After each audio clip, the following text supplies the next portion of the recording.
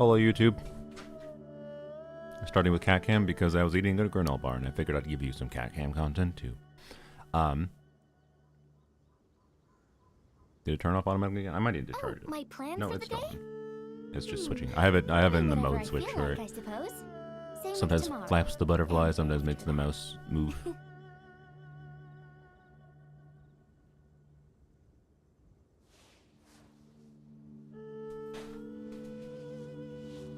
Anyways. Hello. I'm turning that off. So, yeah, I'm gonna do a Dire attempt today. Well, kind of. Dire my way, right?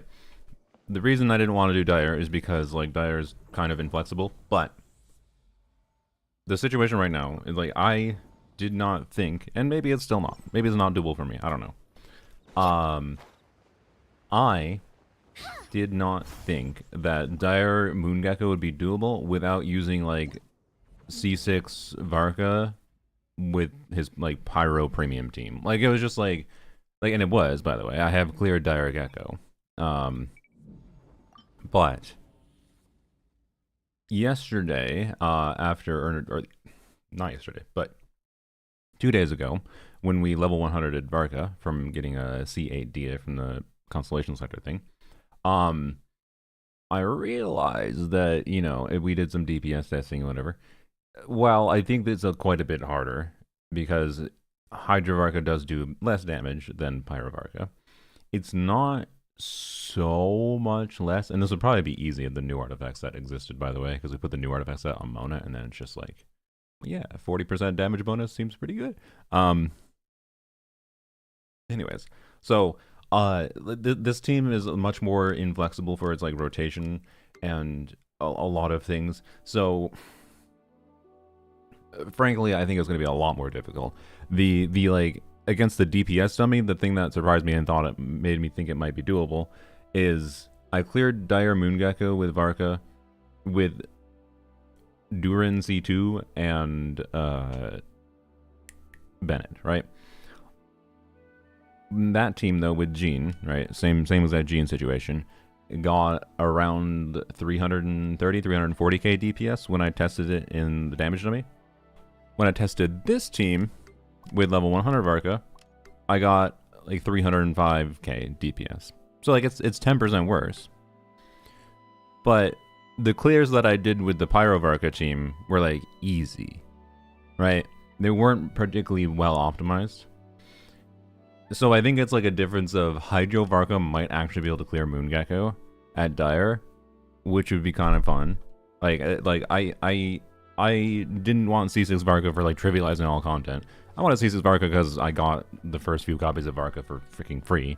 And then Gambit Brainrot took over to some extent, and birthday funding from other people too. So, anyways, point being, I think I like C6 Varca from a level of, if I can do something fun with him, I'd like to do something fun with him. And I didn't want to, like, full clear Dire if it just meant doing things that I didn't think were that interesting, right? And that would be like using, yeah, C6 Mono Pyro Varca to clear the Hera, not that interesting to me. Using Hydro Varca C6 to clear the Hera, to clear the Moongecko, much more interesting, especially because that then frees Bennett and Durin, that I could potentially do a weird DPS Durin and Melt Lanyan type of hybrid situation to clear the Hera. And if you think that this is not doable, well, it's C2 Sealolly and C2 Durin, so, you know, I'm not going to say it's all Lanyan doing anything, but Lanyan won't be doing nothing. She had good damage contribution in the clear I did at Fearless difficulty, and at Fearless I cleared this with like 70 seconds to spare, or sorry, not to spare, 70 seconds on the timer. And this thing doesn't even double its HP at Dire. I say even, as if that's, like, amazing. But this is a much more balanced boss than this thing at Dire, is my point. So this thing I think is actually doable. So I'm going to have Lanyan and a fun Lanyan clear, and a fun, which is unique to this boss. Like, obviously it wouldn't normally be something I would do. But it's because you get free melts and whatever against this thing, right? And a Varca clear on this, a Hydro Varca clear, rather than using Bennett Durin. I don't know. That seems fun to me. And then I get to have fun with Kenichi again, to be clear. There are potentially almost assuredly other teams I could use to deal with Papilla. But that is the one I want to do. So, and if I recall from my original experience using Papilla, I can't do things like Clorinde Overburn. So, yeah. I don't know. I'd have to like play around a bunch with things to see if there is something else I could do that could clear Papilla at this point. I feel like there's a decent chance that like, I don't know. I wonder if... probably not. I was like, I wonder if like a Raiden Benefa clear is possible, but I don't think it is because Raiden's coordinated attack doesn't work, which means energy problems. And Lunar Charge actually makes you hit less frequently, but I don't know. Anyways, I think this could be a cool clear if I could do it, right? This one is definitely doable. I did it before. This one is, I'm like 99% sure it's doable. This one, I'm like 90% sure it's doable. Like, actually, okay, I think I'm 99% sure it's doable. I'm 90% sure it's doable for me. Because being realistic with my abilities, right? So yeah, what about Cryo Varca? I mean, if you didn't see the stream, where I level 100 Varca, what I did in that stream is I used a different element of Varca to clear every single Dire difficulty boss. And the Moon Gecko, I used Pyro initially, and I did some testing with Hydra after, but that was the end of the stream. And the Hera, if I recall, I used Cryo Varca, and then I used Hydra Varca for the Papilla. So I cleared every Dire boss with C6 Varca with different elements, which I thought was fun. So if you want that content, you can go check out that. But Cryo Varca gets like DPS that I would say is better than my Skirk gameplay at a normal level. But if I actually played Skirk well, I think my Skirk could beat out Cryo Varca a little bit. Not much. They're pretty similar. So like Cryo C6 Varca.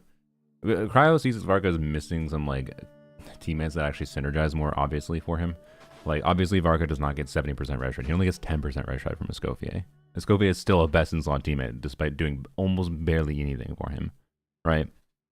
Like it is so very possible to have future units replace and make Cryo Varca better, but like it's not that compelling right now. It doesn't scale as well as his other teams do. So anyways.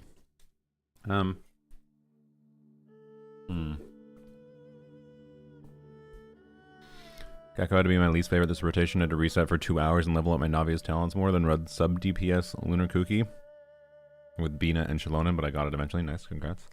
I'm not too surprised. Moon Gecko is pain. And part of the reason I'm actually more interested in doing a Dire clear right now is frankly in a weird turn of things. Like, I don't know, the lowest investment I can probably do for a Moon Gecko clear if I want to do something more interesting at Fearless difficulty for like my battle record history is like a Noel clear. I work on doing that and pushing the limits of doing a lower investment Noel clear, but as it currently stands, it's hard even for me to like not rely on some constellations for Fearless difficulty for this thing because I didn't pull Zabai or Linnea. So I don't know, if I have to rely on constellations, may as well do Dire difficulty is kind of my mindset, right? So anyways, I'm gonna have to get a lot better playing Kanich properly though, by the way, because I can tell you 90 seconds at Fearless difficulty is not the type of gameplay I need to beat this thing. It took me a long time. This was when the Papilla was originally here. Oh yeah, right here. Yeah. When the Papilla was originally here, this clear is the one that took me the longest, by far. So... oh, we'll see. We'll see. We'll see. The return of Tenacity Muika? Yes, I believe that was... Tenacity Muika. With Eon on C6 on Scroll, of course. Emily on Deepwood, and Kanich doing Kanich things. I had to get decent at doing 5e Kanich. I had to be decent with not dying. I had to be... The cats are trying to chase a little bug that's on the ceiling. Oh god. No. No, no, no. You better not jump. Look at their tail wagging. Or his tail wagging. It's this little tiny bug up there. You can see it? A little black dot in the ceiling. Also, don't stand on the monitor. Bruh. You know how thin that... Osher has a weird habit of really liking standing on things that are hard for him to balance on. He's unironically like a child that just likes climbing and balancing on things. He likes climbing on the back of this chair, which is thin. He likes climbing on that. There's a wood chair I have in my room that he likes climbing on. He just likes standing on thin things. And, you know, kudos to him. You got good balance, sir. But, like, anyways,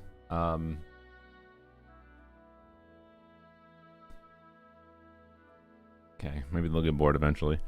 Alright. Anyways, wasn't able to beat Gecko Dire, my C6 clean, C2 Durin. My condolences. I'm not too surprised. I don't know how well Klee with Hexarai buff scales with C6. I know our C2 is still good, you know, but...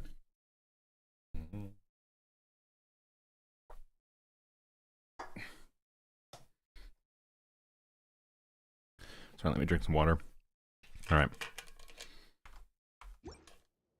Oh yeah, we're planning to reroll on Lanyan piece, which we will do very shortly, actually.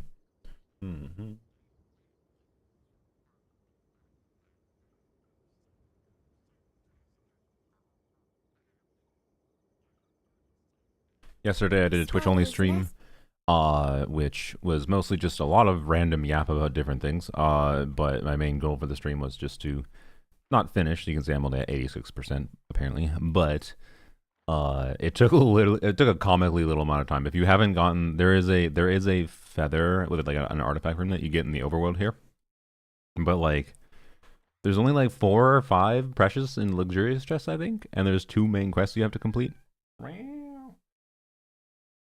So, anyways, it literally took me like, I was at 45% exploration and I had the things to be able to unlock the artifact room. So anyways, I got a feather from that, and a bunch of utterly useless artifacts, and then I waffled for a bit. I'm like, okay, what do I want to reroll? And like, on many levels, I want to reroll my Varca pieces to be able to try to perfect his build.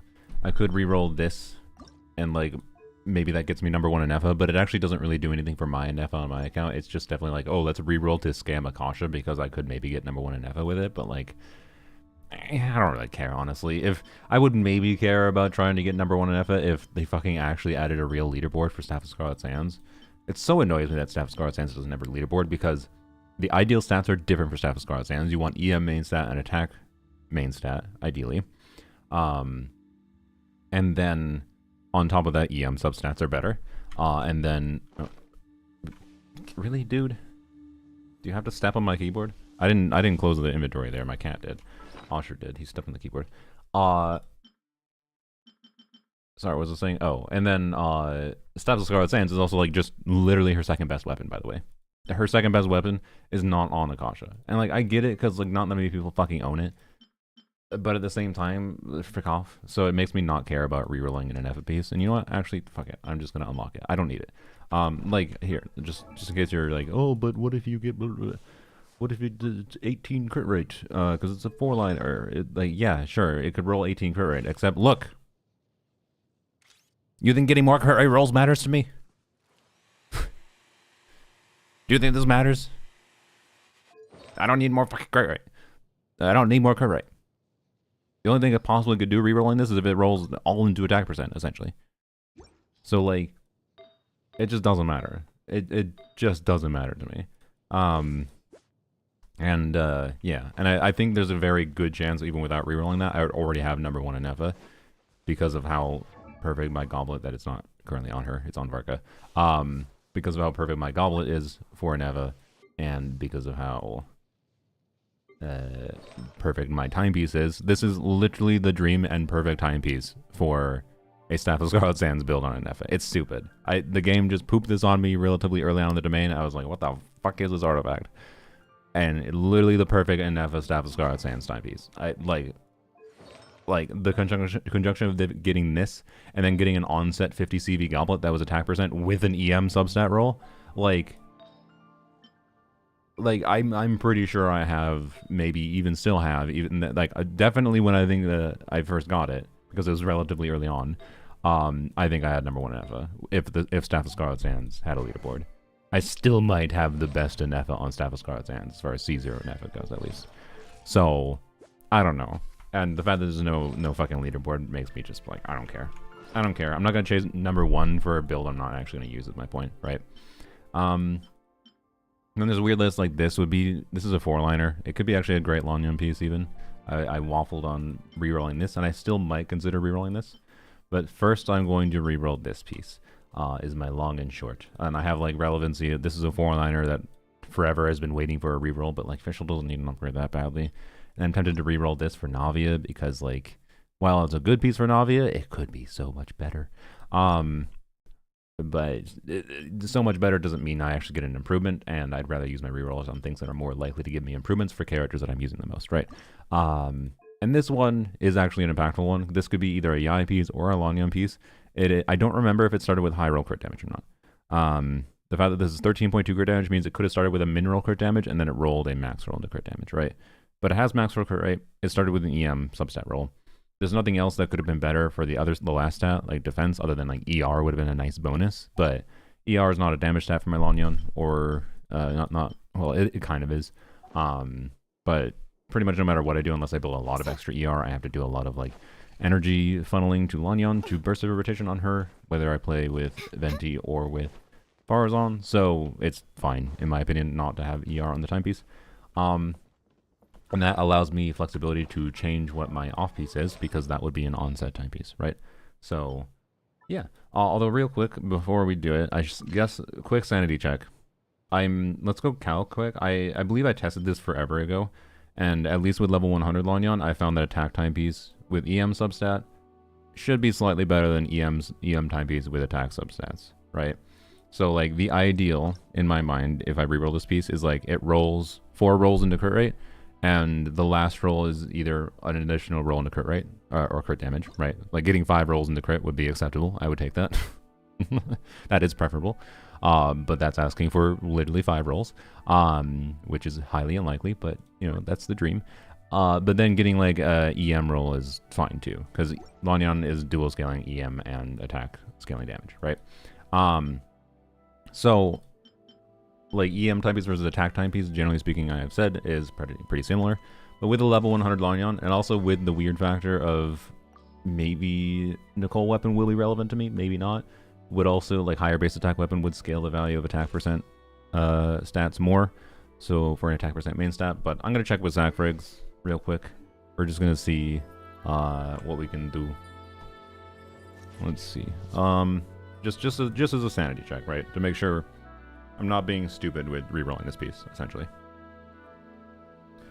I am sad. Can you make me happy? Oh, plan for the day? I'm not going to give you false promises. Like, I suppose. KDB, Same with tomorrow. you lost your 50-50. My condolences. I do not control the Gamba. But to make you happy, what I can tell you is you losing a 50-50 is like a matter of inevitability in gacha games, right? Here, let me ask a question. Of the, I don't know, 200-ish people watching right now, have any of you ever not lost a 50-50, sorry? Is there anyone in chat who has never lost a single 50-50? Not a single time. Every single time, you always get the character you want. Basically, you only need 75 wishes. You never, ever lose a 50-50. Is there a single person? Identify yourself. Just as precious as a silver family heirloom. That's no exaggeration. Not quite, but does a 9-win streak count? A 9-win streak does not count. I always lose? Yeah. That's what it feels like. Anyways, obviously, like, point is, like, you know, if you only play for a month, to be clear, like, that's the person in the chat. The person that's only played for a month, and they got 2 5-stars, and they won 2 50-50s in a row. Oh my, Jesus Christ, cat, what are you doing? He just jumped from the fucking cat tree onto my desk. He was up there. This turned because he launched off of it and pushed it backwards. And jumped onto my desk and then ran into the fucking closet.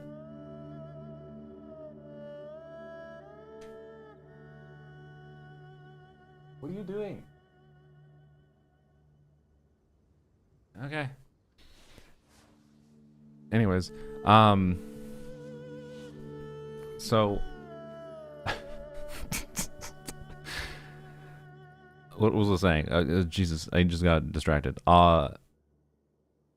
what you should utilize is just understanding that, you know, 50-50 losses are a matter of inevitability, and you can use them to your advantage in Genshin because there's a guarantee system that carries over, right?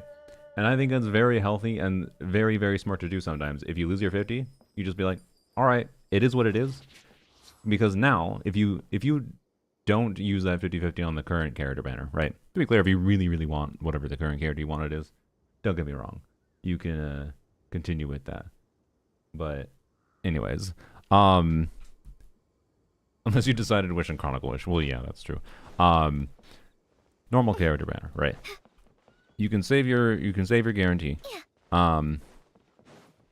And that is a really powerful thing that people underestimate sometimes, because people too often just get focused on, you know, getting the current character banner. People are a little bit too focused on in the moment and not planning ahead with these gacha games.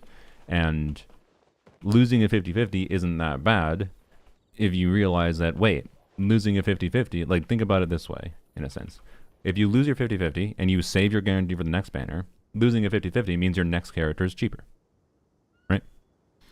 That comes at the cost of saying, yes, you are fine with not getting Linnea or Chaska, right? You have to be fine with that. You have to accept that you're not getting them, at least now, until they rerun potentially. But there is an upside to it, right? Like, don't underestimate the power of, like, yep, you can just save that guarantee. Bro! What is in the fucking closet? The other one just launched to the closet, just jumped onto the fucking... God, they're just jumping on the fucking desk onto the keyboard and going and running in the closet. Okay, let's go investigate the closet, everyone.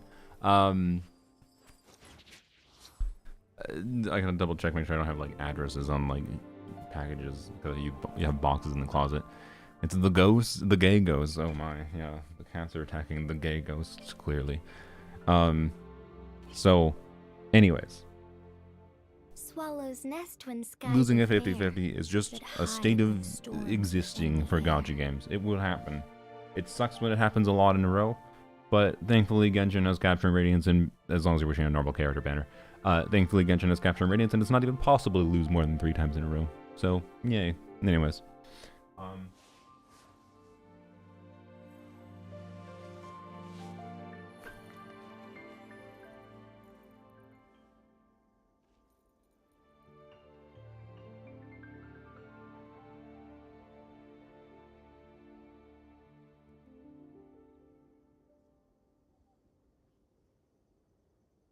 The best rattan furniture is made from strands that are smooth, thin, and strong like silk. Furniture like that can be just as precious as a silver family heirloom. That's no exaggeration.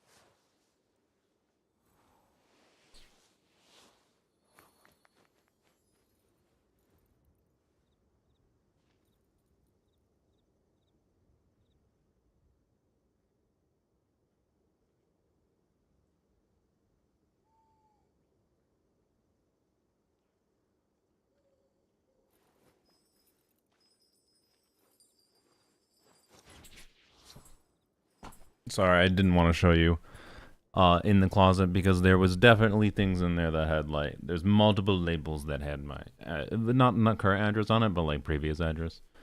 So yeah, and some great cats. Yes, they're wonderful creatures, although I don't understand why they felt the need to jump from 4 feet in the air onto my desk and run into the closet. I don't know what's in there. Maybe they saw that bug fly into there or something. I have no idea.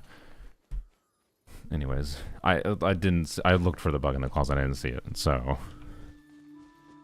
Is it mold? They followed mold into the closet? I maybe? Do cats sense mold? Anyways, sorry, let's go, we're doing this calc real quick, like, just a sanity check, because maybe this is pointless, right? Maybe re-rolling this for Lanyon is pointless, because my current piece is like I think attack timepiece is better, and that's why I think it's worth for me. Plus, it being an onset timepiece is worth it. It's not, again, like it basically has to roll perfectly to actually be relevant for me. Oh, we can actually check Nicole's weapon too, sure. But let's find out. So sack frags, I'm not gonna test a bunch of different team variants or anything. That'd be silly. We are just going to check a couple different scenarios. So we'll do two-piece attack, because that's what I usually use. Okay, crit rate and anima bonus and attack percent. There we go. Okay. And let's see. My plan for the day? Doing whatever I feel like, I suppose. Also, because Same it with might tomorrow. affect things, I'm going to And factor after that. next patch. I'm going to assume the new artifact set. I'm not going to assume Nicole for simplicity, even though we could use Nicole now here. I don't really feel like assuming Nicole because I feel like there's a chance things change. I'm not going to make decisions right now based on Nicole's kit. But the new artifact set, it's possible they nerf the new artifact set. I'd be kind of surprised though. But anyways, I assume that's... Yes, that is the right set. Okay. Also, I'll put a Thame on Durin because there's a chance I get it. If they do a Thame Nicole weapon banner, then there's a chance I lose to a Thame.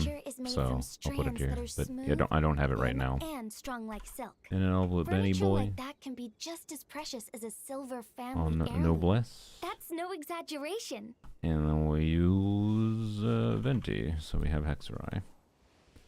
Make sure I enable Hexerai bonus. Venti on Elegi. On VV. Alright. There we go. So, C6 Lanyon, level 100. Talents. 10. 10. Okay. Alright.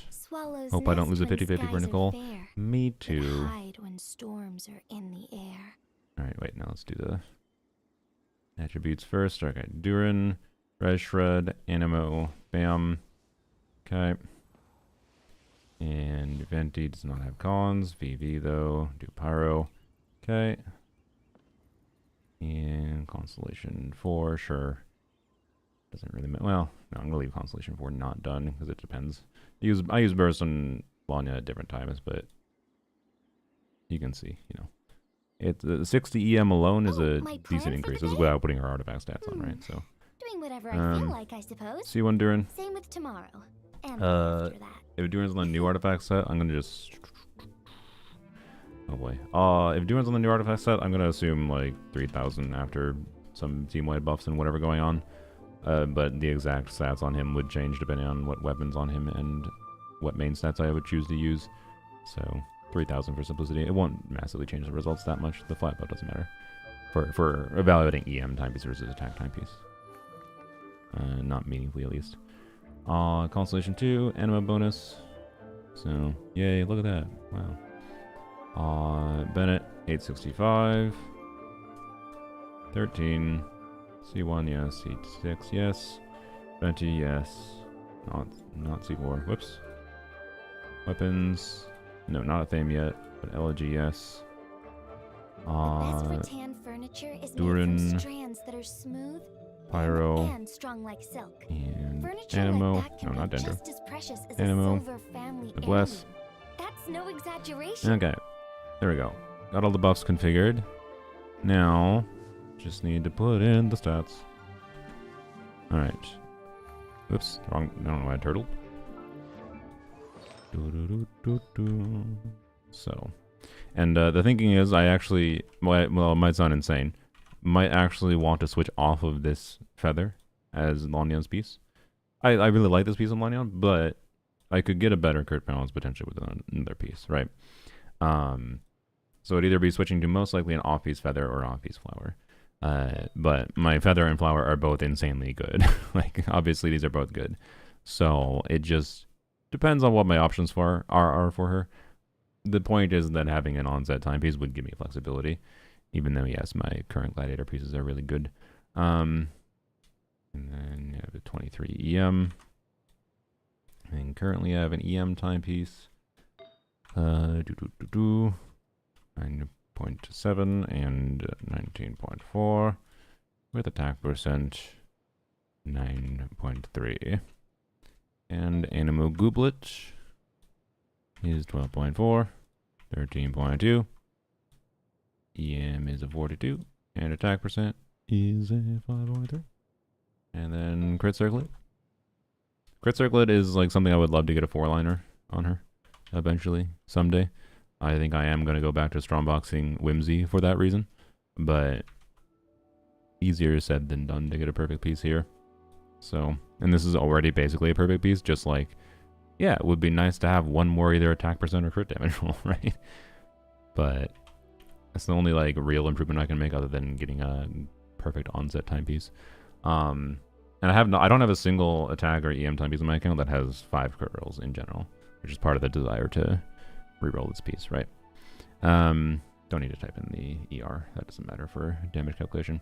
All right, so and for simplicity, I'm just going to assume the when I put in attack timepiece, we're just going to assume the same like stat distribution, but I'm going to change the attack percent substat, obviously with attack main stat to EM substat, because that's kind of what I'm operating on. But I'm going to pretend like the roll values are exactly the same, even though obviously depending on how it actually rolls would influence some changes in the build as a whole. For the purpose of comparing the main stats, so we just keep the substat distribution similar. So the main thing I'm looking at is burst damage, and then the Feather Moon Ring, and then the A1 damage. So the A1 damage is her Pyro converted damage. So because and then the crit rate will stay the same as well, so I can just look at the crit hits. We have 46,500, 31,270, and 104,600 on her burst hit. So if we change to attack timepiece, and get rid of this and add EM, so 44, yeah, 44 EM, 2 high rolls of EM. We have, yeah, that's what I thought. That's what I thought. It's very slightly better. It's, yeah, this matches my testing in that attack versus EM, even with a level 100 Lanyon, for a sacrifice Lanyon at least, attack versus EM, because of Lanyon's passive, she's a dual scaler, is basically the same ass value.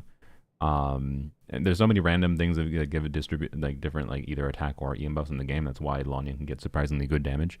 Why she sneakily has better damage potential than you might. Part of why she has sneakily better damage potential than you might think. So yeah. Anyways, point is, the damage is very slightly higher with attack time. So is that worth it? I don't know. I mean, like, we're talking like 2% more damage, yo. 1 to 2% more damage. That's pretty big. So the real gain here, though, is that it would be an onset timepiece, right? Let's check, though, the hypothetical of 1. Let's enable a Thame to see if the relative do, because a Thame would be extra attack percent for Lanyon, that maybe it swings back towards being better to have EM main stat, right?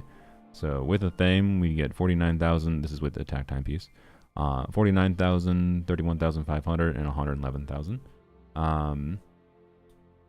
And switch to EM, and get rid of the EM, add 9.3 attack. And same story. So yeah, that's what I kind of figured. So we can just get rid of that. Last thing to check quick then would be, so attack timepiece should be more noticeably better, but if we're using Nicole weapon on Lanyon, one, I think it's a little sus because I probably will be playing Nicole with Lanyon in general, is my suspicion, but I might not. If I'm not playing with Nicole with Lanyon, I think Nicole weapon on Lanyon is actually really interesting. If I am playing Nicole with Lanyon, I think it's going to be usually better to use Sacrifice on Lanyon and use Nicole on Nicole's weapon, right? So there's that factor. But anyways, this weapon should allow Lanyon to get meaningfully higher damage on her individual skill activations and her burst, but will be 1 less total skill, right? So this would be like a I spend more field time on Venti type of deal. Anyways, so do that. I don't know if the passive for this weapon actually uses flat buffs on her attack or not. Hopefully it does. So, but because I'm going to just type in like 4,000. She's technically at 4,400, right? So yeah, you can see this is with EM timepiece. We're getting 65,000, 40,000, and 150,000. So, you know, Like, we're getting towards 50% more damage on our skill and burst, but we're losing an entire additional skill. So, again, Lanyon should be doing less damage with Nicole weapon than she does with sack frags, but you also gain more venti field time, so it's actually possible this could just be better on her. It is very possible. And you know what? Because of the chance to get a Thame, sure. Let's throw on the Thame buff here. So 69,000, 42,800, and 158,000. And this is with EM type piece. Attack type piece should be more meaningfully better here in this situation because it's a 700 base attack weapon. So attack time piece, get rid of this. 44. Yeah, 72,000. Still relatively minor though, but we're talking still in like the 2. Now it's like 2 to 3% better rather than like 1 to 2%. So yeah, and without level 100 Lanyon, it's probably more towards like 1% better. The end result here is that EM versus attack timepiece, if you want to do DPS Lanyon, use the one that is better for you. Attack timepiece has the minor benefit as well of making her shield more tanky. I have rarely found that relevant with DPS Lanyon because her shield does snapshot attack buffs, like from Bennett. So having a 4,000 attack stat, even with the, like this is 5,000 attack with an attack timepiece. She has 4,500 without an attack timepiece. So like, whoop-de-doo, it doesn't really matter. Especially with C2 regenerating attack, her shield is basically immortal. But yeah, I'm gonna do it. So, I forgot to look at your skirk yesterday. My apologies. Let me know your UID. I can look at your skirk. We'll do a rerun with Nicole as a speculation. That is the current information we have. So, I don't know. Leakers may be wrong. They've been wrong with leaks before. With banner leaks before. But they've been relatively more reliable with banner leaks in the last, like, over a year. So, I'm kind of inclined to believe Durin is with Nicole. So, but also with the Lohen synergy with Durin, I could easily believe they do Durin Lohen. So, like, I think they're going to pair Durin with whatever character banner they think is going to make them more money, which is probably Nicole. Because then it gives people more FOMO of like, oh, I was waiting for a Durin rerun, but I really want Nicole, so I'm going to pull Nicole, and then hopefully I win my 50-50 so I can pull Durin too. Oh no, I lost my 50-50, but I still want Durin, and I only have 2 days left. Gonna spend money, right? Cat cam? I did so much cat cam already. I already did a lot of cat cam, sorry. Your room is dirty. Most of the shit in the room is for the fucking cats. Fuck off. There's not dirt on the floor. It's not actually dirty. There's a couple of boxes and a couple of bags of shit. And then, like, my pens and camera and stuff on the table. What the fuck did he do? Why is your room such a mess? Because you're a dick, that's why, and you have annoying perception of things. That's why. Also, you definitely don't have fucking cats. Yeah. A large majority of the things scattered around on the room, in the room, is cats related. And I refuse to move the blanket. I refuse to not have the chair there. When that is something the cats like sitting on. Can I clean up the audio panels on the ground if I ever put them on the wall? Yes, I've just been lazy because I feel like they're not going to have an effect because I bought cheap audio panels. And the cats like sitting on them, by the way. The cats like sitting on the audio panels, so I leave them on the ground because it's funny to let them sit in the audio panels. Anyways. If I want to clean up this room, it literally would take me like 10 to 15 minutes. There's not actually that much of a mess in here. Also, I live alone. Fuck off. Anyways. What are we doing? Farming. That's what we're doing. I have at least 2 empty boxes in my room at all times because my cat needs them. Exactly. I don't... Look, this is my cat's apartment. I live with them and I pay them rent. Okay? Deal with it. Complain to the cats. The imbalance? Yes, I fixed the audio issue. I fixed the audio imbalance issue by not using the shit I paid for. So I'm just using my old thing. This is the old thing I used. So this is just doing the USB audio out. This was intended to be the new solution, I mean, a solution implies there was a problem before. There wasn't inherently a problem. This just sounds better, except for it's fucking imbalanced. So it just drives me insane to actually use it. So I don't know. I'm gonna go contact the store and see if they can just give me an exchange unit.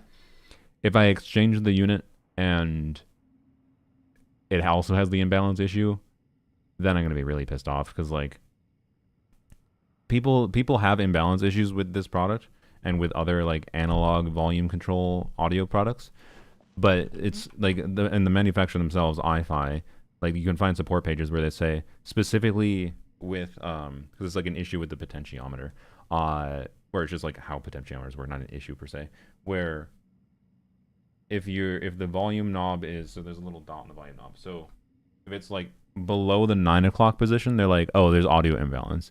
And so like everyone says, oh, the imbalance issue goes away if you're above the 9 o'clock. So like basically normal listening volumes, the imbalance goes away. And they also say it's like more of a problem with like lower power headphones because of the fact that not lower power, that's the wrong way to do it. Headphones that are easier to drive don't need as much volume, and therefore you're more likely to be lower on the volume where there would be an imbalance issue essentially, right? That's what I found.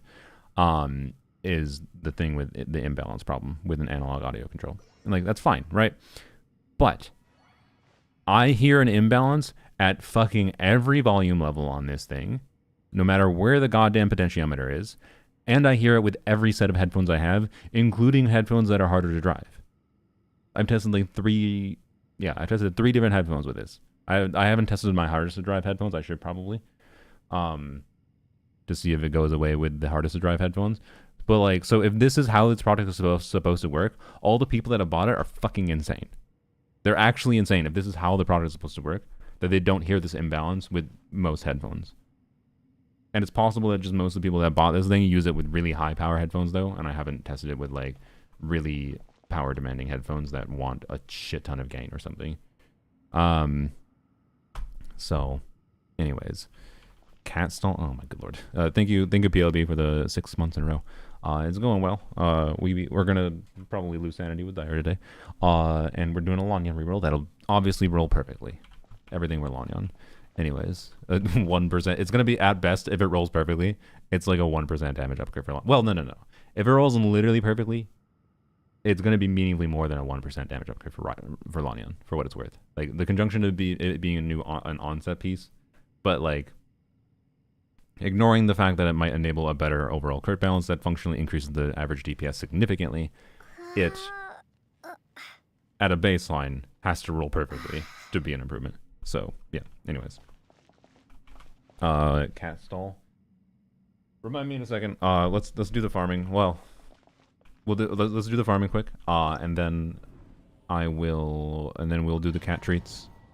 Also, were we supposed to look at a skirk? Sorry.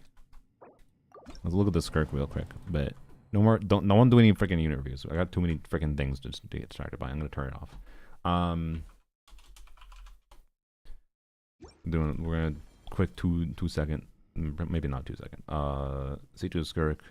This is a healthy C2 skirk. Yep, that's a lot of attack. Well, it's not an incredible amount of attack percent. It's 20% attack, so that's pretty good. Feather is decent. Flower is very good. Timepiece is very good.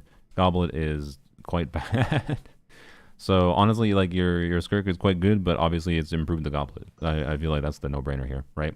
In theory, I think honestly your goblet is meh enough that I would consider crafting. I would double check the relevancy of, because this, well, I don't know. This giving attack percent, 70% attack probably means Cryo Goblet is better, right? But I don't know. Check attack versus Cryo Goblet, and like if I think this is probably a build in circumstance where you craft a Goblet, either attack or cryo, whatever is better. Go double check for your account. Go use a damage calculator just like I did as a sanity check before you use, limited resources to see what's better for you. And if you have an onset goblet, then you can like swap this feather to maybe a better cracked off piece, right? To significantly improve your build. So other than that, like your build's good, right? Like the feather isn't that bad, to be clear, but your other pieces, this is really good, this is really good, this circlet is also really good. It's a little bit low in crit rate, but you can make up with that with potentially an off piece somewhere or whatever, right? But you could also just not craft the piece, to be clear, because your goblet is already your off piece, and you could just continue farming, and eventually the game will probably give you potential upgraded piece for Goblet or whatever, right? So, yep. It's a little bit low crit rate, by the way, if you are doing double Hydra Skirk, because you usually don't have Cryo Resonance up if you're doing double Hydra Skirk, but, you know. 10 reroll feathers on 1 artifact for no improvement. That is why you normally shouldn't do what we're doing today. We're using artifacts. Oops, that was dumb. We're using rerollers to try to min-max builds. If you want to use rerollers and elixirs to be valuable for you, you should use them when they are either literally guaranteed, because that is possible. Elixirs and rerollers can guarantee improvements in your builds. Or you can use them to or you can use them to be very statistically likely to be improvements for your builds. If it's either or situation, Linnea piece. I do actually want a double crit ER time piece in this set. I'm gonna say no on that one. If it's a 4-liner. HP mineral. Is that I think that's a mineral HP. I'll pass on that one. Yeah, you can absolutely use rerollers where they're basically guaranteed to be an improvement. That's not what I'm doing today. I am acknowledging that there are better usages for the rerolls on my account potentially to guarantee improvements, right? Like, I could reroll my official goblet and guarantee an improvement for my official build. I don't really feel a need to improve my official build that badly, right? Like, I don't think my official build being improved is going to matter for my gameplay experience at this point. Whereas my enjoyment of Lanyon means a 1 to 2% DPS increase for my Lanyon will matter to me. Even if it's that. So that's my current point. I'm at a chasing the dream point, you know. That is... I mean... maybe. ER piece. Can you please see my Arlecchino how to improve it? I mean, right now the unit review redeems are still on once per hour, so as long as I don't accidentally miss it and you manage to do that, yes. But otherwise, I've already been distracted enough this stream. I didn't get any fusion. My apologies. I will probably do a unit review stream soon, where I just randomly select people for reviewing their units. But not right now. Yeah. I want to actually get on to playing the video game a little bit today.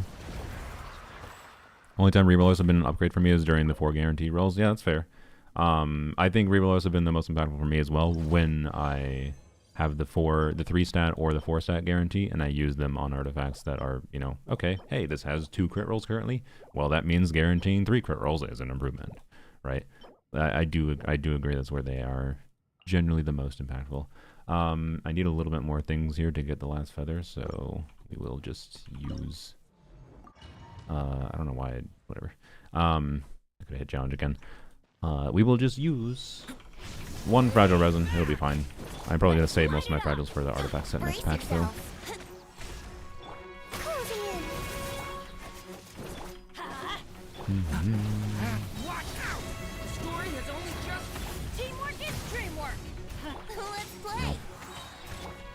I probably should have used Venti, but it doesn't matter.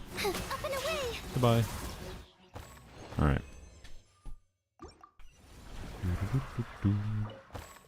Let's see. Let's just do it like this, because we have to do 1 more run anyways. Use 1. Use that. And we get the bonus. We get the phase rewards. No, I already have a really good 3-liner. 4-liner piece for Columbine is maybe relevant, but not that piece. Alright. And we'll do 1 more. Because we have the resin. Nicole will be an upgrade for this team? Yes, it should be. The gameplay dynamic will change a little bit, though. But, like, even with pessimistic assumptions, I'm pretty sure Nicole is a 20% upgrade to DPS Lanyon. To be clear, I was testing C0R1 Nicole, though. So, like, maybe at a baseline it's only like a 10% upgrade, but that's still fairly significant.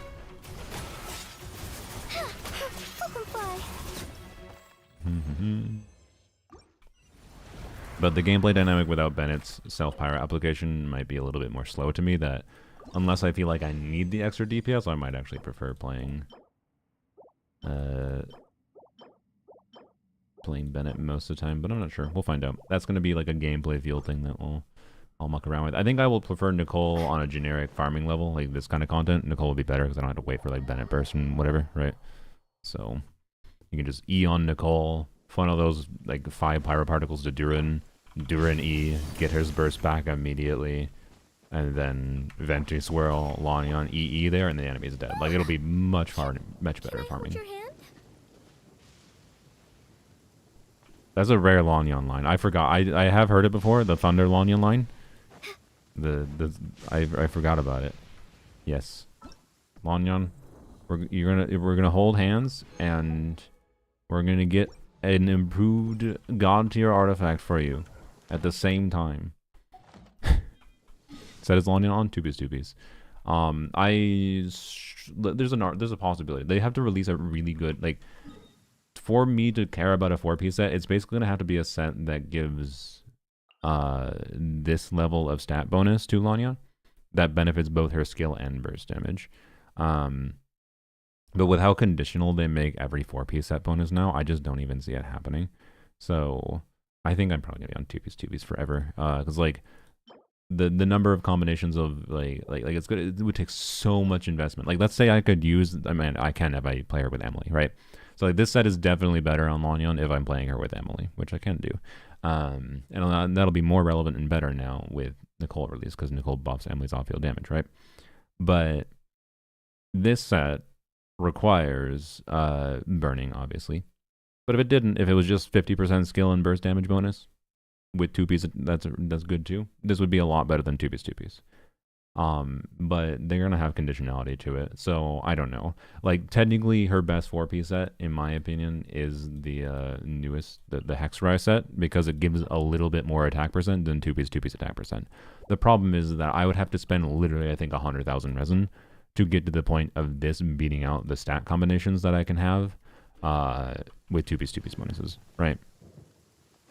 So, like, yeah, Liyue set bonus 40 CV. Yeah, there's the possibility that happens. Yeah, they buff Liyue characters. Lanyon gets a Liyue style Hexerai buff, and they release an artifact set for the Liyue buff characters. Then yeah, so maybe someday I'll lose my sanity trying to min-max her on a 4-piece build, but hopefully I don't have to. Honestly, I kind of like that she just works this well in 2-piece attack. You can use 2-piece Animo, 2-piece attack, 2-piece EM. Like, it doesn't matter. EM versus attack, similar value. Animo's good. 2-piece Animo is theoretically better. But she has enough other sources of damage bonus that I'd say it like generally isn't that big a deal. It's not really that advantageous to have 2-piece Animo damage bonus, particularly because she doesn't do just Animo damage. She does some converted element damage too. So that means Animo bonus doesn't affect that damage bonus, right? So, you know. 2-piece skill bonus, that's an option. Most of her damage does come from skill. I substantially prefer artifacts that benefit both her skill and burst damage, though. So, oh my god. Jesus. Okay, let's claim. Alright, claim. Alright. No, wait. I said I was gonna, sorry. I'm gonna stall for a second. Someone did a cat treat regime. So we're giving the cats treats. So that we can have good... Oops. Almost knocked my water bottle over. Giving the cats treats for good vibes going into this reroll, okay? You get double hex on an Emily team for the set. For the burning set? I mean, yes. I can do Nicole, Durin, Lanyon, Emily will be a very good team. Honestly, there's a non-zero chance that actually might technically be the best DPS possible for me on my account. Because Emily with Nicole buff is kind of stupid. Nicole buff and Durin and whatever. You know, like, it might be just really, really good. But yeah, that's just something to concern myself in the future. I might farm that domain more. Alright, more creature. Here, come down here. Alright, you first. You're not gonna come down? Fine, then you go up.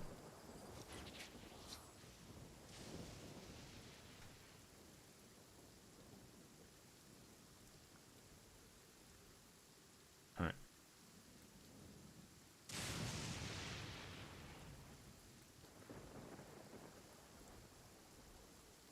There you go. Boop. Is that Baja Blast? Yes, it is.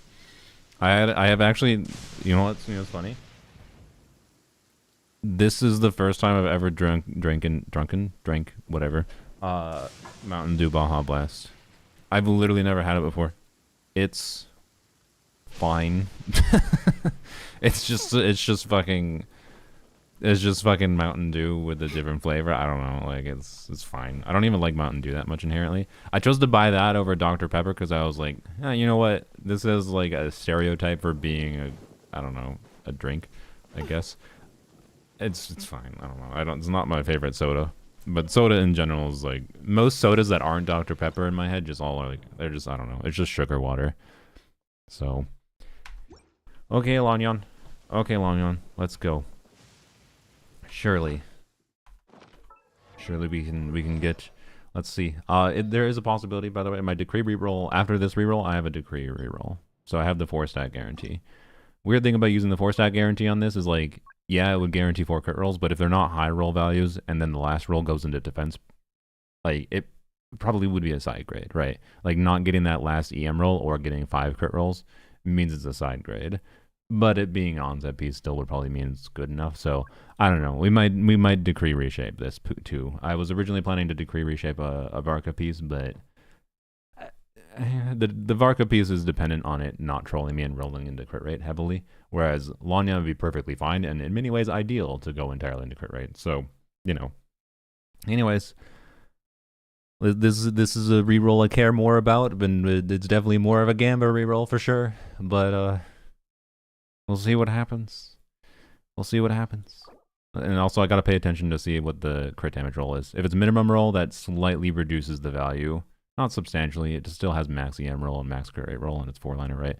But it slightly reduces the value of rerolling this, maybe with the decree reshape, if it's a minimum crit damage roll. But I don't know what the starting roll is, so gotta pay attention.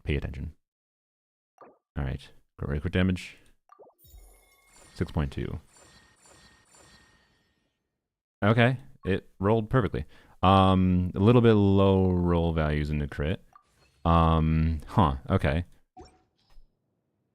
And even higher, it max rolled EM too. Okay. Now, it didn't roll heavily in the crit rate. So,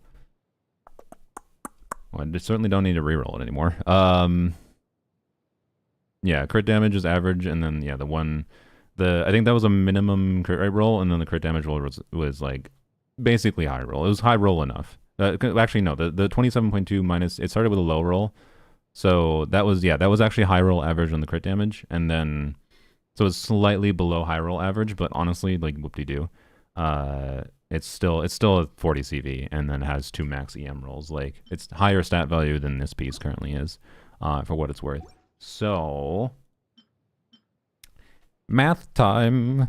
Yeah, no, this is very good. No, I'm very happy with this. I expected much worse. I expected much worse.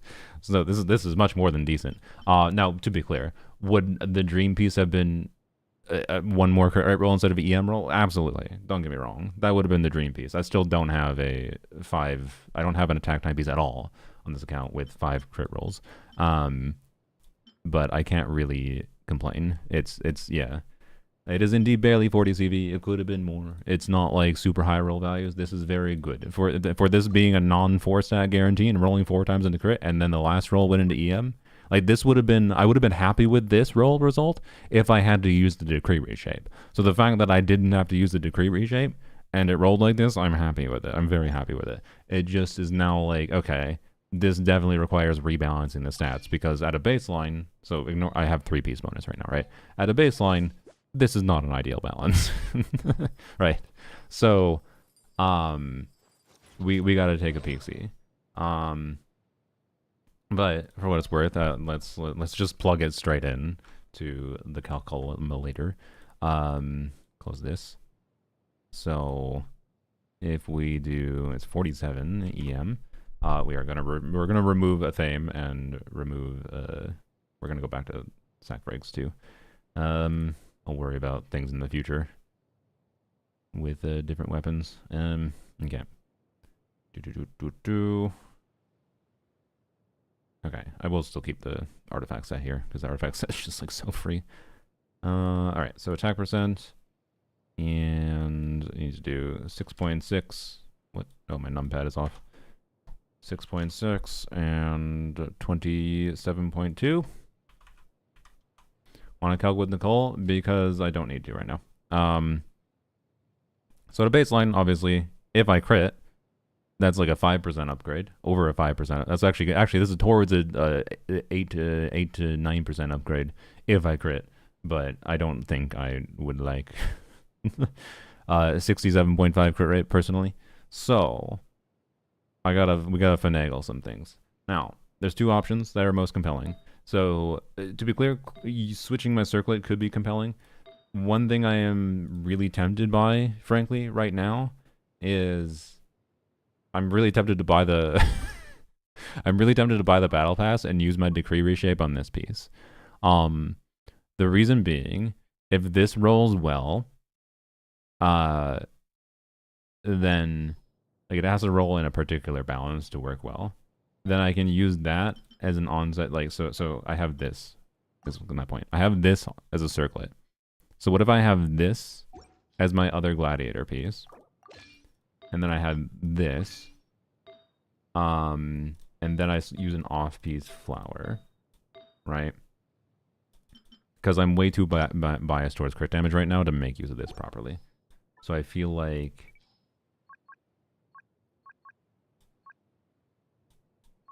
we could just select 3 stats. Yeah, I mean, maybe this, right? This is definitely the highest crit value piece I have. At a baseline, yeah, let's see what this looks like, actually.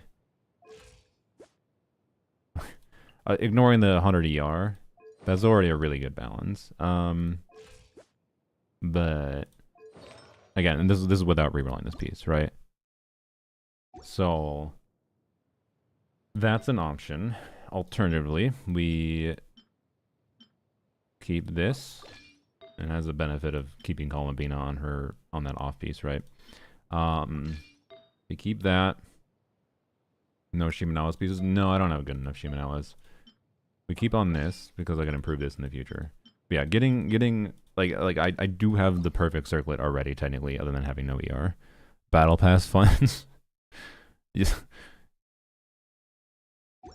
you telling me you want me to buy the $20 battle pass?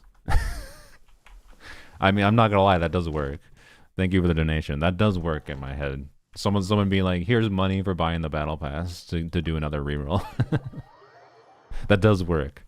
I mean, emblematic. Yeah, I actually do want to go and farm more emblem, but like my emblem investment was perfectly fine for a while, but 4 years later, you know, now it's meaningfully behind my other things. Okay. No, we're not going to immediately reroll. We're not going to immediately reroll that Whimsy piece, but I feel like it has some high potential, right? Not having EM or ER there is the main like downside floating in my head, right? Like, I actually don't know how well a 0 ER Lanyon build is going to work out, particularly with Venti on Elegy, because like I can feasibly do like 1 Venti E funnel to Lanyon, do another Venti E, do a Venti E funnel to Lanyon, and then do a Venti Q before E. Normally you would do like E into Q to cancel the E animation, but purposely do Q before E on Venti because he has a 6-second cooldown, right? So within like 18-second rotations, based on Durin burst cooldown, can theoretically do 3 E's. It's probably gonna functionally doing 3 E's consistently might extend the rotation time. It's a little iffy. If I can work, I gotta work out the timing of things, right, for how things would line up with different abilities being cast, especially like Nicole with her like 3-second observation thing, forcing like, it doesn't force, but disincentivizing more swapping and it wants more just staying on field with Lanyon. So I'm not sure, right? I'm not sure how feasible it is to do 3 funneled skills, but in theory, could do 1 skill, funnel to Lanyon, do a Q on Venti, then E after a Q, switch to Lanyon, funnel to Lanyon, and then do Lanyon like EEQ, whatever, or 3 E's if I have her C6 ability, and then go back to Venti, do another E, funnel that to Lanyon. In theory, with 3 Venti E's funneled to Lanyon, I think she could actually get away with no ER. It's like $7. Okay. That's fine. That's enough to like pay for. I was gonna buy the normal battle pass anyways. That's basically enough to justify buying the stupid extra feather. Not this feather, but so buying the $10 battle pass gets you 10 levels, and it directly gives you this feather. So I would get 2 feathers. I could actually reroll a non-flower feather, but I feel like right now, at least, it kind of feels like rerolling that 4-line feather might be the play, but it would have to roll the right balance to actually make sense, to be clear. So it's like rerolling that feather for Whimsy is more of a, what the fuck is this? Is more of a gambit than the okay. Thanks. I mean, whatever. It's max rolls, so sure, I'll lock it. I guess. Not gonna lie, I suspect we're not even gonna get a relevant def scaling unit for another 2 years. So, I don't think that's ever gonna be useful for me, but whatever. And farming now is most of the units gonna now have higher value on a support set. Yes, it's in a weird place, but it's still like nice to have. So, anyways, okay.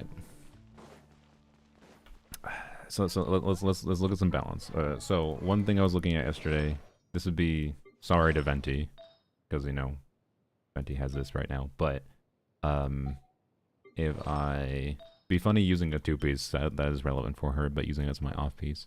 What if I use this as my off piece? What's the current balance now? So still 2-piece attack, 2-piece attack, using this heavy crit damage here, but then I'm having heavy crit right here to balance out the heavy crit damage here.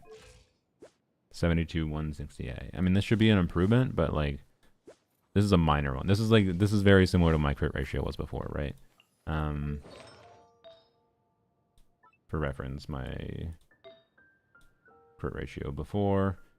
Here, you know what? For simplicity, let's just select the Squark artifacts here. Not that. So I can switch to it easily. So like my crit balance before was, yeah, 70, so 2% less crit rate, or so like, yeah, it was the same CV. Like, so that's the same CV, but I swapped to attack time piece. So that's like not that much of a gain. It's like a minor gain, right? To do that. But then it also loses my Venti piece. So let's peek see through the other options here. Use this, and before we'll check what this does for 2. Again, my concern would be 0 ER, but we'll see. Well, actually, okay, wait. I don't know. Okay, sorry. My brain. What if I, like, use this as an onset? No. I don't have another crit circle to reroll on this set. Okay, no. I'm not going to reroll this because I mean, well, if I reroll this, it would guarantee 1 additional damage stat, but nah, it wouldn't. No, it's not worth it.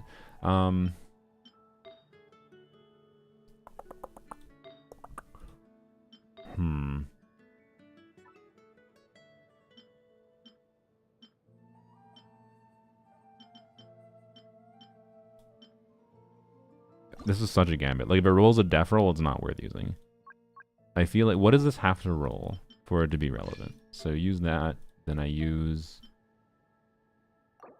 this, and then whoops. And then, do I have something that's like a little bit... Maybe I yoink the Albedo piece. Albedo gets to use his artifact for 2 days and then gets it stolen. What if I use this? I mean, this one's a weird one. It's a little bit lower, and like, I definitely prefer crit value over all else for her. So I would actually be leaning towards either this or the Columbina piece. But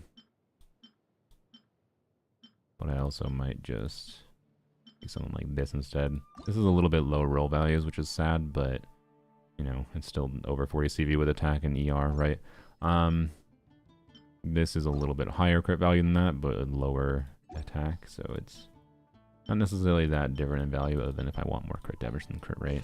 So at a baseline, this looks like this. 24, 19, 330 EM. Reroll the feather.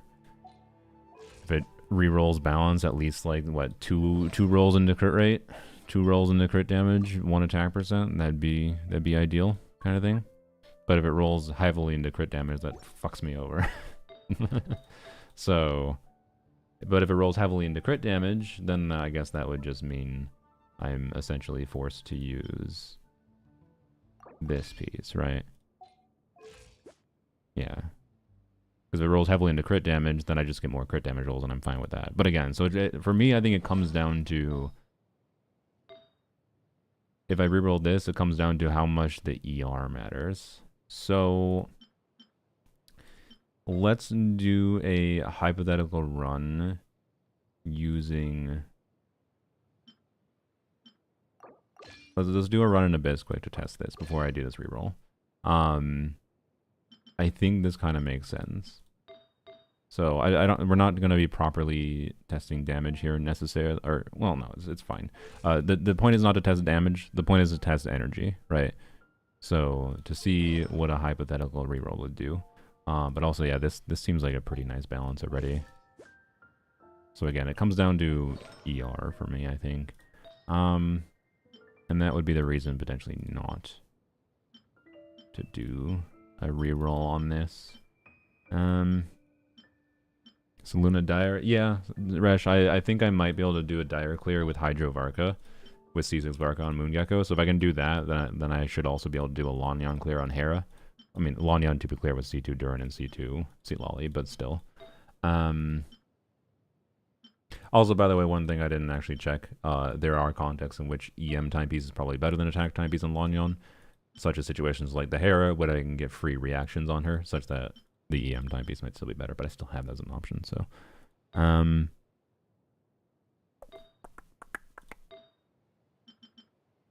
Yeah. The hypothetical idea, well, you know what would be funny? It's possible this rerolls in a, like, if it rerolls very heavily into crit rate. Because I don't really have many feathers that are in this ideal, actually, I forgot about this. I don't have many feathers that are in this ideal range of having heavy crit rate rolls, right? I have this, I guess. Maybe I could use this. What is this? 30. This is very good. Yeah, this is 32.6. Yeah, okay.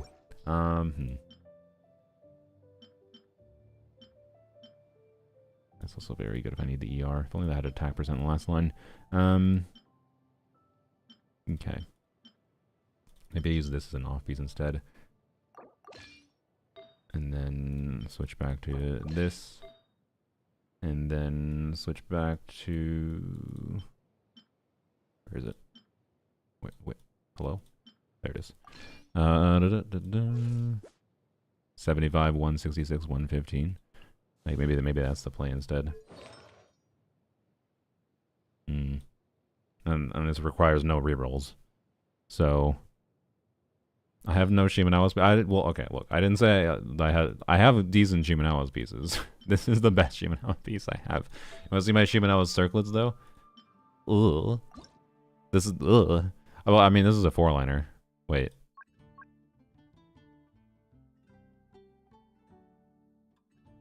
But it's min roll start. It's super low roll start. You got a flower too? I don't have a flower with that highest stat value. My flowers, the highest stat value flower I have in Shimano's is this. So if the ER is relevant, this is a cracked as fuck flower. Don't get me wrong. But I'm looking for like basically literally perfect pieces, and I don't think I need that ER. And then I have this, which is it's a really good 3-liner. Don't get me wrong. I have good Shimano's pieces. I farmed a bit of Shimenawas in like Stormbox to prep for Varca.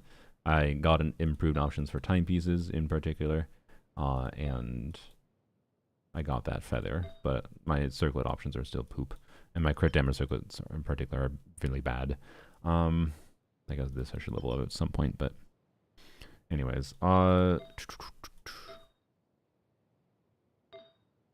so Um.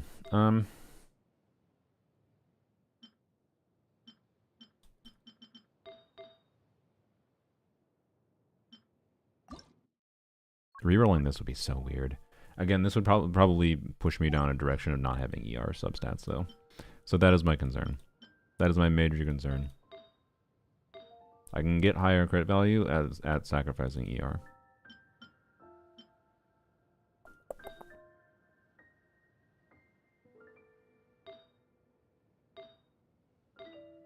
So I kind of almost like keeping this piece, right?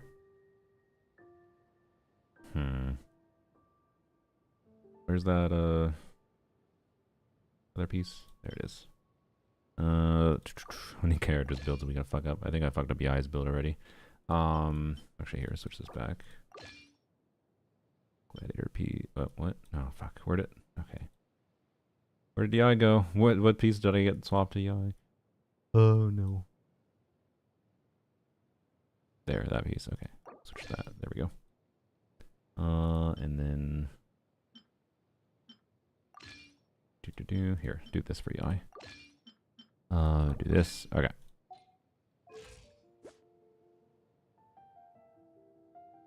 Like that's See, this is really interesting because like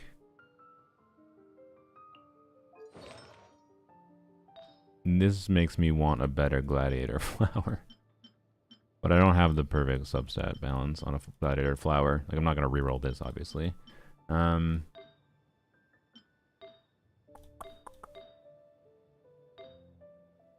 wonder if it's like a play like this, and then I try to get like, I don't have it right now, but pretend this is, you know, attack percent instead of flat attack, right?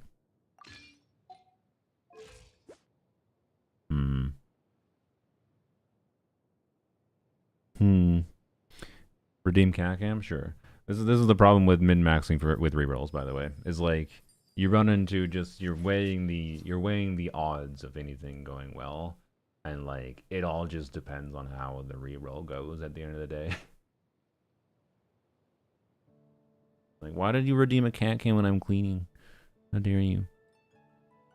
Your voice is attractive. Thank you. Whoa, buttlet. Yep. That's the CAC-cam that Resh wanted, apparently. Actually, I think he's not looking his butt. I think he's just looking his leg. It's hard to tell because he's all void. Yeah, I think he's just looking his back leg. It's also hard to tell because he is, you know, doing a, yeah. Don't word it like that. Nah, look, you're the one that redeemed it. Do CDC combos for clear papilla? That sounds rough. Alright. He clearly has a question. He raised his paws, yeah. Alright, I kind of like this as an off piece. But this is interesting too.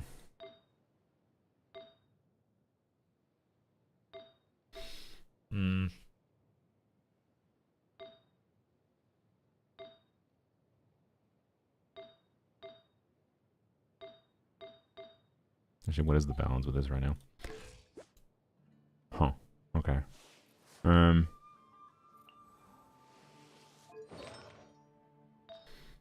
Yeah, I think I got to farm more whimsy just to give me more set options for this. But I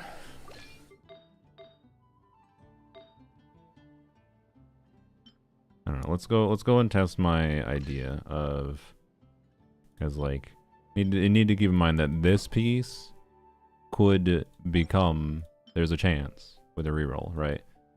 That piece becomes as good as this piece with a reroll. I had to get very lucky, but you know. Let's do an Abyss run with 0 ER and see how much I mind it. Alright. What? Oh, the circlet. There we go. And yes, we'll have to look at Yai's build if we're stealing Yai pieces, obviously. 71, 165. Let's do a run. All right. Cleared Fearless Papilla with Sethos, Durin, non-heat official. Nice. Seems fun. Yes, if Lanian had Crit Ascension, things would be a little, little bit easier, to say the least. Okay, what is... Yeah, fuck, this Abyss is kind of shit for testing, actually. Okay, I guess we'll just test in the damage dummy, honestly. I'll be able to see the energy issues in the damage dummy. So, alright. Oops.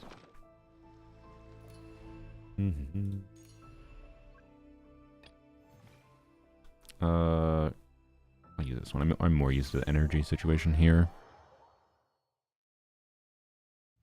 What's Gomming's? Gomming's crit? Gomming... What? Like, Gomming has a bunch of free crit from C6. What am I doing? So he functionally does indeed have crit ascension. Alright. But he actually has, yeah, he technically has attack ascension, yeah, I think. Wish he had ER ascension, that would make him a more more usable character. Doesn't matter where, I'll be there. Alright, Durin boy, hello. I'll be right behind you. Thanks. You I won't hold you back. and Bendy boy. Didn't keep you waiting, did I? Alright.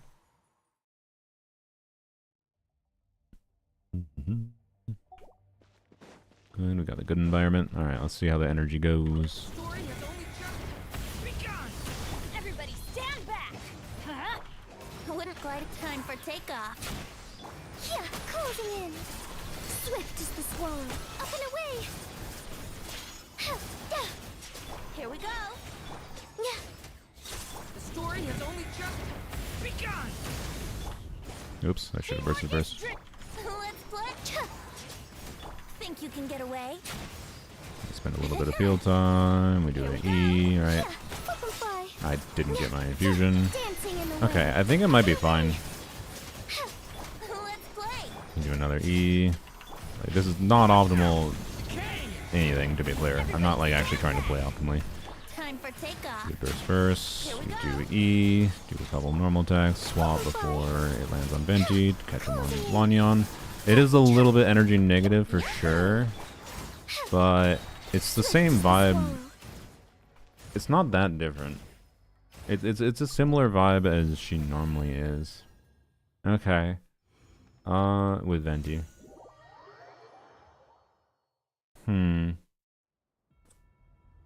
Yes, Fat Venti could end up being more comfortable and better still, but I was testing. I guess I should do more tests, honestly.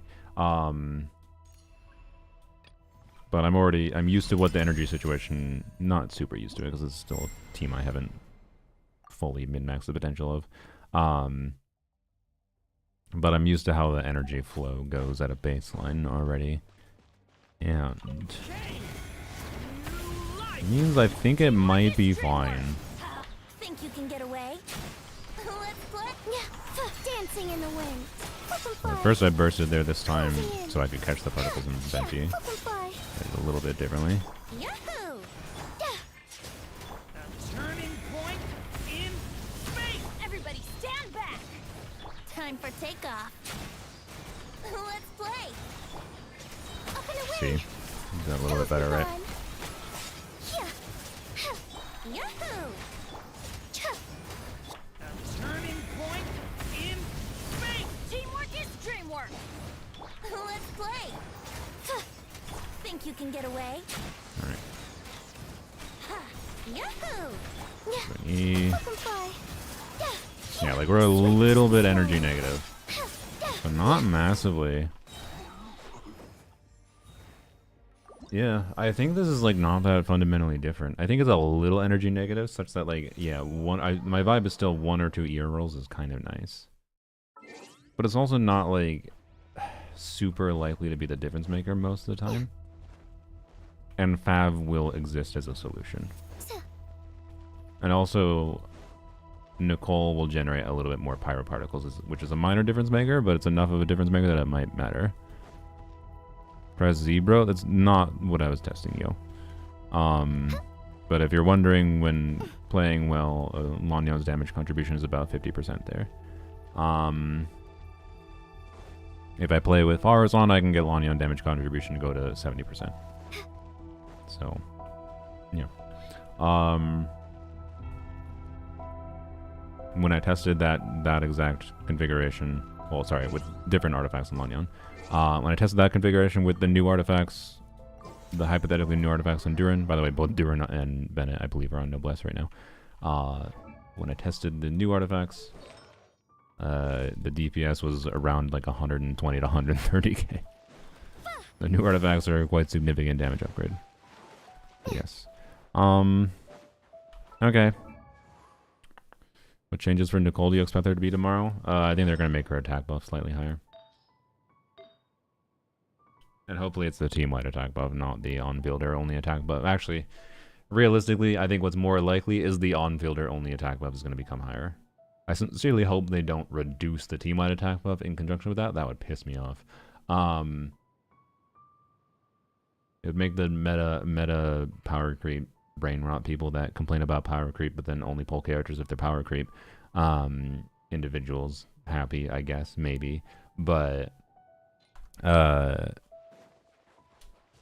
think they'll probably improve her attack buff. There's a very good chance it's just the on-fielder only buff that improves. Like the on-fielder only buff goes from 300 attack to 400 attack. So if anything, they should buff the burst. Yeah, I don't disagree. I think they could and should. They definitely changing her tomorrow? No. By no means are they definitely changing her, but I think it's likely she'll get some value changes in her kit. If you want the buffs, the changes that I would like to see, remove the 3-second condition.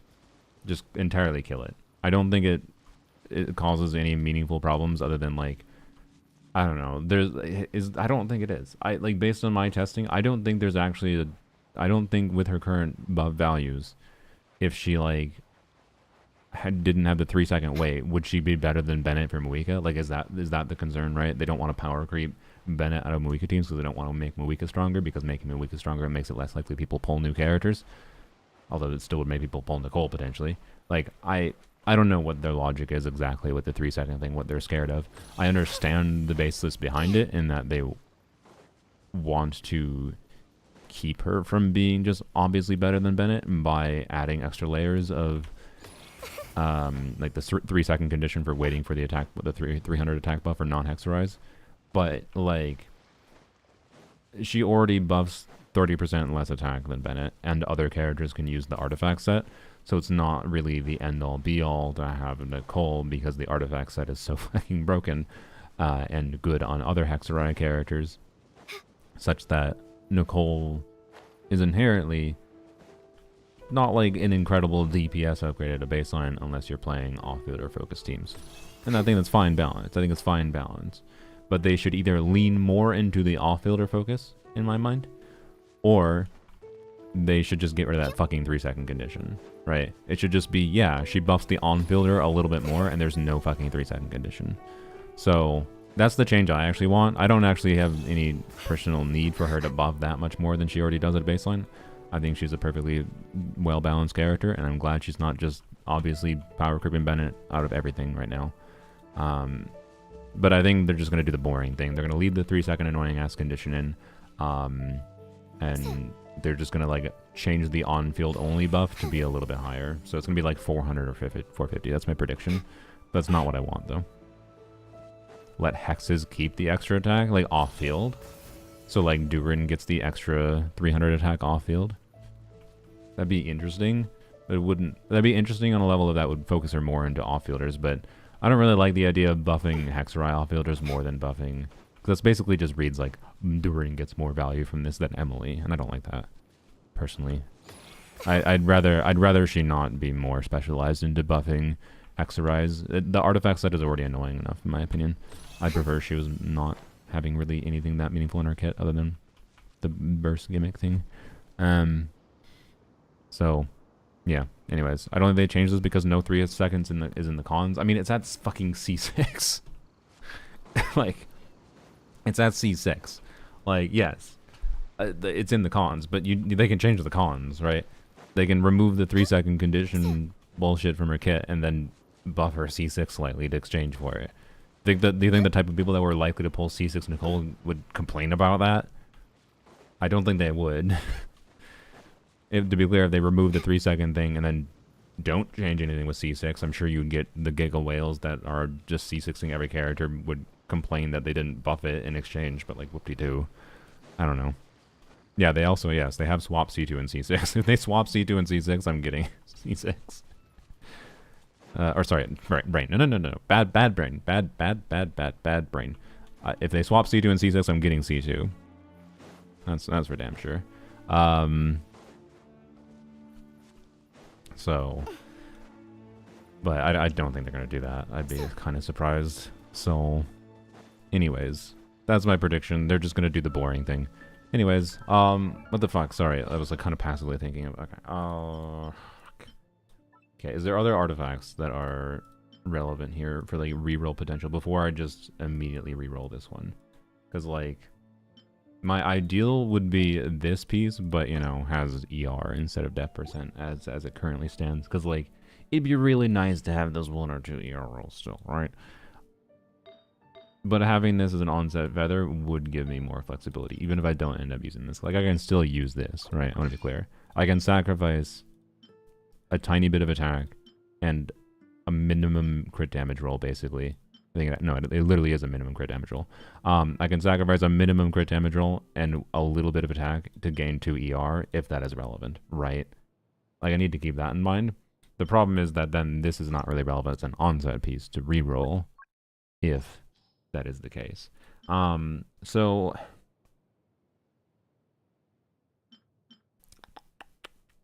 also I kind of feel like using my decree reroll on something else would be more valuable.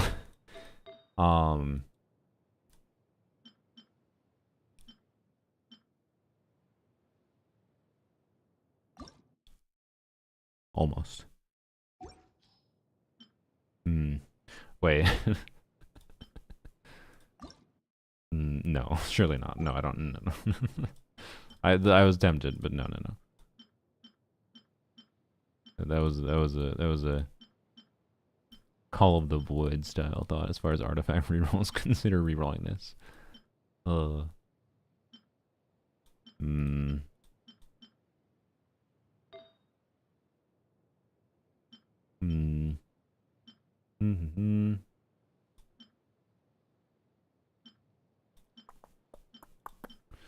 know. Okay, first of all, actually, let's go back to this for a second. Use this as a 2-piece. Use this. Okay. And at a baseline, what does this look like? 77, 165. That's pretty good. Like, this is already really nice looking. 22, 28 attack, 332. Right? Like, I need to acknowledge this is already really nice looking. It only screws over Albedo. I'm sorry, Albedo. But I can give you something else of good crit value still. Like, you'll be fine. Don't worry about it. In fact, what do I actually have? Def percent. Perfect. Albedo, you will be fine with this.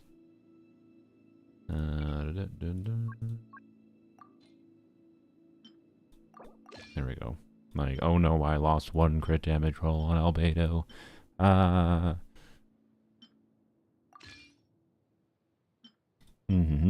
What weapon are you on? This is Sacrifice.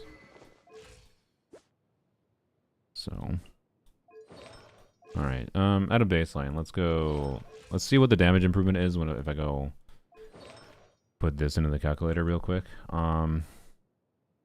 So, Goblet and, where's my tab? Goblet and Timepiece are circlet the same. Timepiece has the new timepiece. Feather is the same, so I just need to change the flower stats. So this would be 12.1. So going from 67, 181. So we're looking at the average damage number here, right? So 38, 25, 86.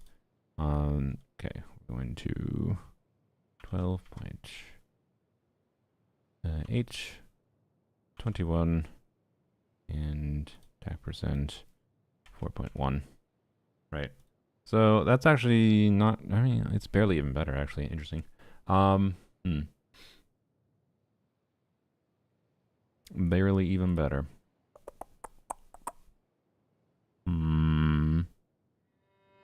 What do you have Durin's weapon buff off? Because I don't have it right now.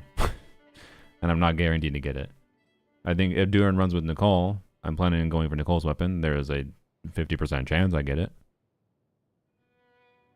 What are we doing? We're planning on going to dire difficulty, but we've gotten distracted trying to min-max Lanyon because my reroll went well. My reroll went well. It rerolled like this. And now it means I am trying to finagle what I do with a different off piece now that I can use this as the ideal onset piece. But I would have preferred the inverse, by the way, at this point, I think. Because if it rolled the inverse heavily into crit rate, it would have made much more sense to keep this as my onset piece and then switch to an offset elsewhere. Real quick, actually, let's check. Off piece feather, keep this, keep this. Keep this. What was the tenacity piece, right? Yeah.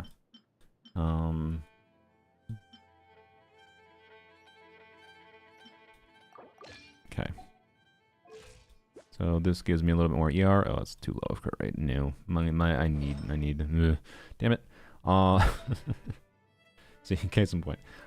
Case in point, want a little bit more crit rate. Fuck. What's the highest crit damage flower I have that isn't this piece, actually? Should do that. Just short my crit damage crit rate. I have that piece, I see. It's just a little bit worse. That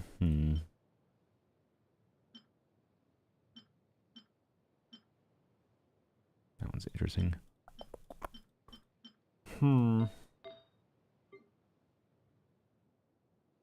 Yeah, I want to look at the Columbina piece again real quick. See what the average damage is there.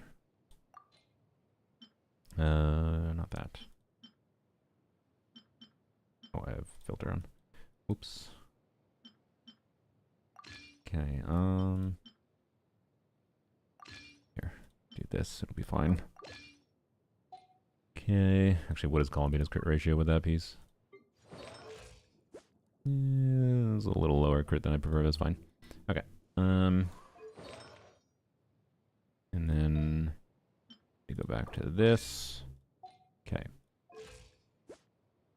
82, 157, it's interesting. It's a lot more crit rate. And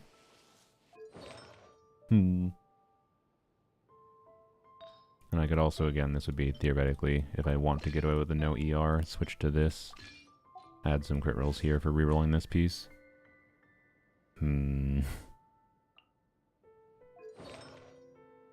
Okay. I think I am leaning towards I will reroll this piece. It's a gambit. It's a gambit. But I think it might be worth it. Alternatively, the ideal might be like saving my decree reroll for like getting the perfect onset circlet or whatever, right? Like imagine I get, you know, 4-liner with this, but on Whimsy, right? So keep that equipped. First, let's just put in the calcs keeping the old circlet, because the advantage of this right now is still having 2 ER rolls. Let's see what this is on an average damage level. So this is basically sacrificing the crit damage I had before, but adding it all. This is like 11. No, this is about 12% more crit than I had before, right? Which is a pretty significant change, but it might be just a lot better of a balance for overall damage. Even though I have kind of preferred biasing towards crit damage on Lanyon in the past. Okay.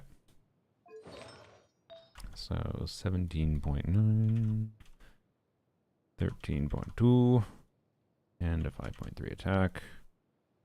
And this is the same, and I think everything else is the same. No, circlet is... No, circlet's the same. Okay, never mind. So everything the same. And this average damage is a little bit better. Man, we're really splitting hairs. We're really splitting hairs here. Okay, and what if I equip this, and then equip this, and we add 2 more crit rolls here, and we also have to remove at least 1 attack percent. We'll be idealistic and assume we don't get a def roll with rerolling it, right? So it'd be this, but add 2 crit rolls. So I'll add 1 crit rate, 1 crit damage. I don't know. So it'd be 80% crit rate. Okay, then that. Let's see. What is same flower? Need to add the circlet. Be 31.9. Attack 10.5. No flat attack. That's the same. This would be the same. And then flower would be the same. And then the feather I need to change to attack percent. We'll assume just 10.5 attack. And then assume a 7% crit rate roll. And then what do I currently have? 21.8? Sure, so 28 crit damage. So assuming it rolls well into crit and doesn't troll me with a def percent roll, this would be a more notable upgrade. But still not like OMG incredible insane. And again, this would be a 0 ER. So would also be it'd be an 81-30 ratio if it rolls like ideally, but it might not roll ideally. But in the worst case, it's a Clarind or Arlecchino piece. So you know what? Fuck it. I'm down. Someone else paid for the battle pass already. Oh, I'm willing to. I'm willing to. Let me black out the screen for a second. Let me buy the battle pass. Let's see if we can get 2 good rerolls in one day. By the way, I've been streaming for 2 hours and I haven't done anything with dire difficulty yet. This is a longer distraction into logging than I expected. Oh dear. Okay. Agnostic him. Click the money spending button. All right. And then yeah, pay. I should change my zip code. Whoops.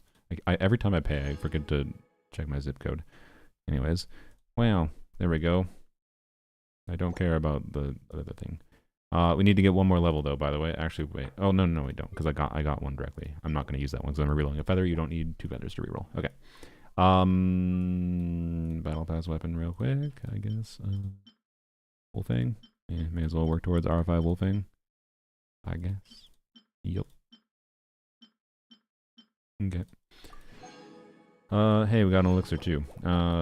Craft should I craft a whimsy piece for her? Would that be the play? Craft a whimsy flower for her, just in case it's like a 4-line double crit attack percent and then EM or ER in the last roll. Or EM versus attack percent subset. I'm tempted. What if it won't? Oh yeah, it won't.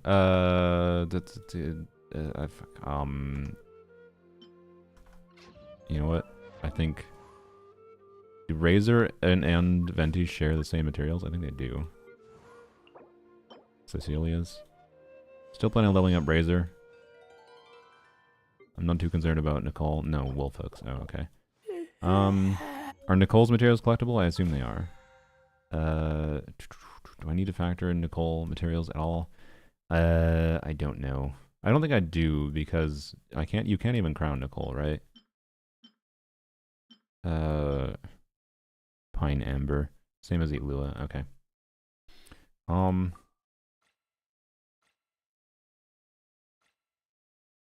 might just be I'll just be lazy and choose Cecilia's, I think. If you can collect Nicole's material right now, it doesn't matter, right? Are you sure? I think I have 22 elixirs by now. Nice. No, I'm not sure. We're gambiting today. I full on acknowledge gambiting. For actually, you know what? I already have basically the Cecilias I need. Let's just choose Pine Amber. Okay. Actually, let's just double check to make sure. Do I have Lunaris open? No, I don't. Okay. Lunaris. Wait, I do. No, that's Stygian up my way. Never mind. Okay. Characters, Nicole. Yeah, Pine Amber. Okay. And then, yep. And you are also Teachings of Elysium. Yeah, okay. But I'm pretty sure. So claim. For this, okay, claim that. For this, gotta deal lithium. Yeah, I already have enough for. I think I have enough already for level 8ing per skill, which will obviously be the priority with the new whatever. Yeah, we got a standard pull. Best weapon in the game. Control Shift A. Oh, thank you, thank you. Yeah, I figure pine embers are really easy to gather. They're all like not hard enough to gather for me to meaningfully spend that much time on the decision, right? But anyways, fucking Mondstadt books. Now that I know that Venti is like, particularly after Nicole, will be even more compelling, or particularly after the artifact set, not even necessarily Nicole, but Nicole will help too. Like, I want to max Venti more, and I think Razor and Venti use the same books. I think that's what I got mixed up. So I think I will choose Ballad. No, you use different ones. Fuck. That makes... I almost would have preferred to use the same one. That would have simplified things maybe, but... maybe not, I guess. Okay, damn it. What did I think you... Why did I think... I could have sworn there was something similar between Venti and Razor. Really not. Damn it. Okay. I mean, honestly, since it's for Lanyon, I want to have Venti max first. So, I'm just going to prioritize Ballad. I'm pretty sure there's some other Mondstadt character that wanted Ballad at some point. Maybe it was Kaya. I was planning on Albedo. That was probably it. That was probably why. Okay. I'm just going to choose Ballad for Venti. The dude for min-maxing wants all his fucking talents leveled, so, you know. We'd like to get him at least to 999 before next patch. So this is fine. Alright. There we go. Okay. Well, let's see. Should I unequip it or equip it? Is it bad GBs to have it equipped or unequipped? I don't know.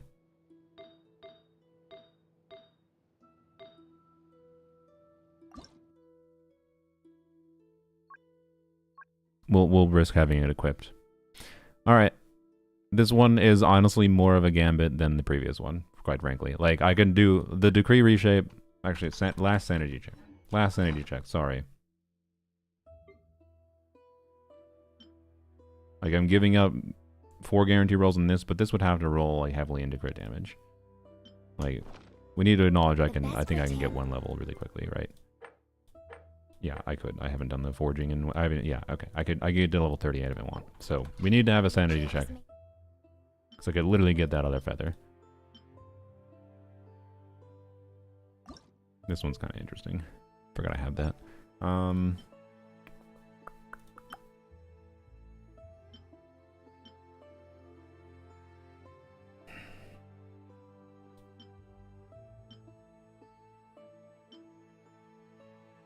I think the main thing for me would be either losing out on an improved Navia piece or potentially finishing Varca, right?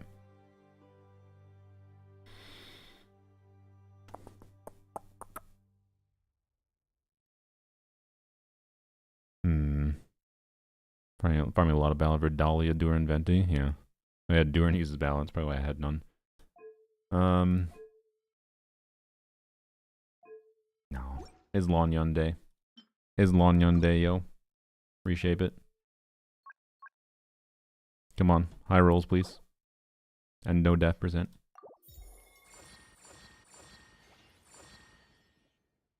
Okay. I mean... this isn't what I assumed, but it is higher crit than I assumed. It didn't roll that %, so... What's the balance? 82, 156. I would have preferred 1 more crit damage roll.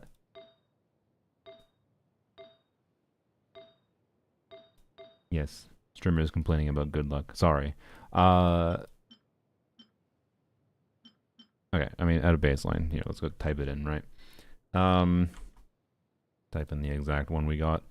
Which is 9.7. Got a little bit of low crit rate roll values. It's fine. 21 crit damage, and we did get 10.5 attack. So, yeah, that is a little bit worse than what my assumptions were, that I was hoping for. But that's fine. wasn't bad by any means. And it obviously, again, is like a perfect piece for other characters too, so I'm not too worried about it. Sorry, just fixing Lanyam while I was at it, or Yai while I was at it. So now it becomes a question in my mind of, do I... So I would like to keep this, for sure. Use this, use that, yeah. But...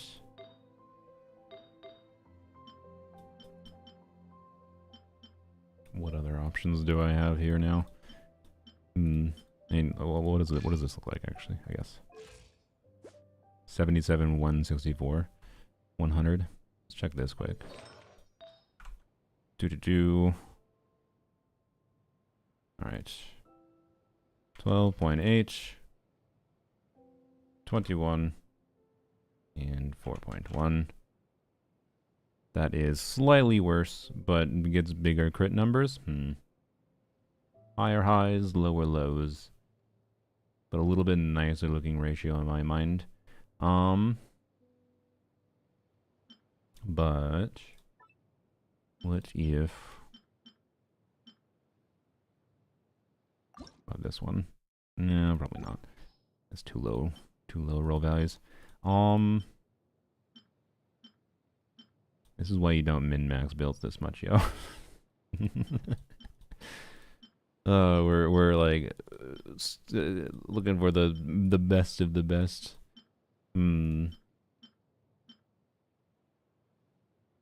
guess I didn't check that piece yet, did I? I mean, it's just gonna be a worse version of the other piece, so other than the ER roll, so whatever. I mean, what about the? Yeah, what about this piece? Like 73, 164. Surely this isn't better, but I don't know. Maybe the sorry, you can't see it. This piece. Thunder Soother looks cool. Yeah. Thunder Soother is good. Stygian was my first Dire clear. Nice. Congrats. I imagine it wasn't easy. What'd you use for the Moon Gecko? I assume Zabai Linnea, but I'm curious what the investment was.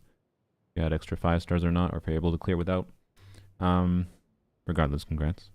Let's see. Okay, so 8.9, 21, and then 11.7 attack with an extra EM roll, 21. That is a little worse. Okay, but again, higher highs, so it's just worse average because we're losing crit rate. Yeah. So, like, the ideal would really be if I'm running 0 ER, crit rate, crit damage, with heavy CV, but with EM attack percent. Like, that extra EM roll does make a difference for what to select, but I should level up the battle pass one time and reroll and reroll. Look, the rerolls are going well. Can you blame me for thinking this? And sorry, and honestly, maybe it's even like reroll this piece. No, maybe not. No, probably not. We're gambiting on like 5 rolls of crit with like 3 rolls going into crit rate, kind of shit here. Oh boy.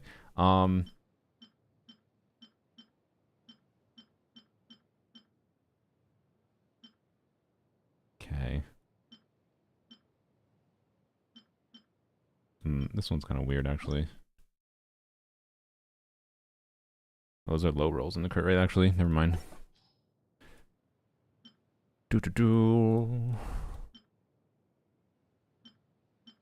Let's see. Wait, what about this piece? Not that piece. Where is it? Where is it? Yeah, this one. This one is an interesting one to reroll. Is it well, I don't know if the crit rate started with high roll, but the crit damage definitely started with a high roll start, and the EM was obviously a max roll start, because it can only be 47 if it had 2 max rolls. An attack was probably a low roll start. Okay.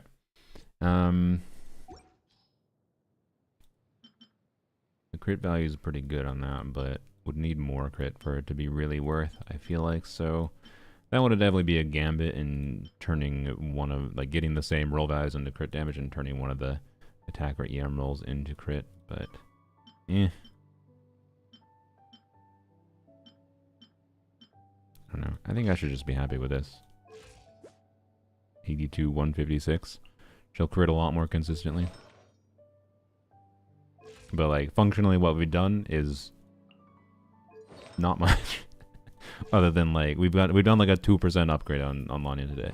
Today is what we've done. If only there was crit damage buffs in the game, this would be easier. Alternatively, I could go back to this and go to this. Wait, not that. Oh, wait. Yeah. Go back to this. I need to use that flower somewhere else. Right.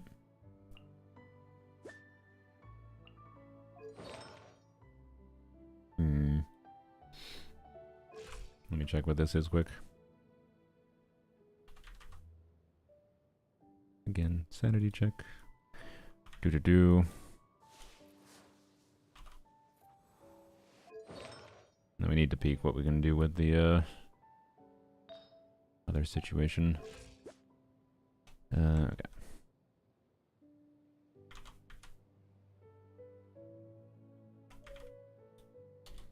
Alright, that. And I changed the circlet, right? Yeah.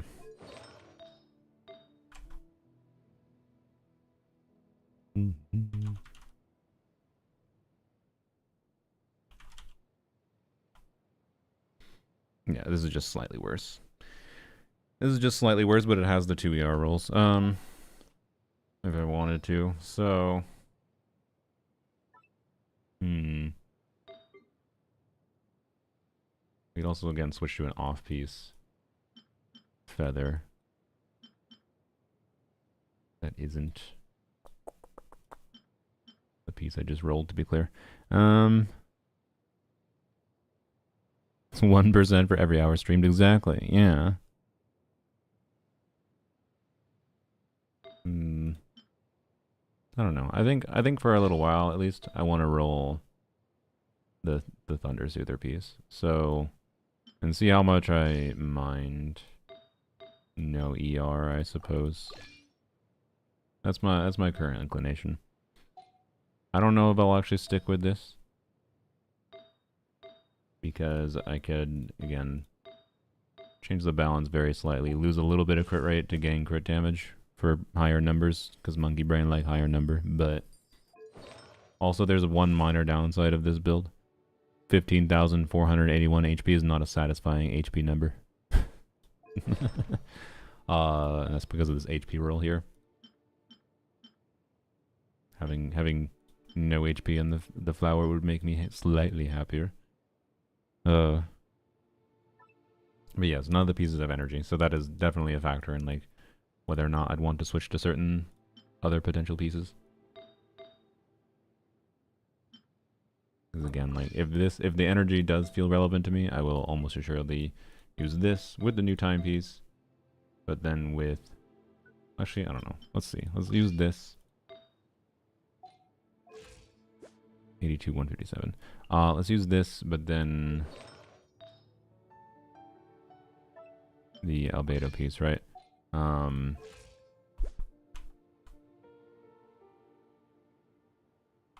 don't know. Actually, wait. 82, 157, but with this. Oop, not that. But with this 22, 37, 332, 115,181. Okay. Maybe I just do run this for now.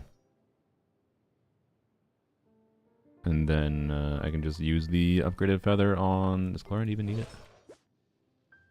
I don't think Chlorine needs that crit rate. No, she could use it, actually. Yeah, so this could be an upgrade for Chlorine, I think. Although still, Chlorine would not be at 200 crit damage, which is what I would have wanted. Does that allow me to switch Arlecchino to 4-piece Whimsy? Maybe? Maybe? Big ol' maybe? No, I need another attack timepiece for Arlecchino.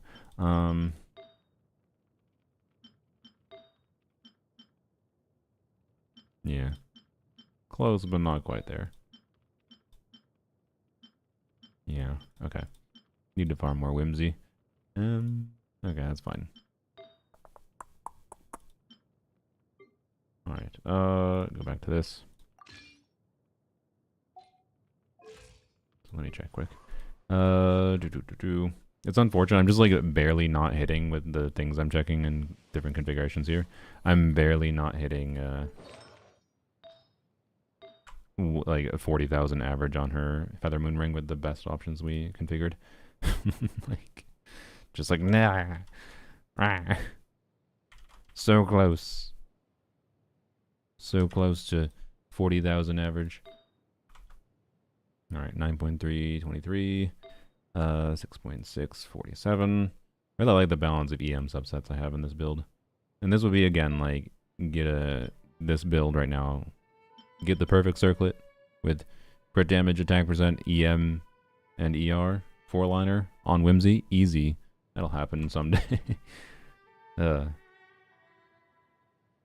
Alright, that is correct, that is correct, that is correct, that is correct.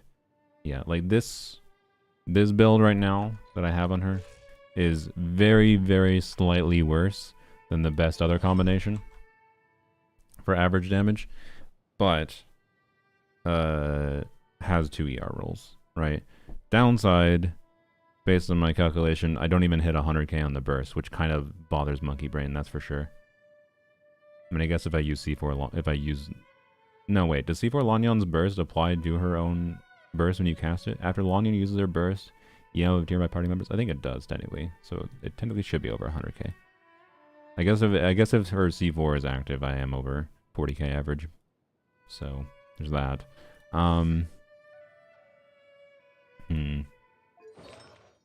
But you know what? No, I want to try to make use of this new piece that we rerolled this. I should test the new piece first. Whole point of that was to do that. So, although wait, actually, sorry, there's one more thing we could check. Was there? No, I think I need a no, never mind. I was gonna switch to an off-piece circlet, but there's no off-piece circlet I have that could possibly make sense. Because it would be way too low. And like I was thinking, go back to the heavy crit damage gladiator piece here, right?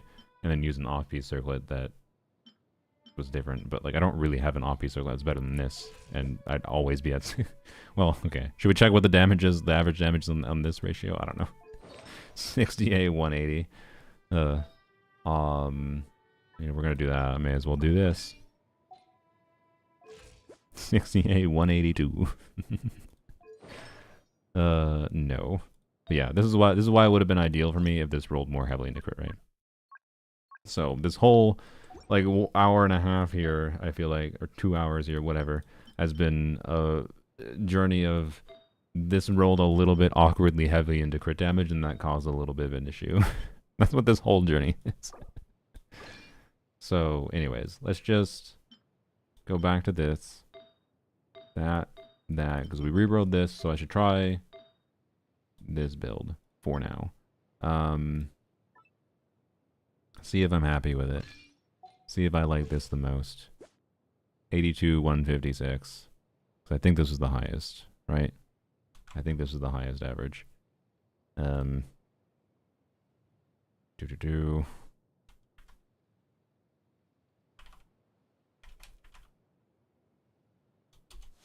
and then that was the same, except, yes, let's see, that was right. Yes. Here, I'll show you what I'm looking at. That, right, yes, that is correct. Okay. That is correct. This is correct. That is correct. Just the circlet. Okay. 10.5. So yeah, I'm down. I haven't tested 0 ER Lanyon in a while. So, yep. Let's try it. Let's try it. Okay. So there you go. 2-piece attack, 2-piece attack, Lanyon. Attack timepiece, 23, 34 attack. That's a satisfying attack amount. Nice ratio. She'll crit a lot more consistently now. Thin and There you strong go. like silk. Alright. Well, that was a long tirade. We'll go into the Stygian shortly, but I feel like Furniture like that can be we should go do just as a DPS test again. I am going to test the... Wait, I double check. Did I fuck up Venti? No, you're good. Okay, Venti chilling. Oh, wait. He's on the ER timepiece. There we go. Oh, was I doing my dire attempts the other day with attack timepiece on Jean? That is not ideal. Okay. There we go. Jean, what is Jean at? That's weird. We're gonna have to use this lady. No, that was the amount of ER I had. Okay, I think it's fine. I don't think I can put any more ER on Jean. Yeah. I think she's got the max I can possibly give her, so hopefully I can make it work. Anyways, we'll get into that shortly. her family heirloom. That's no Alright. exaggeration. It's no exaggeration. It's gonna be funny when his Leo set releases. Yeah, I know. If a Leo set, Lanyon gets a buff. Like Lanyon gets a buff that just gives her like 20% crit rate for free, and then they release an artifact set that's, you know, just like the Hexerai set that just gives, you know, more stats. Like, it obviously more stats and it benefits. It doesn't like bias towards skill. It doesn't bias towards burst. It just like benefits burst and skill damage universally. Oh gosh, yep, it's all over. It's all over. That is the domain I spend the rest of my life in on this account. Oh dear. Anyways.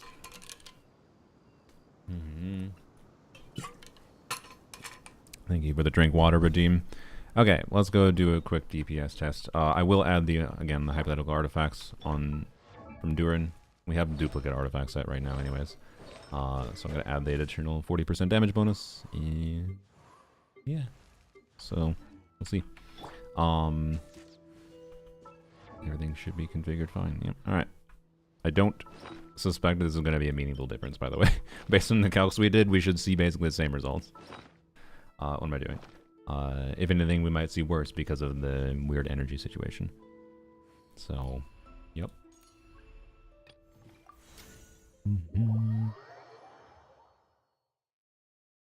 Alright. And then we'll get into Stygian and see if my gameplay is good today. Start. Alrighty. Let's see. We want to change the map first of all. Good, wonderful. And not infinite energy, edit stats. Durin, we are adding, whoops. We are adding pyro damage bonus plus 40. Turn. Venti boy. Damage bonus, we have to add pyro and animo. There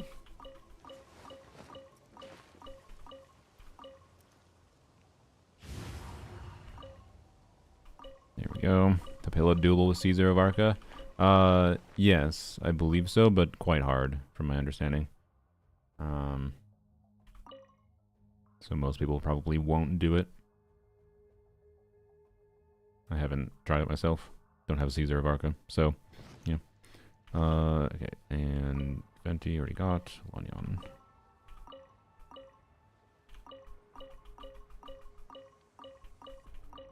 Alright. Ammo bonus. And we're good. Alright. Let's see. So invested in stream I forgot to do my dailies. That's fair. Lanyon deserves forgetting dailies. My condolences. Alright. Time for takeoff. Let's play. Yeah, ills be gone. Up and away. Flip and fly. Yeah, brace yourselves. Little long rotation. Oh well. Teamwork is dreamwork. Yahoo! Okay, I actually didn't need to do that funnel. Okay. Getting used to things. Yeah, dancing in the wind. Up and away. Closing in. Here we go. Okay. Story has only just Can't really do that, it's fine.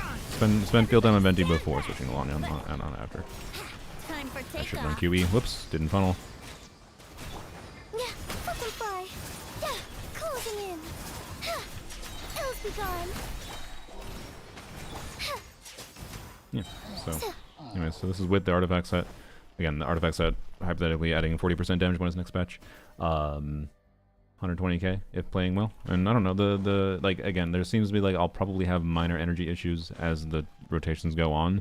But that's the same thing I had with extra ER rolls, so I don't actually think it's that big a deal. So yeah, I don't know. I guess should we let's do the hypothetical of adding Nicole into the team. I can't factor in Nicole Q or whatever, right? But let's do the hypothetical of adding Nicole in. We already have the damage bonus. We're just gonna not Bennett Q. I'll like switch to Bennett to like waste some field time as if we're doing EQ, right? And then we need to add 600 attack to Durin. And then we add 600 attack to Venti. Although Venti would actually get some of the on-field attack. So I'll actually give him like 700. Oh, ow. Where did that come from? Okay, there we go. Whoops. Alright. Yes, factoring in like Nicole's Q in this team should be probably like a 10k DPS increase if I recall from the math I ran, the estimates I ran. Benny's adventure But team, I could be wrong. assemble! It might be a little bit more, it might be a little bit less. I'm just saying whatever our result is, we should probably functionally add like 10k. I'm gonna do, I don't know, how much of Venti's damage? Well, wait, Venti snapshots attack, so I should add the full 900. Because you don't have to wait 3 seconds for him, right? Yeah, I'll just add the full 900. Ow! Where did that come from? Oh, god damn it. Okay, need to add 80 more attack. That's 40, so 2 attack percent rolls. Okay. And then Lanyon. Now, Lanyon's weird because of the 3-second observation period, so Lanyon I'm gonna do like 750. Let's go! Alright. Well. No, I'm gonna do 800. I think most of her damage should have the 3-second up. So Alright. Benny's adventure team, assemble! How can you tell when the character snapshots? By seeing if when you have an on-field only buff, like say Bennett attack buff from his character buff, because it says active character, right, gets attack. If the damage value falls down, right, so if you press Q on Xiangling while you're in Bennett buff, and then you swap off of Xiangling, you will see that the damage from Xiangling's Q is the same when Xiangling is off-field. 810 is fine. Is the same when Xiangling is off-field as when Xiangling was on-field in Bennett buff, right? That means she snapshot the stats when she casted it. So testing things that aren't damage is a lot more annoying. Particularly because like there's things like as far as I'm aware, every single shield that scales on attack, or every single shield in the game in general, actually snapshots. Like the value of Lanyon's shield stat is whatever she has. I just had a thought, by the way. Sorry. Nicole on TDDS, Lanyon on Nicole weapon. I didn't consider that as a possibility. Interesting. Anyways, sorry. Distracted my brain. Snapshotting with shields, you always snapshot. So Lanyon's E scales on attack means if you have Bennett buff, Nicole buff, whatever her attack stat is when she presses E, that'll be like what the shield scales off of. Which is most relevant for attack scaling DPS because there's a lot of various forms of attack buffs in the game. Something like a shield that scales on defense, for example. There's less forms of defense buffs, or HP. There's not really much for HP defense buffs in the game, so snapshotting your shield stat for those scalings, it doesn't matter as much because there's not really those buffs. But it does matter for attack scaling shields. It's part of why I think attack scaling shields are generally speaking quite a bit better than like the baseline for HP scaling shields. So yeah. Anyways, yeah, no, that the rotations I did with Lanya before were not that great. I should have been doing 18-second rotations, and I wasn't really. I was being weird with energy. So anyways, we are gonna just try to like waffle on Bennett for a second, do like a Bennett E, whatever. Pretend it's Nicole. And go from there. I think I'll technically start with Bennett. And there's like a Nicole EQ. Think you can get away? Brace yourselves. Dancing in the wind. Up and away. Flip and fly. Up and away. A winter cord. Oops. That was a very long rotation, by the way. Time for takeoff. Flip and fly. I didn't funnel the first time. Why did it take that long to trigger elegy? What the hell, Venti? Fucking elegy.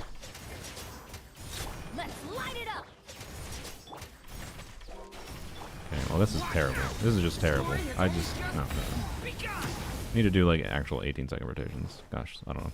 Sorry, trying to simulate the flow of a character that I don't have is weird.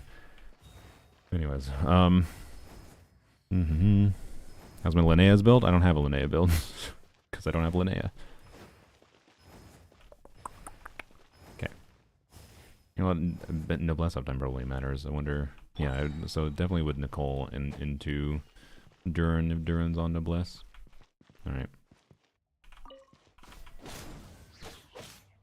Story has only just begun. Think you can get away? Here we go. Oops. I didn't get the buff up properly.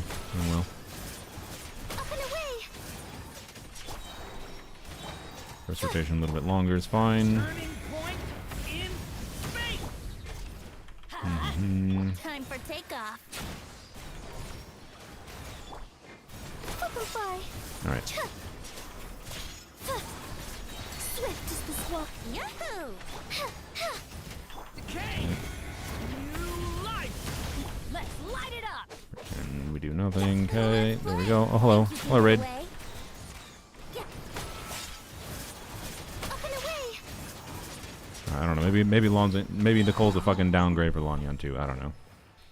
I did testing before that, but that was with Farazan. Maybe Farazan takes better advantage of Nicole. Because the Venti snapshots, right, is the difference maker. So Venti's not really getting meaningfully increased damage from.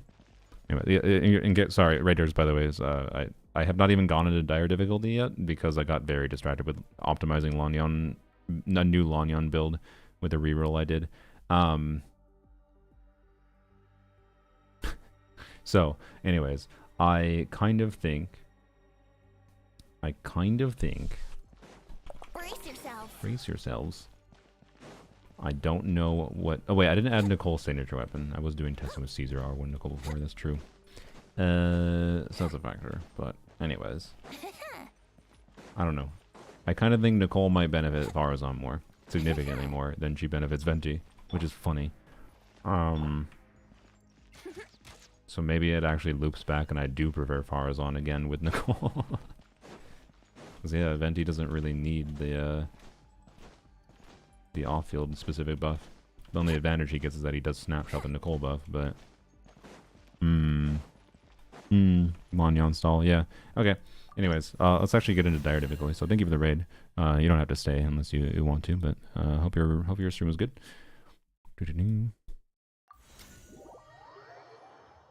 Yes. So, anyways, if you want to see the improved Lanyan build, whoops.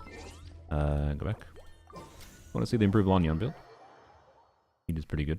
But yes, I like Lanyan. I like Venti as a Lanyan teammate for sure. But the dynamic is a little bit weird to figure out for sure. So I've been messing around with it more lately. Blech. Yeah, that's my new Lanyan ratio. So more heavy into crit rate. I basically traded the crit value I had in crit damage before, swapped to crit rate. So it is a little bit higher CV, to be clear, because I think I had 175 crit damage with 70% crit rate, and now I have 82, 156. So it's just a different balance. But I might swap back to a little bit different balance again. Like sacrifice a little bit of crit rate for more crit damage. Actually, you know what? I'm gonna try this for now. See if I like that. A little bit different. Tiny bit less attack, but more crit damage. A little bit less crit rate. See if I mind that. 77.7 is also kind of satisfying. But yeah, making Kaya level 95. Ooh, nice. Very fun. Do you have Kaya C6? I'm looking forward to getting. Not hoping. I'm looking forward to getting him in because I have C5. He's the last standard banner character I don't have C6. I would really like him to become a Hexarai character for various reasons. Because we don't have a Cryo off-field Hexarai. We'll have a Cryo on-field Hexarai next patch, but you know. So, make Kaya level 95. Oh, you're asking me? I thought you were saying that's what Josh was doing, because you're a raider from Mr. Josh Gaming. So, anyways, but I'm planning to get C6 Kaya, and I do plan to level him up. But if he doesn't get buffed, he's almost assuredly just going to stay level 80. So, yeah. Anyways, Dire. Okay, so the pain of Dire. Let's see. We need to use different timepiece because we are doing Hydro Varca. So, my goal with Dire here is to clear with Hydro Varca. So, what I want to do is beat Moongekko with Hydro Varca and do this weird Lanyon Melt Durin clear with Hera, and then we can do Kanich on you. And Kanich is going to wait till the end. The first thing I would definitely want to do is this. So we'll see. We'll see how sick of it. I think I have to be in the right, like, mindset. I don't know if I'm in the right mindset today, but we're going to find out. Surely C6 Varca can clear? Yes, he can clear with Pyro, for sure. Pyro clears easily with my investment into him. Hydro does not clear easily, but I think it's not impossible. So, yep. For me, having Varca on VV is better in Hydro Varca teams. Really? That shouldn't be better at C6, I don't think. But I don't know. Maybe I should try it because what we would gain is flexibility in the rotation for Jean. Yeah, C0 makes more sense. But we do gain flexibility in the rotation for Jean.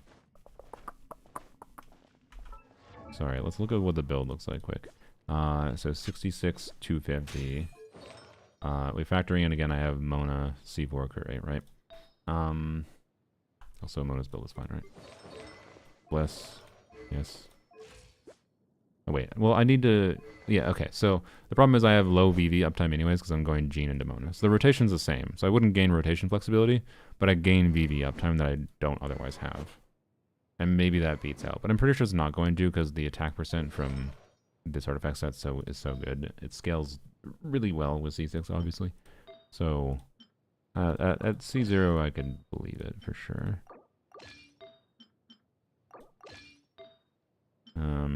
Under onset goblet or not? Probably not. Probably just crit rate circlet. Well, I don't know. Let's see. What does crit rate circlet look like first? What is my crit rate? I am super overcapped. Maybe crit rate circlet does, or crit damage circlet does indeed make sense. Okay. So this plus using the onset goblet. Alright. This is the perfect crit. That's the perfect crit, right? I would sacrifice a little bit of crit damage. It's basically just sacrificing crit damage and obviously sacrificing the attack percent. That's what I'd be sacrificing. So 20% crit damage and 47% attack versus more VV uptime. Interesting. We'll have to consider it if we struggle here. I think and my intuition is that it should not be better with C6 Varca. I think I have enough additional stats that it should be better to just not do that. But it maybe is worth checking. Can't go back to that. That's fine. Go back to this. And that. And this. No. This. There we go. Okay. Look at your VV Varca? Sure. Hope that extra V is not intentional. Is that referencing something? I don't know. I do new. Alright, real quick. And we'll get into Dire after 2 hours of streaming. I do have to go within like 3 hours. 3.5 hours, that is, technically, but slightly less. So we'll see how far I can get. 100, alright, no, this is VV, so. Yep, that is a pretty good VV build, indeed. Yep. That's all it is. it's a good VV build. Slightly worse than my VV build. Get wrecked. Sorry. Just being silly. Yeah, very nice. Yeah, I don't know. It's interesting that you found that better with Hydro Varca. Alright, but yeah. So goal here, let's see Varca. See if we can clear Moon Gecko. So I think it'd be cool. I'm willing to full clear Dire. If it means having a Dire clear in my history that has a Hydro Varca on the Geo Shield boss, plus Lanyon with this weird situation here, I don't know, I'm down. Alright. I have a character review pending. Oh, god damn it. I didn't see it. Varca to get Nicole equivalents for Cryo, Electro, Hydro? No, fuck no. Because Hoyoverse is lame. That's why. Hoyoverse is lame, and they don't make supports that are very generic for uplifting a variety of scenarios. They make supports that are specialized for uplifting really specific scenarios. So, anyways, what's your sorry, whoever did their review. I don't think it's probably I probably can't even see it in the chat history. So if you want to put it put your UID in the link and whatever character you want me to look at. All right. Okay, so I'm pretty sure we definitely want to do this. Okay, and I want to mess around with just letting these drain my... Oops. Okay, getting hit like that is probably not ideal. I'll do another one of these. Probably should have done this. But figuring out the timing of when to do that actually is one of the weird things here.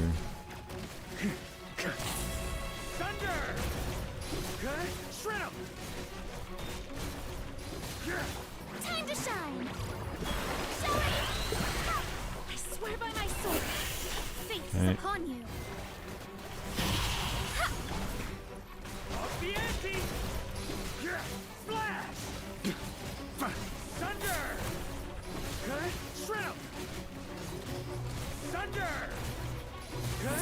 Like, surely this is doable, right? Oh, Rena didn't get her debuff cleared. God damn it. Also, god damn it, Jade! Written in the stars. Delves into destiny. Okay, that's something to figure out.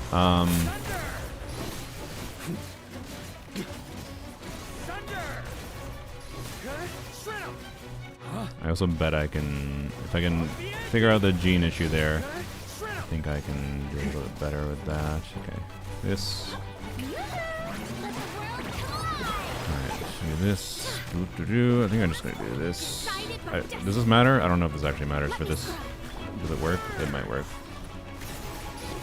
I shouldn't have done that. Oops, should have saved the charges.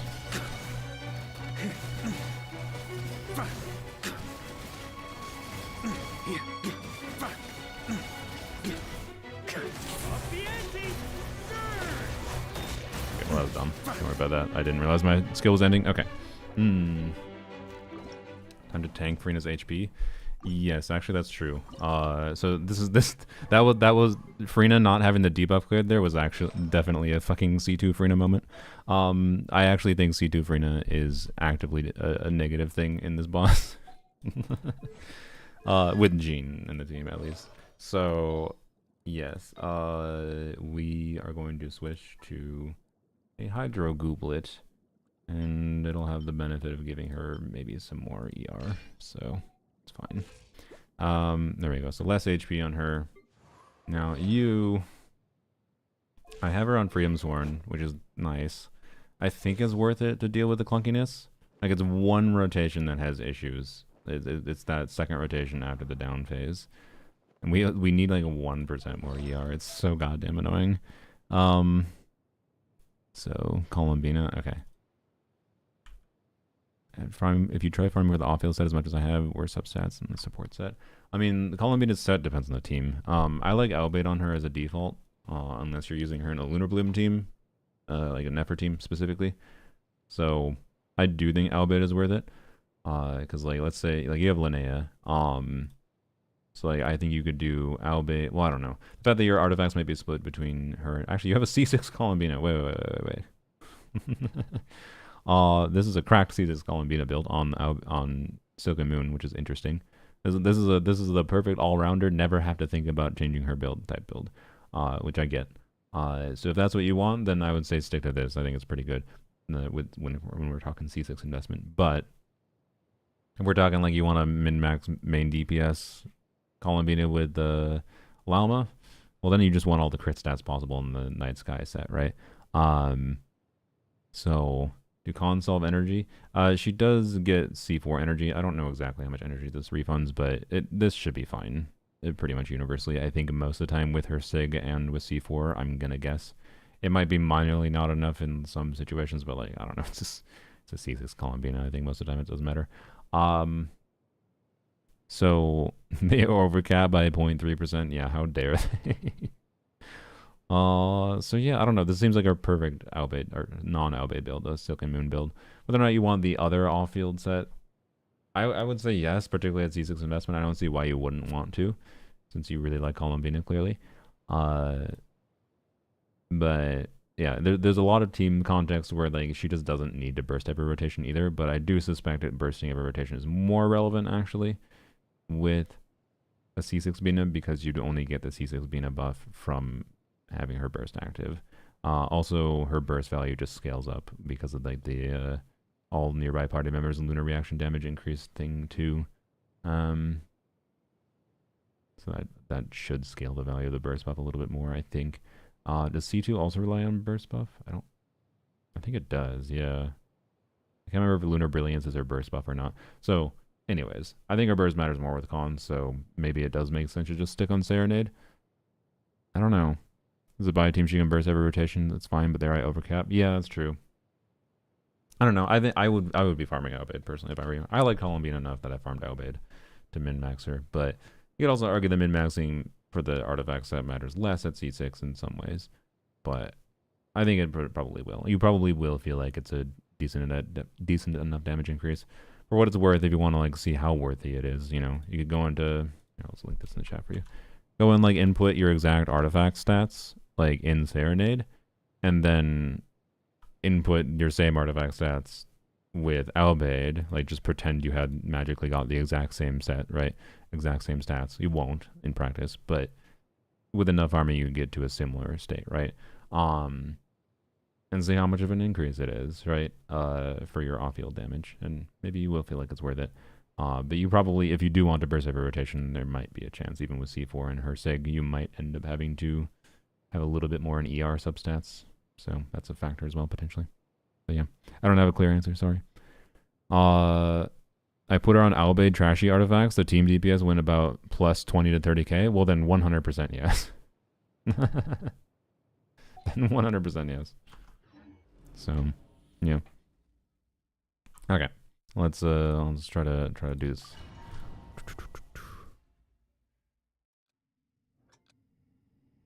On me. Wait, I can trigger a Fav at the start. Does that matter?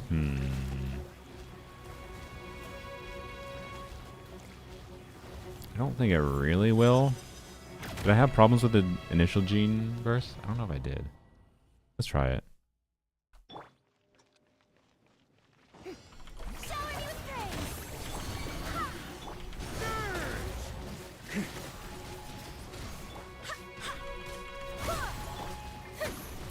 Shadows of the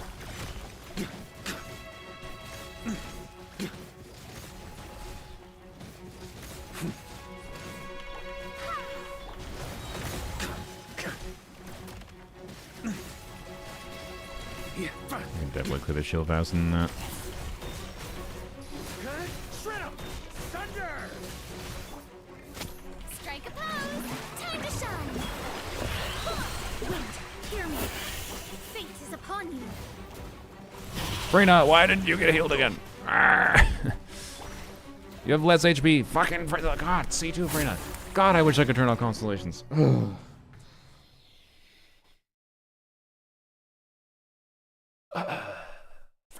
Frina! Frina, please! Try to get the iframe with Farina. Yeah, I think that is the play. Stay a little bit on field longer with Varca and get the iframe on Farina. Yeah. Okay. So I should do an extra Gene E. Well, no, I don't need to there. But, okay.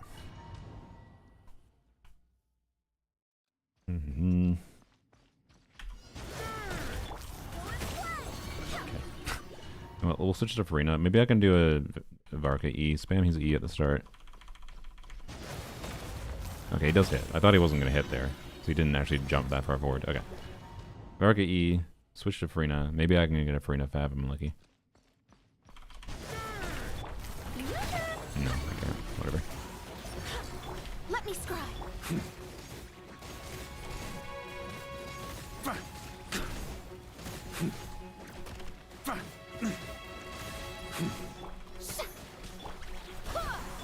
Shadows of Surge! On me.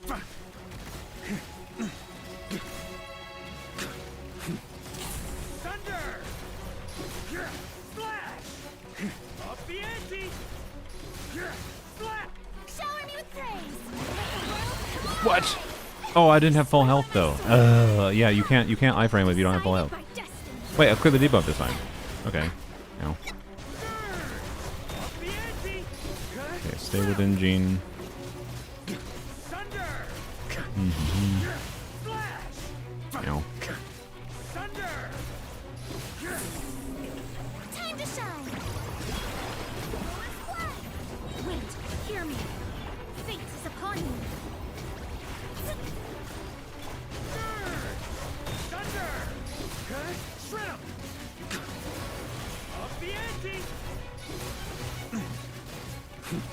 Up the ante! Okay, damn. It's definitely possible to get the third Varca E out before ending everything. Let mine in. I know it.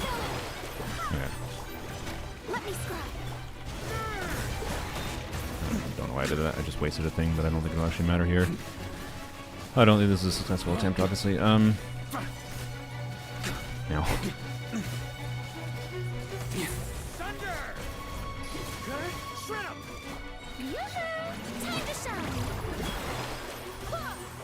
I stand by my sword.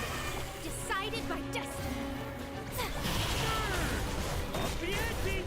It has to be doable. I don't get why you're setting up in the second shield, because it does take... You do realize it's a C6 Varca Aqua, and it does take 10% of the damage. Like, I am testing that aspect. We should, yes. I have not played this much. We should, yes, test not doing setup in the second shield phase, but taking 10% of damage from a C6 character doing damage to the shield during it might matter. But realistically, because like I don't have the Gene burst up anyways, I feel like probably it doesn't. I also don't know if stuff like Mona's Omen applying to the thing in the middle and Gene C4 applies to it or not. So it's just things to test, right? So I'm going to keep on testing for a little bit here, doing some setup in that phase, but then we'll also try not doing some setup there and see what happens. So, yeah. All right. Caesar Mowiga with Varca, Sig can clear Dire. Yeah. Wait, really? That's a fuck ass Billy clear. Sorry. Like, link it, Nakata, first of all. And it's a fuck ass whatever. Like, the Mowiga has some key advantages, but anyways, I don't give a fuck. Anyways, Mowiga Caesar with Varca Sig on Moongecko. Like, give me the link first of all, because actually, like, I don't know. You need a lot of fucking DPS to brute force this. But Mowiga has some key advantages that Varca doesn't have, with like front loaded damage potential, that I can believe it's doable, right? But I also want to see it. So, anyways. So 10% makes a 450k DPS team into a 45k 400k not worth. Okay, so I cleared this not with a 450k team though. I cleared this with Pyro Varca with Jean, which is like a 340, 330k. We're talking 30k DPS. It's a lot harder. It's a lot harder to clear this with Hydra Varca, but I don't think it's impossible. So, anyways. Karen or Caron did a C0 R1 Moika clear, not with Varca weapon. Okay. That's interesting. But yeah, I'm not that surprised because of the advantages Moika has. And C0 R1 Moika in particular can definitely scale her to like 250k DPS with really heavy investment. And really good play. And she has advantages like with Varca here, I'm struggling to do the second rotation that gets like his damage out, his last like E out, right? Because his damage is more sustained divided across things. He does a little bit of front load with his C1, right? But really want to be able to do sustained damage. Moika can output so much more of her damage initially. I assume it was a melt clear. Or was it an overload clear? I mean, overload still front loads damage regardless, but you know. Had to use a Scofier Sig on Eon's on? Yeah, okay, I'm not surprised. Anyways. Wait, speaking of, just to make sure there's no buffing weapon to use on you. Wait, can you use? Wait. This character triggers. Oh no, you can't use that. Okay.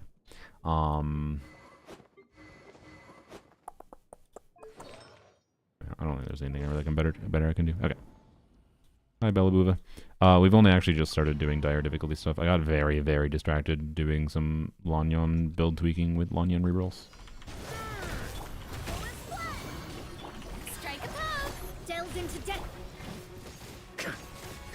Maybe I shouldn't bother doing the Mona E.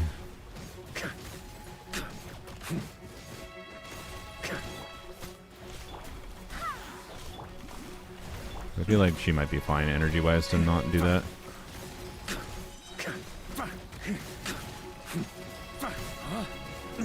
Okay, there's got to be a better way to clear the shield a little faster there.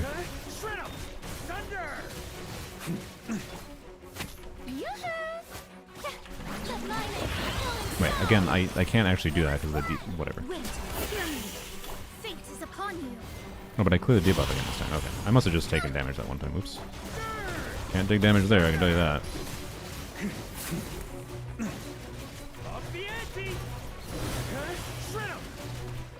God damn it. Not the gameplay I need. Time to shine. Barbados, Atlas, written in the stars. Let me scribe.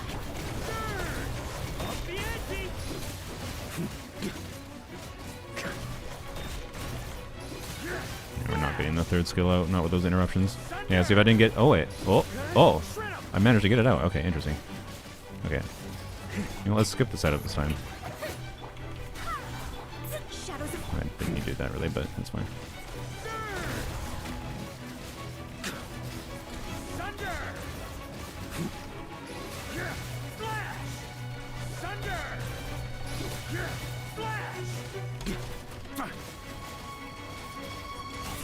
Okay, I feel like I actually do need to do setup at the end there as I transition to here, because the ideal might be like I could have this thing probably like 10% HP less if I had done setup there maybe. What the fuck? Why did Automod? Automod said no, smart detection will not allow this. Is there a C0, R0, Nefer, Dire, Moon, Gecko clear? I'll allow that. Automod doesn't like that for some godforsaken reason. As far as I'm aware, no, but I could be wrong. So, why you won't use Pyro Varca? Yeah, because I want the teammates for a different team. It is fucking brain dead ass easy. I shouldn't say brain dead, but like, it is quite fucking easy for me to clear with Pyro Varca. I do not think it's interesting to clear with Pyro Varca. I'm going to do the clear that I think is fucking interesting. I don't really give a shit about clearing Dire entirely if it's just using teams that are not interesting, right? Yes, I can clear Hera trivially with a Nefer team. I can clear this pretty trivially. Honestly, it might be even more trivial than Hera. But I can clear this pretty trivially with C6 Varca with Pyro Varca. And then it would just be a matter of this. But the goal is not just to clear. The goal is to clear with the teams I want to fucking use, because I think that's fun. And I want to get a fun clear in my history saved, not a boring clear in my history saved. Anyways. Alright.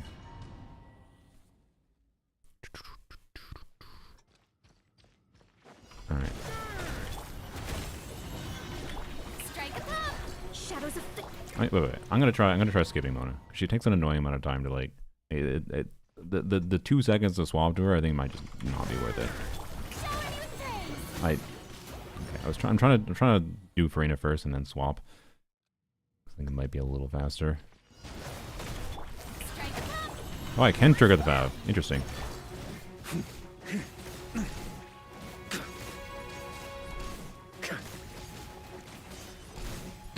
God damn it, that's bad. I think it won't matter though. I think I'll get healed to full regardless.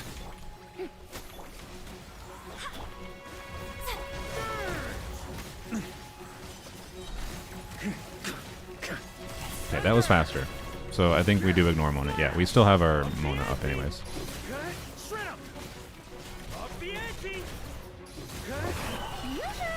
Oh, I took damage with that. Fuck. That's bad. Okay, taking damage there means I assume, yeah, Farina does not have her debuff cleared. Wait, nobody has their debuff cleared? Excuse me? Did I take a shit ton of damage on Jean too? What the hell? Okay. Varca is C6.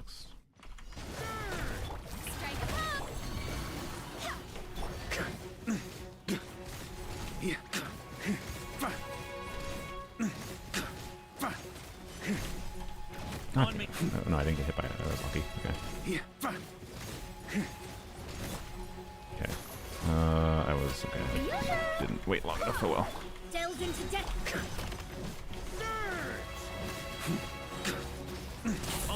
That was slow. My bad.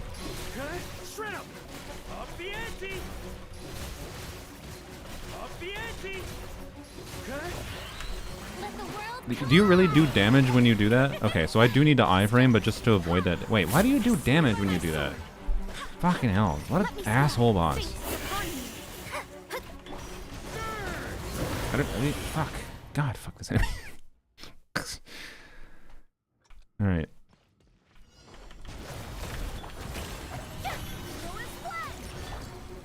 Why am I doing that? Okay. Does like 10% health. Yeah, it's annoying as fuck.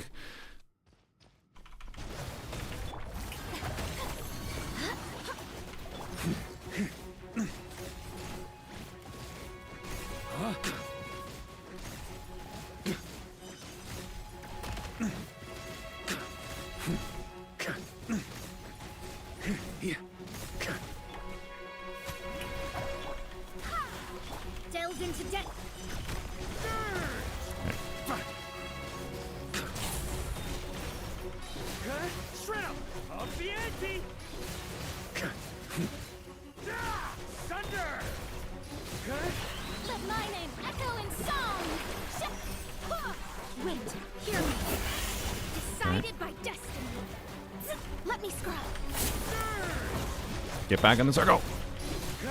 Butthole.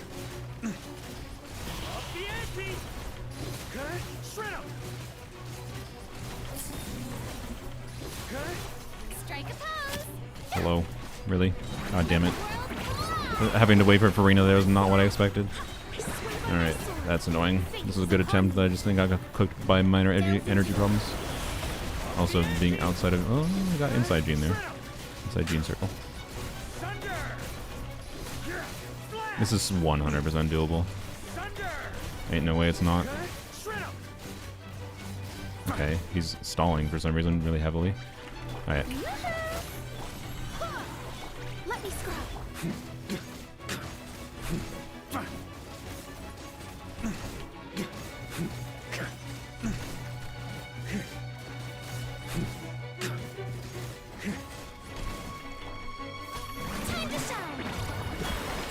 I hope this works with VV. I don't know if it does. No. Can I switch? Hello? God damn it. I'm not even going to see the damage. I wanted to see the damage. Fuck. Change Farina alignment after setup. Yeah.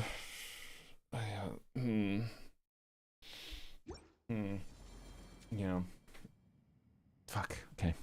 God damn it. Okay. I need to get. Okay, let's. I need to test strategies here quick for clearing the shield as fast as possible. I need to see if N3 or N4 makes sense. So doing N4 first. Also, I should test N5. What does N5 even do? Just half. Okay. N5 might actually be worth doing.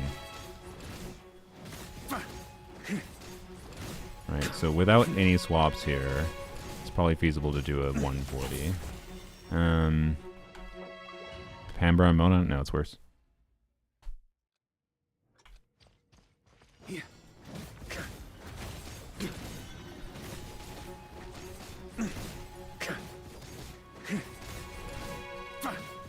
Right there is where I should have N5. Like, I don't want to N5 when the bar is like that, but there is a couple times when I'm doing N4 combo at least here where an N5 would have gotten through a bar. Okay, I think that's the play. I think I do N4, but then in the let's test it though. I think I do N4, but I need to pay attention to when it makes sense to do an N5, right? Like right here actually does, right? Because that almost broke that bar, and then the next normal attack will break this bar, which is perfect. Cat. Okay, well, I got a difficulty increase, everyone. Mona need to use normal attack to extend her buff duration, yes. I possibly... One thing I should check, Mona has had no energy issues. Thank you for the difficulty increase. King Dedede has taken his place in his throne, so I no longer... I mean, this is maybe enough mousing area. Maybe. I'll try. I don't know. Anyways, I might have... I think my energy issues might be fine. Well, I don't know. Not using Mona E might actually make Farina have more energy issues, so... But I might be able to avoid it on some rotations. Okay. Gina again to refresh our attack speed. Yes, that is one thing I was trying to do before, but trying to figure out when exactly I should do that is a little weird. What is the... we should check. What is the uptime on her buff? 15 seconds. Okay. So, yes. That's interesting. Okay. Just watched the map clear. And what the hell? We were all playing the same game. The guy's crazy. Yeah, there's a lot of really fucking good players. Healing bonus circlet? I have healing bonus circlet. I am not a twit rash. Thank you. I think I didn't have healing bonus circlet. Thankfully for me, it also lines up with being the highest ERPs I have on VV anyways. But I'm not dumb. I'm trying to be helpful. I know, Resh. You're just saying like really obvious things to me. Anyways, Pamber Mona I don't think will matter. Like I don't need the extra healing. And I don't need the energy either. And TDDS is scales really highly with the C6 investment, so you know. And I have no fucking other attack buffs in this team other than, you know, artifacts, so. Okay. Sorry. Oh yeah, we're testing N5 still. I want to test no, N4 but N5 when it's smart. Oops. Right here, absolutely, I think it makes sense. Right there, didn't make sense. Right here, yes.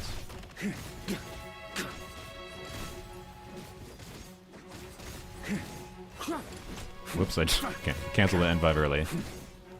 So yeah, I think 140-ish is doable. But this is just leaving Varca on field only, not like swapping at all, right? And the timings of using those abilities might change with attack speed buffs going on, right? Now let's just try N3. Because this seems to matter a lot, particularly for the second shield. Okay, N3 itself always gets through one segment, which is pretty nice.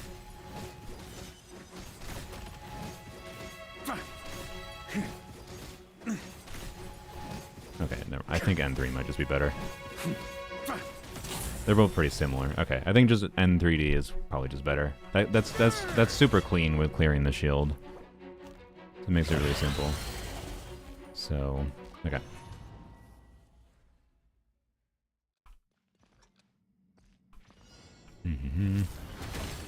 Dolly's attack speed. The only thing that could possibly be worth it in my mind is,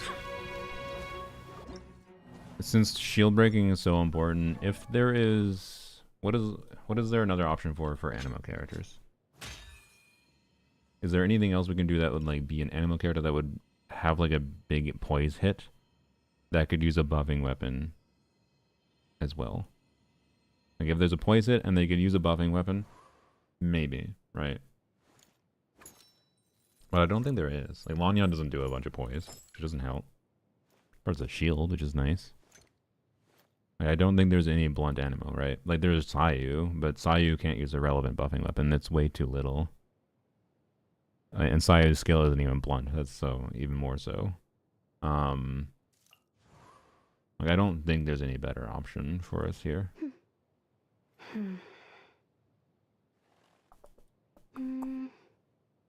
Candace in place of Farina. I mean, if she had a buffing weapon available, I would actually say maybe. Like, imagine if Candace was a healer and could use a Scofia's weapon. I would have pulled a Scofia's weapon then. Right. Zedef was testing and he dealt damage with it to the pillar, not rolling the end of it. Yeah, I feel like it takes too long animation. Keep in mind, like, we're doing Varca. Varca clears the shield well. Like, anything that takes extra field time to do is not really worth. I think Candace is actually the only interesting option, because normal attack damage bonus. But, like, surely, even though this is a pain in the ass, we can work around it, right? We have rotations here where we don't need any healing. We're fine. Like, right on the edge of we're fine. And we're getting 100% damage bonus, like, and Farina's damage, and tenacity. Like, surely not.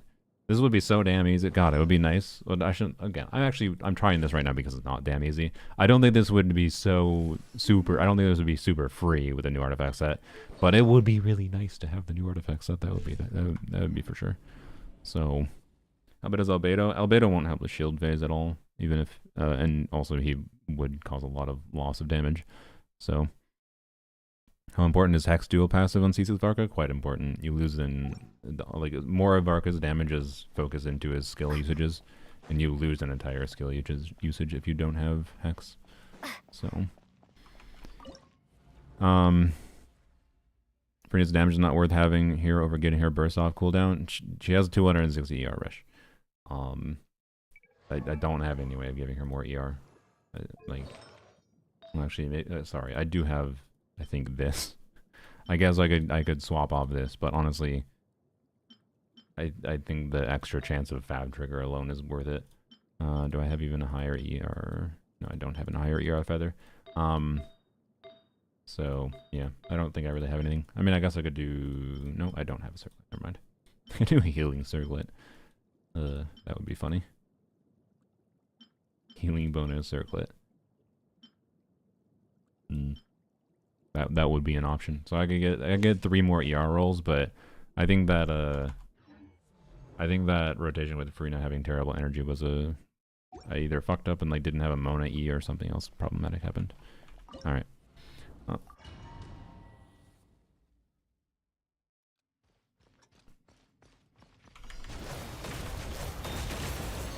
Hello? Maybe that is worth it. I don't know. Get additional chip damage on that shield right away. I don't know, let's try it.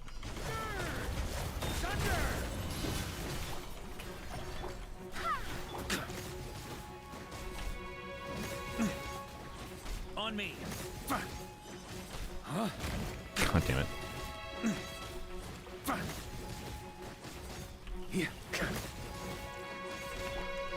Oh, okay, I thought I was going to be much closer to that coming back.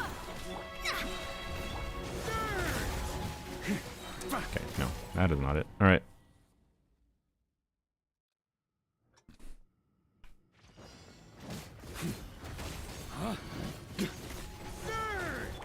Strike up.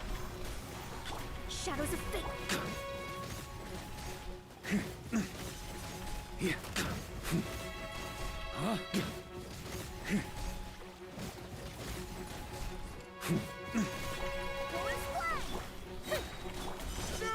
Wait, I wonder if I have Farina burst there. That'd be interesting. Freenet burst here, you get extra damage right here. That'd be weird.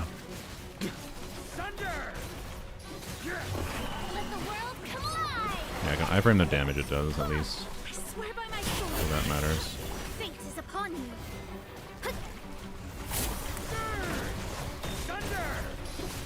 Thank you for staying in the circle. Up the ante. Shred 'em. Up the ante.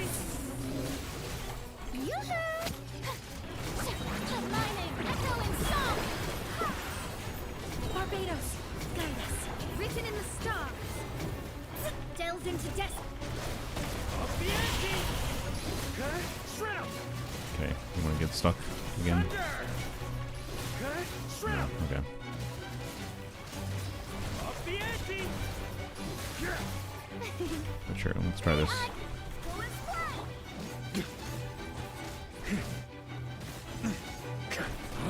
God damn it, bullshit that hit me.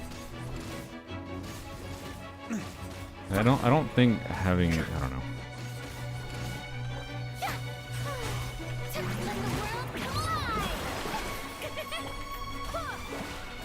Hopefully this works. Fate is upon you.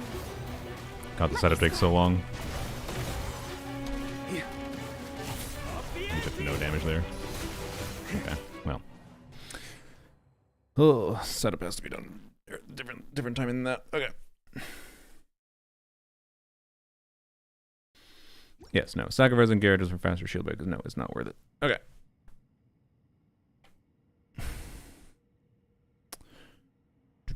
What are the cons? It is C6 Varca. I would not be trying without C6 Varca. But C2 Gene is actively a downside, I feel like. Sorry, C2 Gene. C2, not Gene. C2 Gene is an upside, so is C4 Gene. C2 Farina is actively a downside. Okay.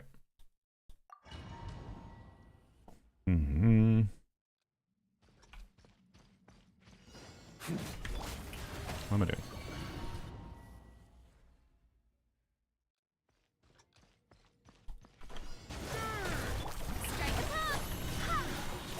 Delves into death.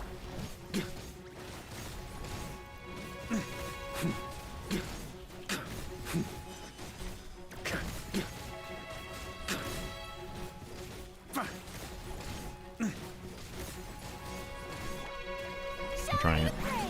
Time to shine. I'm gonna test this. Barbados, Ow. guide us. Decided by destiny. Let's see what happens. Let me scribe. Up the ante. That's a lot more damage at the starting here. Interesting. Thunder. I got my burst back. Okay. Let mining echo. Is that all we needed? Was that the missing puzzle piece? Fate is upon you. Shadows of fate. No. Can I switch? God damn it. Freaking Mona. Stop running away. Up the ante. Thunder. Yoo-hoo! Let the world come alive. Barbados, guide us. Decided by destiny. Let me scrub.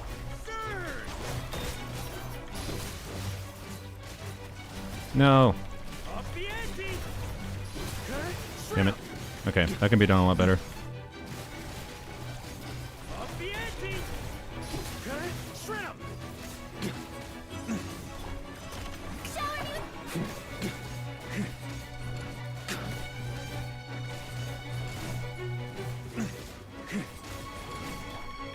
Let mining echo in song. I swear by my sword. Fate is upon you. Thunder. Flash. Okay. Interesting. I think that is the play. Cook Genie R. Yeah, no, it has some energy problems. It only works even right now. Like, Freedom Sword Gene is weird here because it like works because of the enemy's stall and not eating things. I should have switched to Gene an extra time there at the end. The only real problem is the Gene burst that I have to wait for in the second rotation. Cons on that Varca. If I'm doing 500 E's, it's a C6. You can tell because it's doing a million E's. You can't do a million E's. Charge attacks and skills if you don't have C6. Anyways. Proc TDDS with during the 3 seconds before the run starts, so you get bonus particles on first rotation. What do you mean? Before the run starts, so you get bonus particles in the first rotation. I don't know what you mean. What do you mean, so you get bonus particles? Does Varca clear this? Yes. I can clear very, very easily with Varca. How is that relevant for monoparticles? And why does bonus particles matter?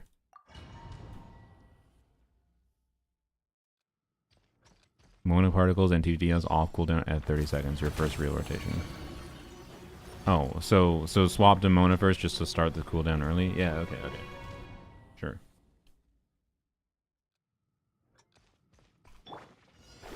Delves into...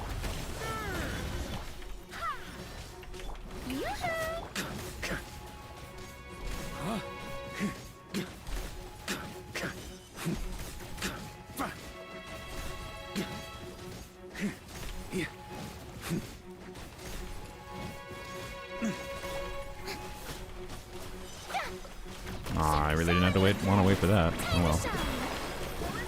Okay, interesting. I guess I know this works, by the way, but that was bad. Let me scry.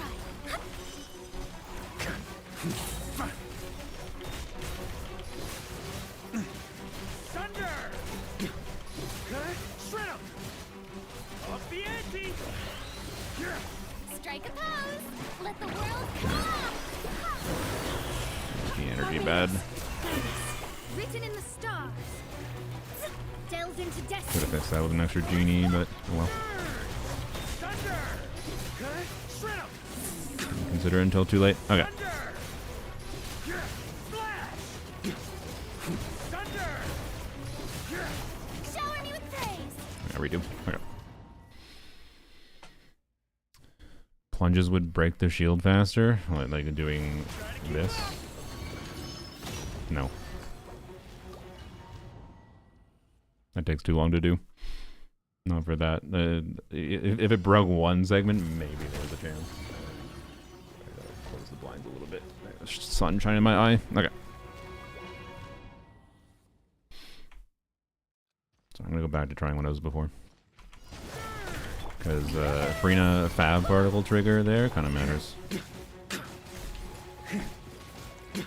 On me!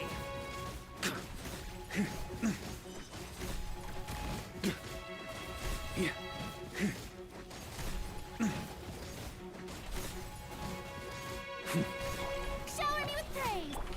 Okay, I definitely, if I wanted Frina burst early, I should definitely have Mona E up. Okay.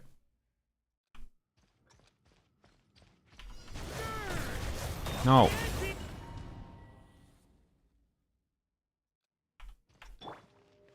Brash, I'm aware. I literally last time I am aware.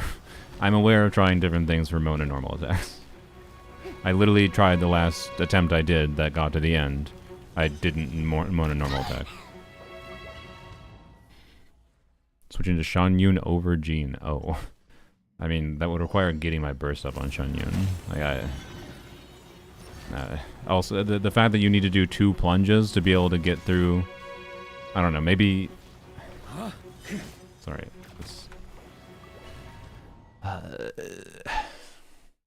Let's see. That... Why did you jump that? Oh, because you jump where you're fucking facing. Yeah, stupid ass ability. On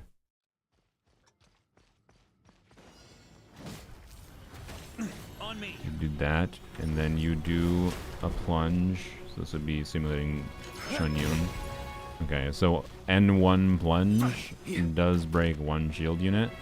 So with 8 plunges on Shun Yun, so this would be basically just for second. She does fuck all in the first rotation, but there's some minor advantages of Shun Yun that are elsewise that maybe, I don't know. But like, I don't know. So Shun Yun gives 8 plunges, 1, 2, 3, 4, 5, 6, 7, 8. So like, N1 plunge for second shield phase maybe is really nice. I don't know if I can sequence it properly. And then you put, I don't know, you put TDDS on her, or do we put the... Probably put TDDS on her. And then you Mona before Shanyun. So you'd have a higher VV uptime. Saving Q animation time from Mona. Like not having to have an extra 5-star burst animation except the like one time that we would Shanyun Q. I don't know. I'm willing to give it a try maybe, but I want to try with this a little bit first because I think it's more satisfying to get with Jean. I also like the thematic aspect of it a lot more with Jean Mona Varca. I didn't trigger Fab, did I? I want to trigger Fab.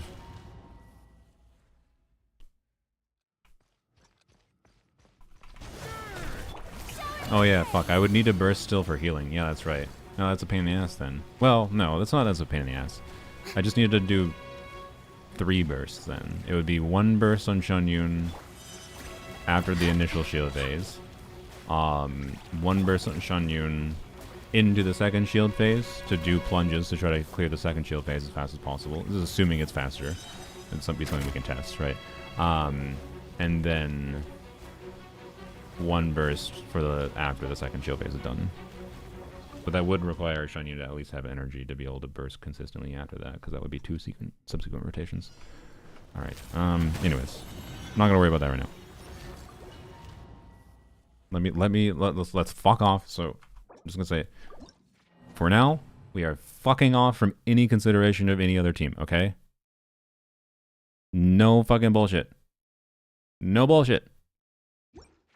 Maidens, Pamber, Mona, no. No bullshit. Okay. Sucrose, I mean, I don't think the healing is enough, right? Like, but I don't know. Again, things to fucking try, but fuck off from other team suggestions for now. Like, for the 1 quadrillion time every time I do Stygian, when I have a team that I think can succeed, and I like the team, I like how it plays, I'd rather use this rather than fucking about with 500 different teams before worrying about what is inevitably going to be a lot of gameplay optimizations that's different for a different team. I think the team I'm using right now, as it is currently configured, can clear. I'm pretty sure. Right? So... Sorry, that fucking Windows button isn't working. Why is the Windows button not working? Oh, fucking cat turned off my fucking things. The cat's crashed in my keyboard before and turned off a bunch of things. There we go. Okay. But I'll jot it down as an option. But that's like, I've spent 3 hours on this team, doesn't seem to be making progress kind of idea. So, anyways.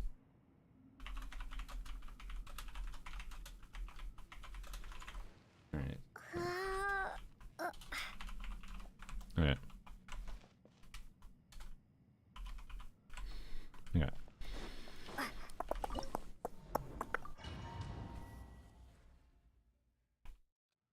I want to get vibe my way through everything else. God damn it! I'm trying to switch. Let me fucking switch.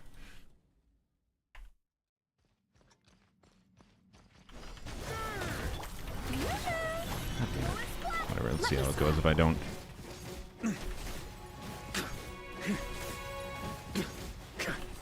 Oops! I dashed too early. Oh man, dashing early is really bad. Doing 1 dash too early fucks up the timing for the... Oops. I guess I could do an N4 to fix that. Yeah, if I do a dash too early, I just need to do an N4 next to fix it. Okay. My boss is mad at you. Your boss is not mad at you because you don't get paid, so I'm not your boss. Nice. Okay.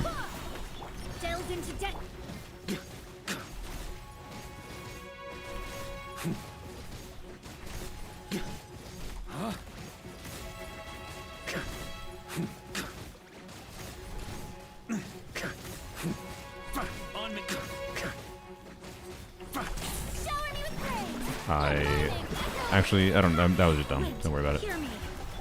I don't think... No, it's gonna... Yeah, it's gonna roar. Whoops. Okay. I mean, what happens? What happens? Let's see.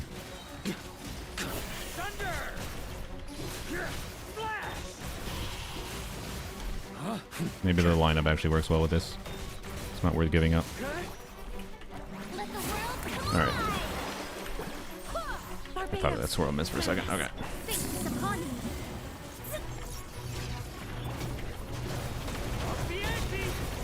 Oh, that Hydra hit do no damage. Did I not get to DDS that rotation?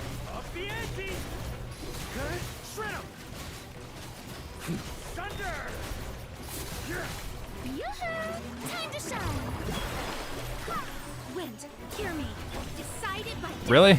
I didn't expect that. Okay, well. I guess do damage to it. Might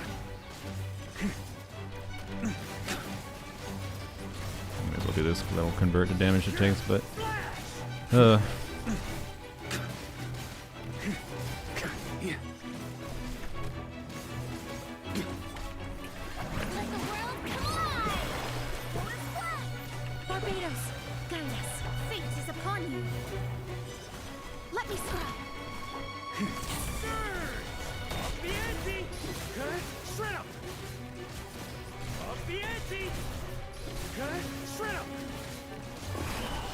interesting. Okay.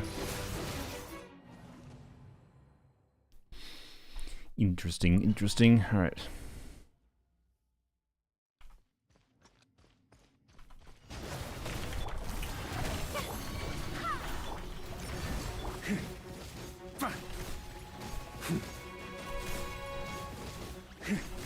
Okay. And 4 here. Yep.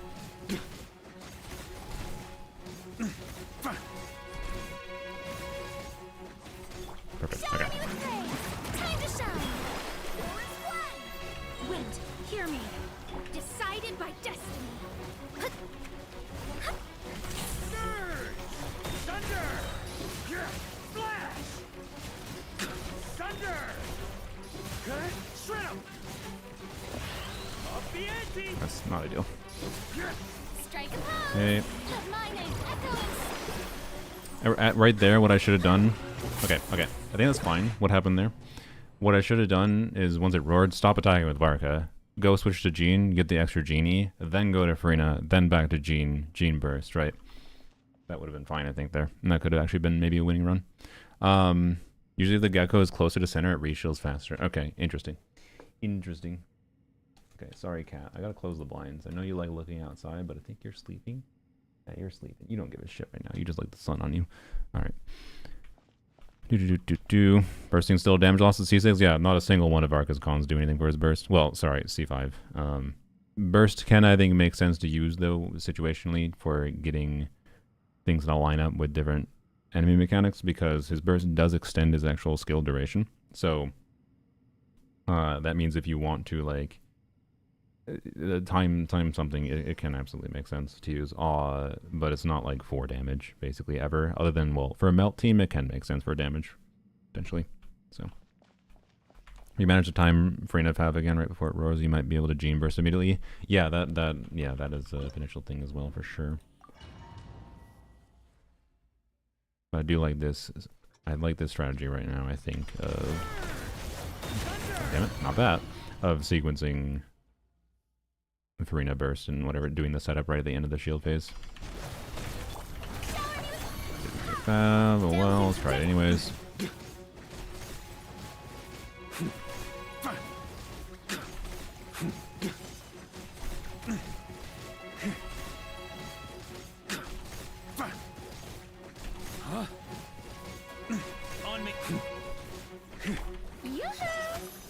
Yep, it seems like that Fav is kind of nice. Also, I should do an extra gene swap. The extra gene swap should be at like 130. No, sorry, 142, 143 ish. Depends on when the first gene E happens.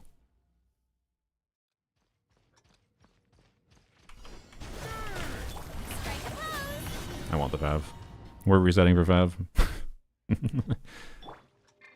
Whoops. No, that might fuck it.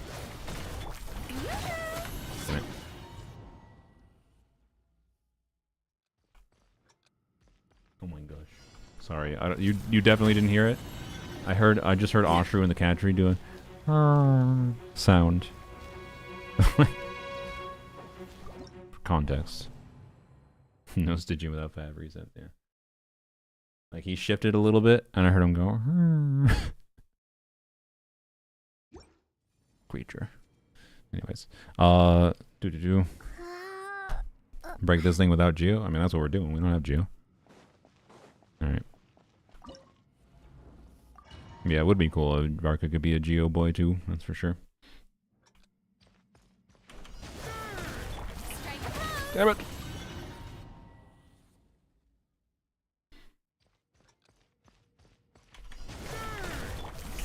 Nice.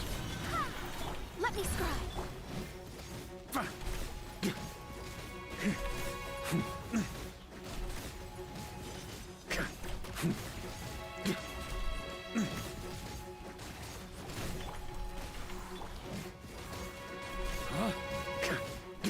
On me.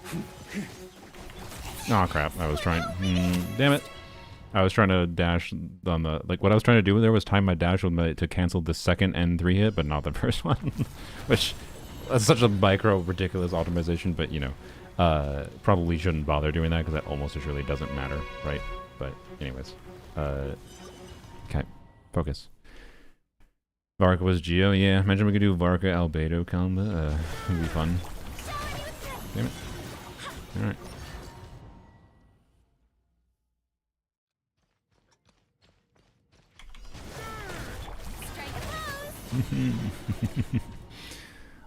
Maybe I should have put a crit rate circlet on. Should put a crit rate circlet on her. Damn it! Not letting me switch game. Whoops! Whoops! Whoops! Fuck! God damn it! Fucking switching cooldown. I hate switching cooldown in this game. It's so bad. Nice.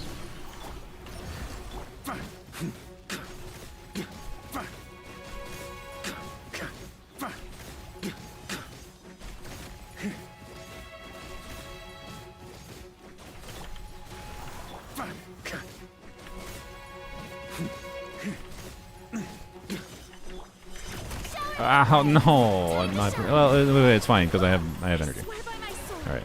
Fate is upon you. Shadows of fate. I just canceled my charge attack. Good job. That's what we needed. Canceled charge attacks. Yes.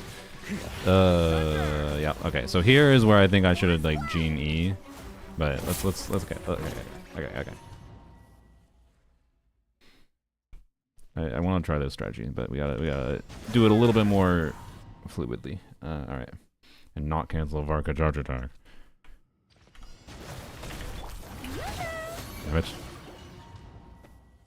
Is it necessary to trigger Fab if I want to get my Farina burst up with maintaining as much Varca field time as possible? Yes. I feel like it's the optimal strategy. That's my vibe. But I could be a little wrong. This might not be the only route. Let me scry. Huh?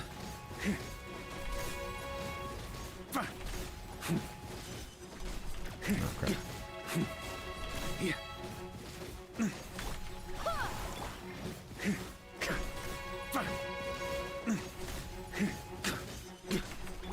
This is trouble. Strike. Barbados, guide us. Wait, what am I doing? wait. Actually, I just had the thought. I don't know why I just started normal attacking there. But, honestly, I wonder if I break the shield with Varca normal attack, switch back to Jean to get a swirl, because I think the swirl isn't being applied to the Moon Gecko. I think the swirl that applies to the shield thing does not count as a swirl to it. Right? When you usually first use Mona, your TTDS is usually off cooldown at 125. Okay.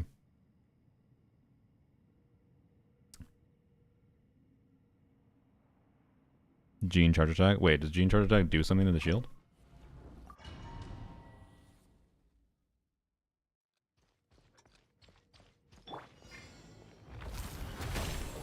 Oh, it does. Oh shit, okay, so that could work. Interesting. Yeah, I could have continued doing the sword attack damages there too. Maybe I just do continue waiting on Jean. And that might make the Mona TDS cooldown line up well anyways, potentially.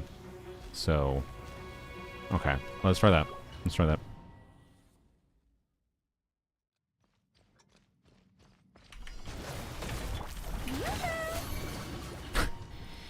I should maybe try a crit rate circlet, because almost assuredly the crit damage circlet doesn't matter on Frina. That wasn't close enough. I need to walk forward a little bit with Varca to be able to get him to leap forward, actually. Yep, there we go. Shadows of fate. Oops. Messed up with the dash there. Oh gosh, this is bad.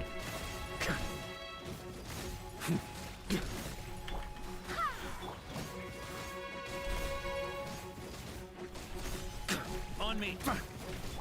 Perfect. Shower me with praise. Time to shine. Wait, hear me. Decided by destiny. I only got 600k. I didn't get a swirl because it didn't have a Hydro on it. The fucking Hydro application timing. God damn it. Okay, maybe it's not worth doing that. I don't know. Because we lost, like, by doing that like that, we also lost potential charge attacks we get on Varca before. Okay.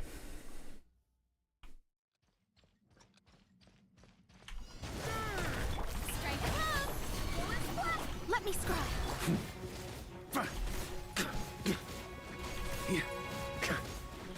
On me. That's God damn it.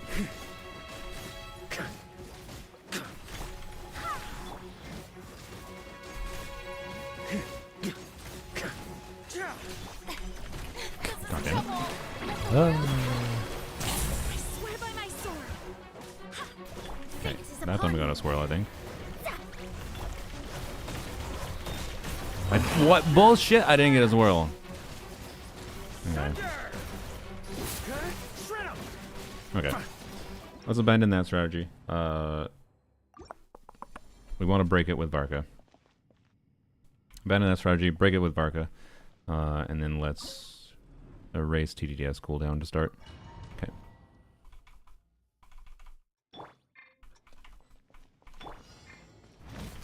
What am I doing? What am I doing?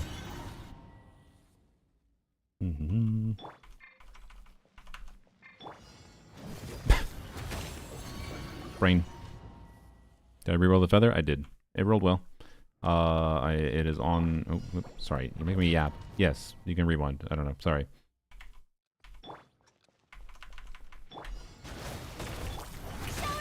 Damn it.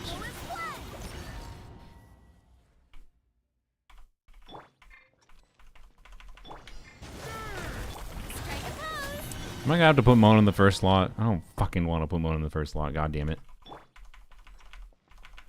Shouldn't have to. I fucking hate switch cooldowns. God damn it. Am I gonna have to fucking put Mona in the first slot? I forgot to.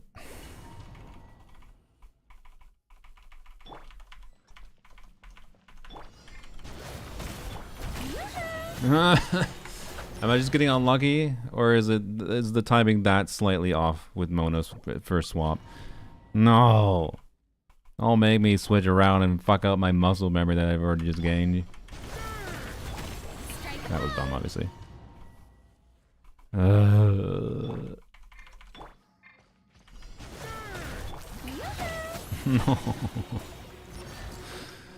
No, fine. Fine. Gotta fucking remap the entire order in my brain. No. No. No. Oh boy.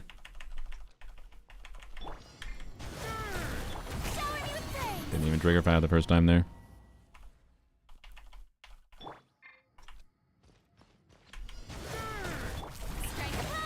Yeah. Shadows of fate.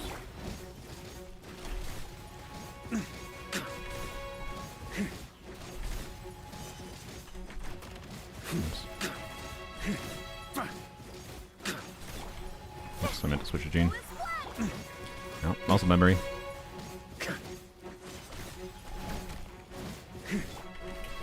Let my name echo in song. Can I switch? Hello? Hear me. Written in the stars. Yeah, that wasn't even ideal. I need to stop earlier than that. Whoops. I already learned that wasn't ideal. So I shouldn't have done it. Because now I can't even get... Yeah, see, I can't get the Varca E, right? Alright. Yeah, don't do that.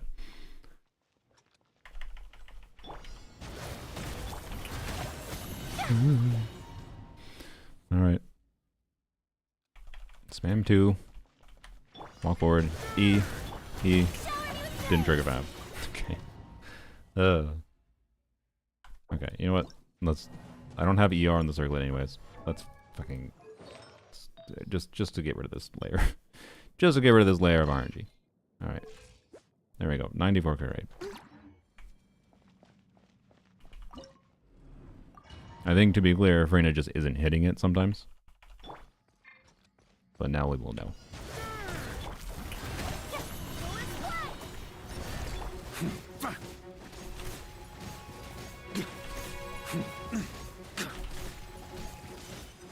On me.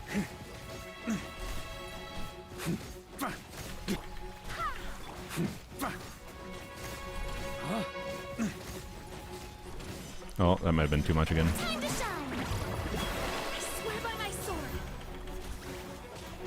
Delve into Why did I do that? I just did normal attacks that was dumb to do. Whatever. No. Okay. I'm gonna try it anyways. That. Okay. Hear me.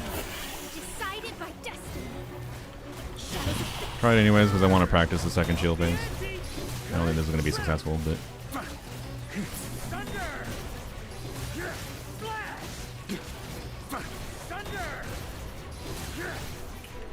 Let my name echo in song. I should have done an extra gene swap. I swear by my Extra sword. gene swaps for getting. Vengeance upon you. You're gonna go to the shield phase already, aren't you? Leave my Ow. space.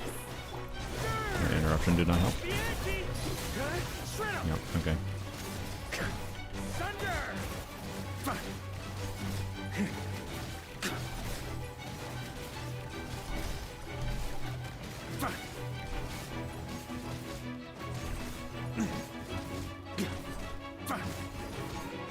Yeah, I wanted about half, I think. Wait, hear me. Decided by And destiny. then we do a couple more normal attacks.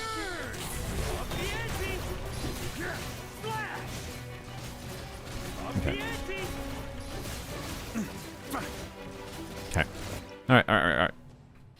This is going nowhere. Alright, weakest demon. If you think it is, you don't understand the optimization process. You've never truly had to optimize a fight in Genshin if you think this is going nowhere. It's called gameplay optimization, and it's called routing, which is part of gameplay optimization. But you do you if you want to be a negative butthole. Anyway. Yeah, it's very doable.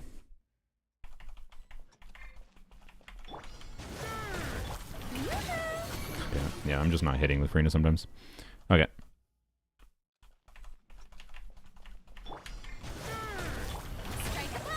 Really?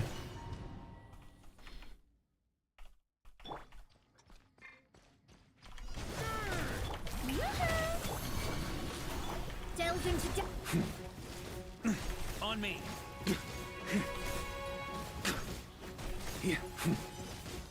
On me. Fuck. God, you see, my brain thinks Gene is on 3! Given how much easier this was yesterday with Pyro. Yeah, well, the thing is, it's also with C2 Durin, right? So, like, without C2 Durin, I think that some of the difficulties I'm having here might have been actually pretty similar with that, but I also maybe could have figured something out with Bennett and Venti or Sucrose, because part of the problem here is losing, with Pyro Varca, is losing damage with using Gene. But I also really never had to min-max it at all, so I still think it has an advantage even if it wasn't a C2 Durin, but yeah. Alright.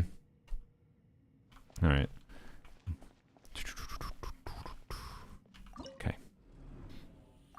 Just focus. Just focus a little bit here. I think I can start making some progress. Oops. Didn't walk forward a little bit. That's not focusing. Yes, I wanted to clear with...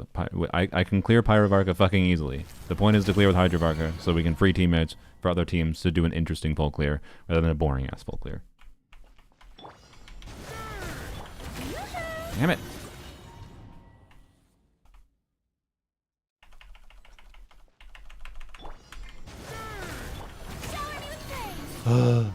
Let me switch earlier. Spamming the fuck out of 2. There we go. Finally. Let me scrub.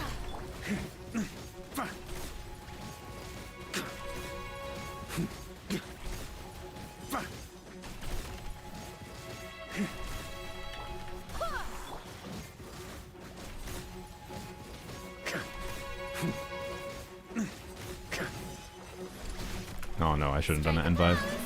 Why can't I learn by now? Because now Jean's gonna break it, right? And that's not ideal. No, okay. Don't do the N5, just do the N4. It's fine. It's fine. You're fine. I forgot to spam too.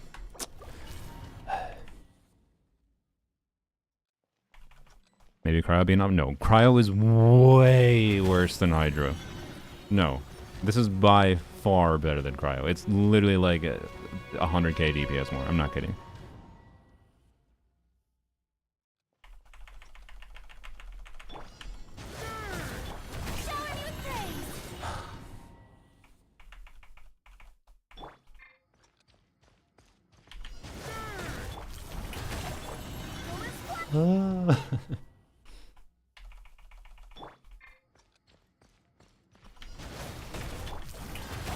Really?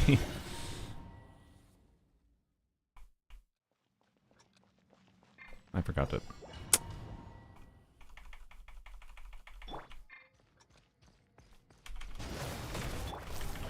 Break.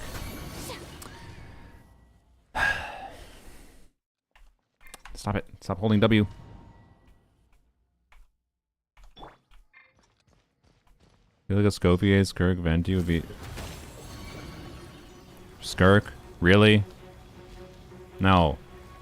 I haven't even tested it. I refuse to. I don't think Skirk has a fucking 100k DPS though. That's for damn sure. Burst Skirk. But you're underestimating C4 Gene with the conjunction of attack speed. C4 Gene in conjunction with Mona and TDDS on Mona. And Freedom's Horn is nice on Gene, to be clear, but definitely not necessary. And Freedom's Horn also causes some problems. So, you know.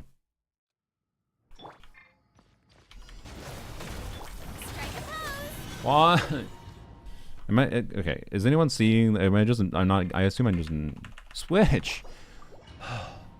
Are we even seeing the Hydro hit? I think we're just not seeing the Hydro hit. It's just really annoying. Thank you. Finally. Shadows of fate.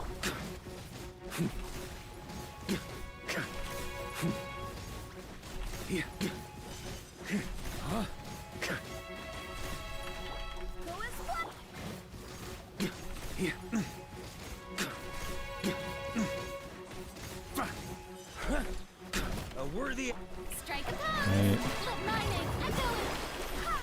Wind, hear me. Can I switch? Fate Hello. is upon you. Let me scrub. Wow, really? I got interrupted with it landing on the ground. Oh my god. Whatever. Let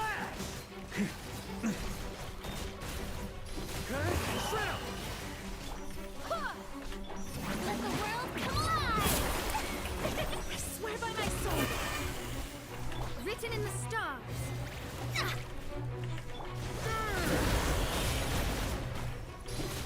Of course, he's just barely outside of Gene range.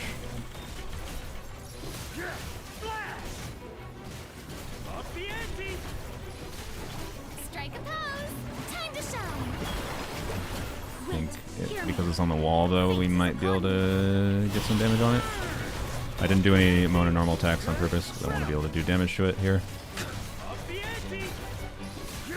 Yes, thank you. Keep stalling out your shield phase. Thank you.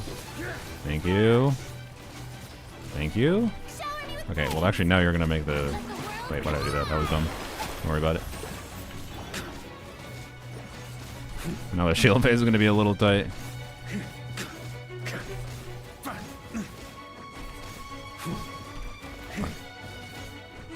That was a little bit too much stall Moon Gecko, actually. Although, in theory, I wonder if it's possible to kill it without any shield phase. Yeah, okay. Interesting. Interesting. Okay. Yeah, that was a lot of fucking stall. I don't know how much you can stall the thing. I feel like it's probably possible to actually kill it before it does second shield with how much it stalled that there. But, yeah. Anyways, I feel like you can break the shield earlier. We are very, very on purposely not breaking the shield earlier, Azam.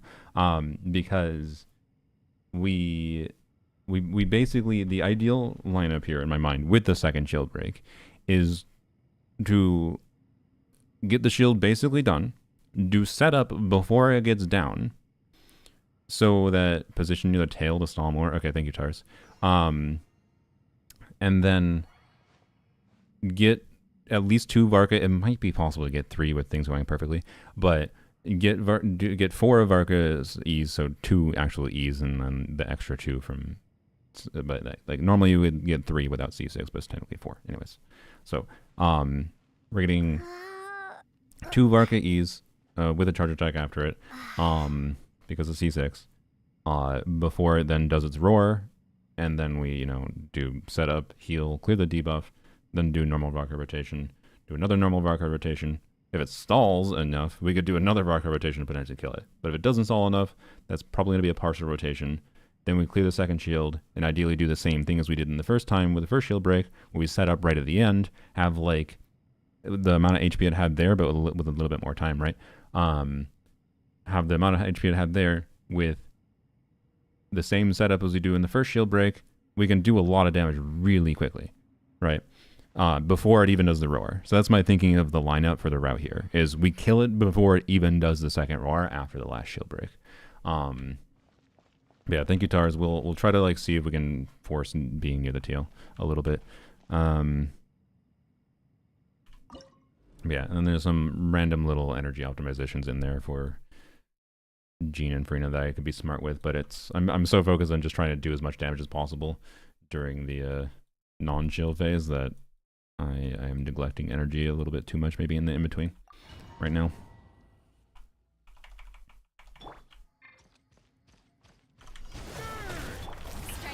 Nice.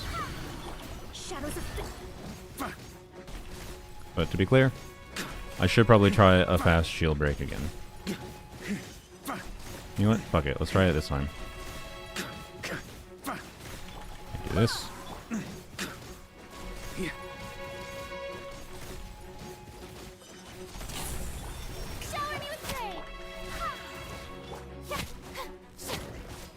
waiting for it because I wanted to roar.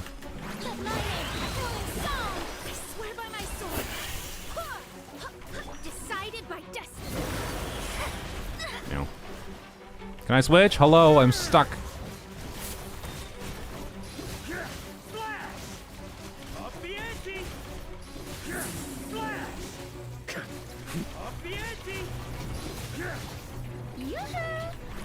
Gene energy is fine, but I think I... Yeah, no, we're fine. Okay, cool. Written in the stars.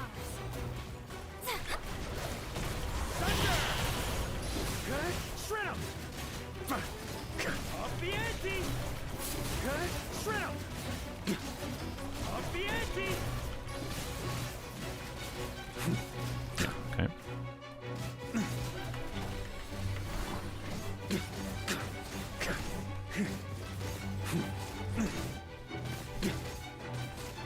On me. Furious. Can't end here. I mean, even if I did clear this wet at like 10 seconds left, I don't think it would have been fine. No, I don't think that's the strat. I think stalling out the first shield break just slightly is absolutely the play. I forgot to switch.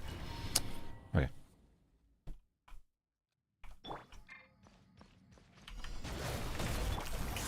Nice. Getting better at doing that.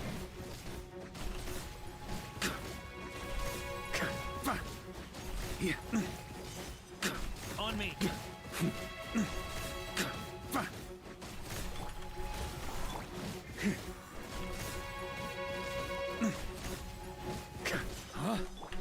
Let the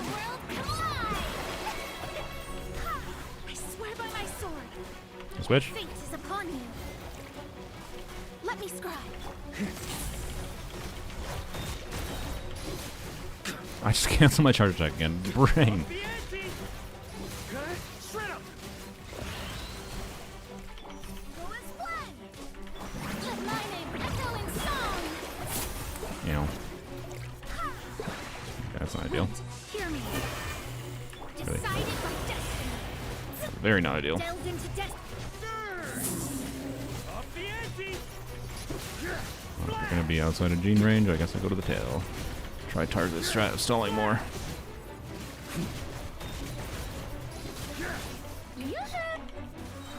Okay, funnel those fat particles to Gene was good. Swear by my sword. Alright, and we do this. Up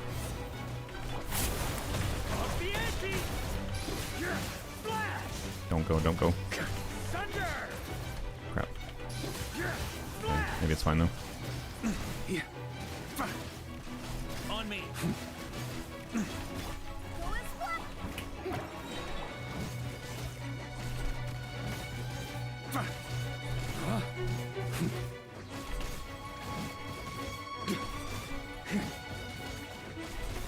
The setup's gonna take too long. Time to shine. Gene, where's your energy? No, Gene. No, it wouldn't have mattered anyways, to be clear. Okay. Is this C0 Varca? No. No. Ugh. Is this a because I can? It's a because it's more fun to actually have to optimize gameplay rather than, oh yay, I gambled enough, yay, I can clear for free now. It's not satisfying to me. It's not satisfying or fun to me if I just like, oh yeah, I can clear easily. Like, to be clear, I enjoyed doing the initial figuring out. Like, it wasn't completely free to use Pyro Varca against this. It wasn't completely free to use Pyro against this. But like, I want to fucking use the characters that Pyro Varca would need for a different clear. Because, sorry, fuck you, it is far more fucking fun to do a Hydro Varca C6 clear than a Pyro Varca C6 clear and then have to use, like, Nefer with Nefer Lauma for the Hera. It's far more cool if I can use Duran Sitlali Lanyon on the Hera at dire difficulty and then clear with Hydro Varca. So, saying it's just because I can? Yeah, sure, it's because I can. Because I play a video game because I can. Because we play the fucking video game to have fun, and this is what I have fun with. So yes, it's because I can. Because it's more fucking fun to me. God, anyways. Sorry, it just pisses me off when like people see, why aren't you using brain dead meta boring team variant? Because this is actually better than you think, and more fun, and frees up characters. Why not E? Anyways.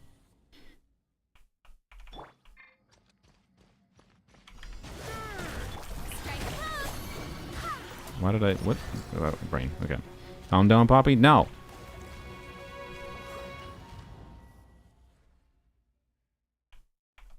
Tired of people telling me that fucking I don't know what I'm doing because I'm not just doing the boring team I didn't want to use. That I already used to clear. I've already cleared with it. I don't want to clear with the same team I've already cleared.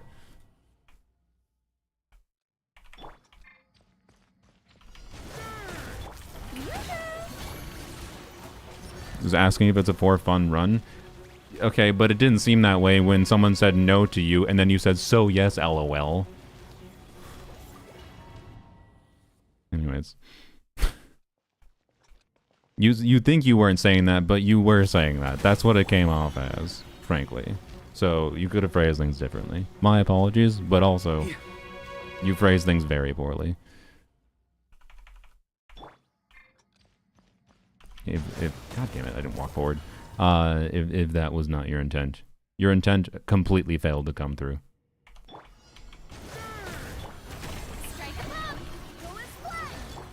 God damn it, what am I doing?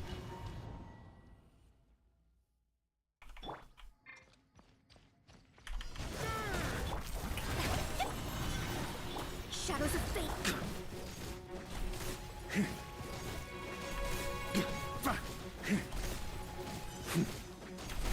Damn it.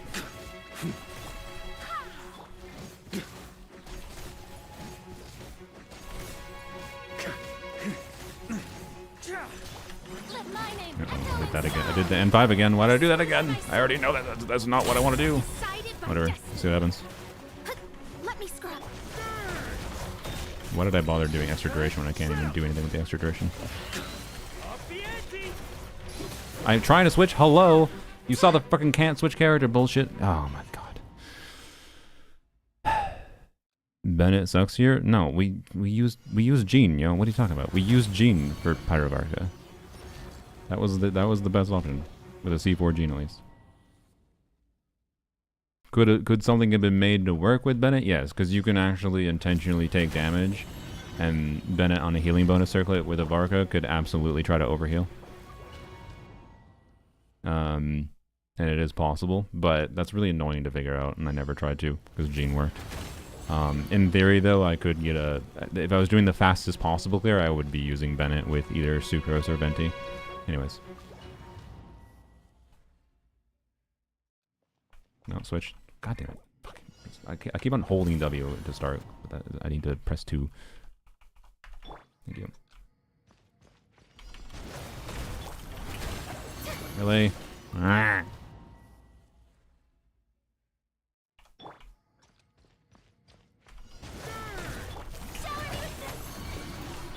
Shadows of...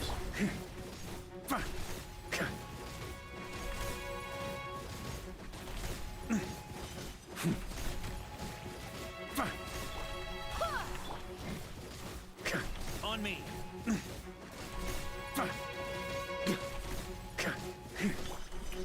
Let the world come alive!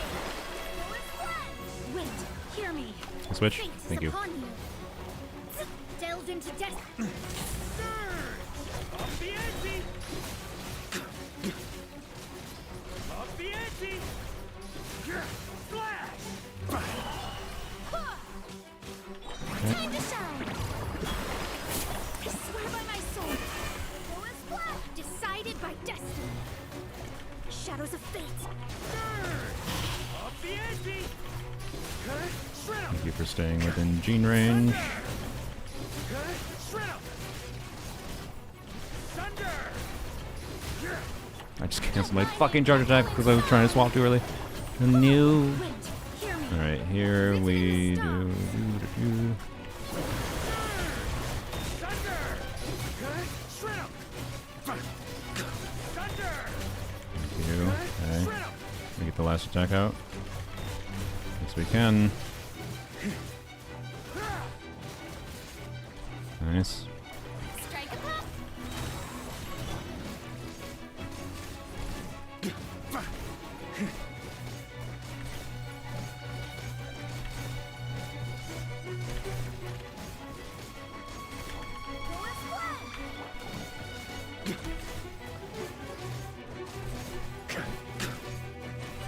Shower me with praise. Time to shine. Oh, fuck. Damn it. Oh, okay. Can I see your Varca bill when you're done? Yeah. Off the top med, although he's the 66 crit rate with 100 or 249 crit damage with 2,999 attack at a baseline in his team before any like buffs just in the stat screen. Okay.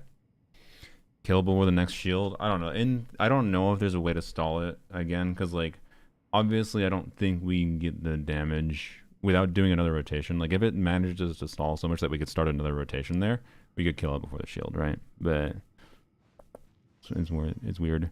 Is it even worth Frina bursting last rotation? Maybe not. That's what I maybe should have skipped there. I maybe should have, because I wasn't sure if I had time or not. So what I was trying to do was Frina burst and then just Jean E, so skipped Jean Q, obviously, which, you know, it was fine, whatever.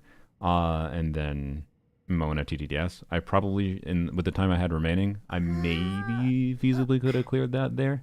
I think it would have still been very tight and probably wouldn't have quite gotten it, but if I just skip Frina, whatever, Frina Tenacity going, no Frina Q, switch to Jean, get a VV swirl. I still don't know if VV... Okay, actually we can test this. Let's test if VV actually applies, because this matters particularly for the second shield break. It's not that big a deal for the first one. Let's see if VV actually applies in the first place. during the if I swirl this, right? So swirl on this. Does this apply VV? Because you see the little, I see the little down arrows on this, but I don't know if this counts as a separate entity as the moon gecko. Because if so, it didn't even. If it doesn't, then the only reason to swirl on this would be like trigger Freedom Swarm, maybe. Is the thinking.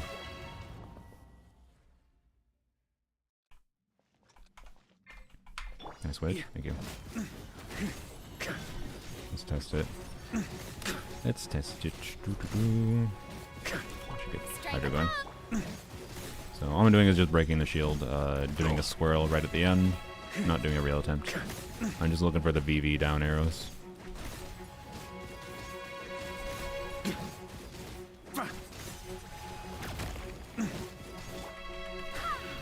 Oops, whoops.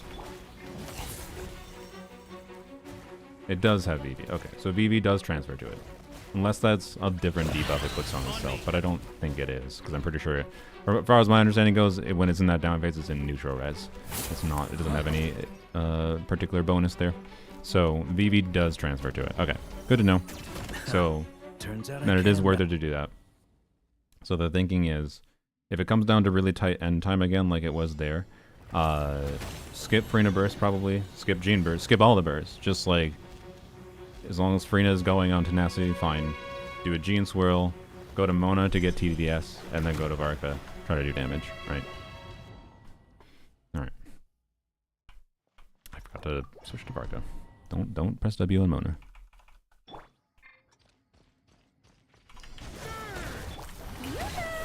Damn it. C6 Mona? Technically, yes. C4 Mona is the only thing that really matters. God damn it. Really?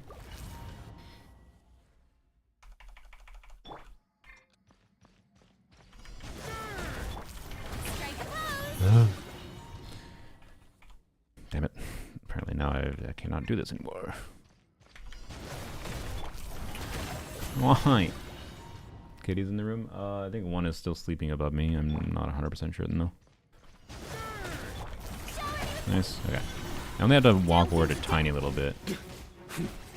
Oops. Not bad.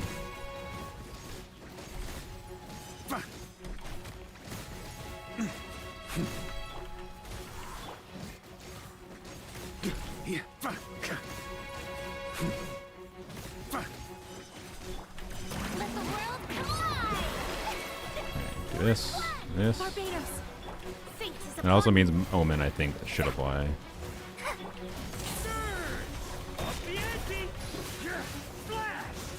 Although Omen I'm less sure about, because Omen's fucking weird.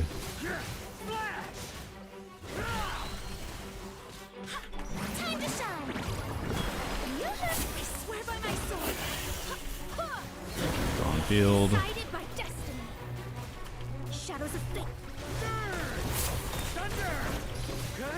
Nice.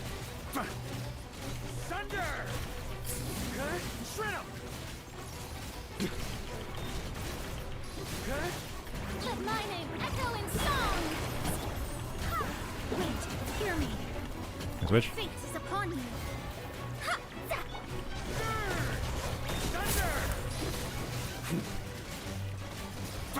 Thunder! Flash! Up the ante! Flash! On me!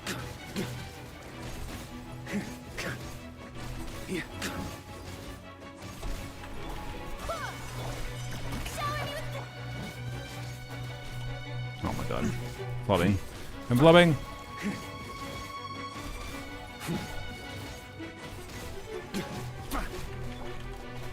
I shouldn't have done that. Why did I do that? No! Bro, I could have had it. I fucked it. I fucked it. You still think it's not doable, you doubters? I fucked it. But yeah. I think this is the route. I think this is the routing. Oh. Okay, we can do it. We can do it. How much time do I have? I have less than 2 hours. Alright. We're probably... I don't think we're doing a full dire clear today, by the way, but I think there's a good chance I can get this clear at least. I don't think this clear is actually going to be that hard based on the damage I saw at Fearless, but I could be wrong. Alright, yeah, I fucked it a little bit. I think if I had done better with the shield break there, had like 3 extra seconds, I think it would have been fine. I forgot to switch. Alright. Okay. Oh, this is the first time in a while I've had to like fine-tune this kind of optimization and enjoyed it, notably. I'm getting the shakies, which isn't like helping me play better, to be clear, but it's fine. This is the kind of routing I find really fun in Genshin. And I'm very glad, despite having seasoned Varca, I can still enjoy routing for this. I was slightly worried he'd become too strong sometimes. Alright. Swear by my sword, written in the stars. Shadows of fate. Up the ante! Shred 'em! Flash! Yeah. Strike a pose. Let the world come on. Barbados. Decided my destiny. Let me leave my space. Up the ante! Shred 'em! Thunder!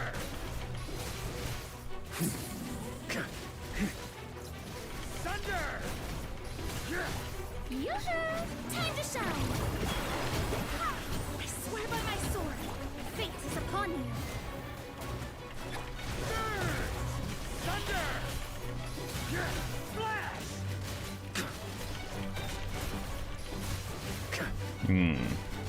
Okay, it's fine. You have more shield time at least. On me!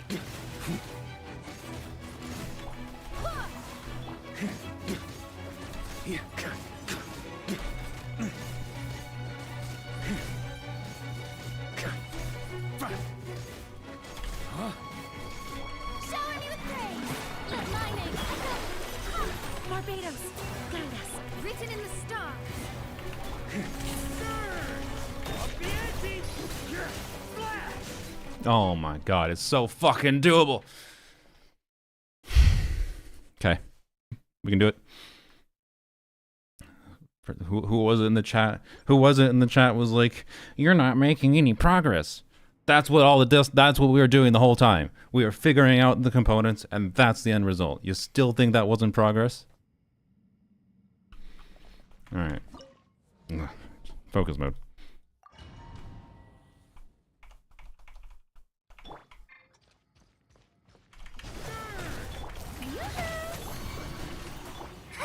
I forgot to E on Mona.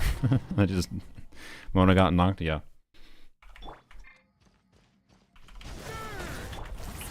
Okay, yeah, I'm getting consistent with the Fab drop.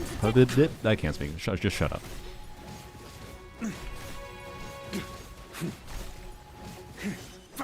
On me!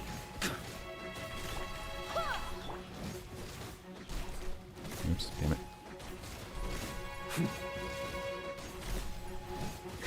Yoo-hoo! Time to shine! Wait, hear me. Fate is upon you. Let me scribe. Thunder! Flash! Up the ante! Flash! Go as one! Let my name echo in song! Shout Barbados! Guide us! Ha! Written in the stars! Ha! Delved into destiny! Up the ante! Up the ante! Flash! Up the ante! Let the world collide! I swear by my sword, fate is upon you. Skipping Mona E. Thunder! Up the ante! Flash! Up the ante! Flash! Go as one! Strike a pop! It took a really long time to get his shield up. I think that kind of fucked it. Still try it, obviously, but.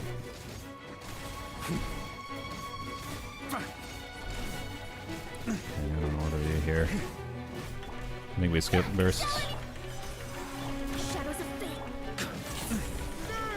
I don't know. Okay. No, that's fine. We're getting so much more consistent at doing, like, getting close to the end a little bit. Alright.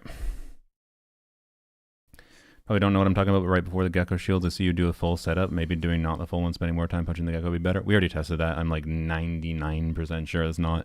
I'm not going to say it's impossible to have a different route, but when we tried, we were making obviously better progress, generally speaking, stalling out the first shield break.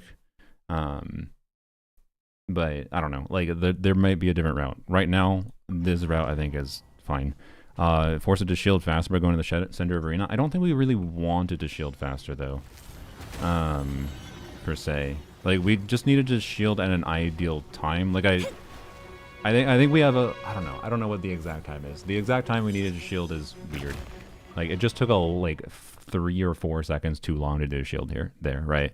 Like we just wasted time on Varca waiting for it to do shield, and that's kind of all it is. But we want some amount of stall, I think. I'm pretty sure.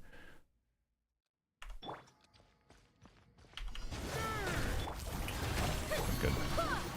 Delve into depth.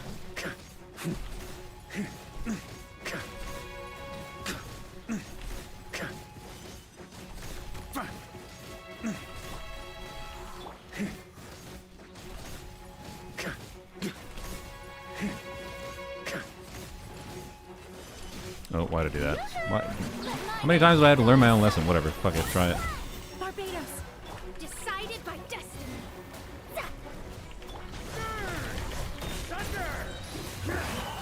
Yeah, see, we just miss an entire ass different thing. Time to shine. No, there ain't no way. No. Varca Burst doesn't help anything here. It could help with... What could it help with?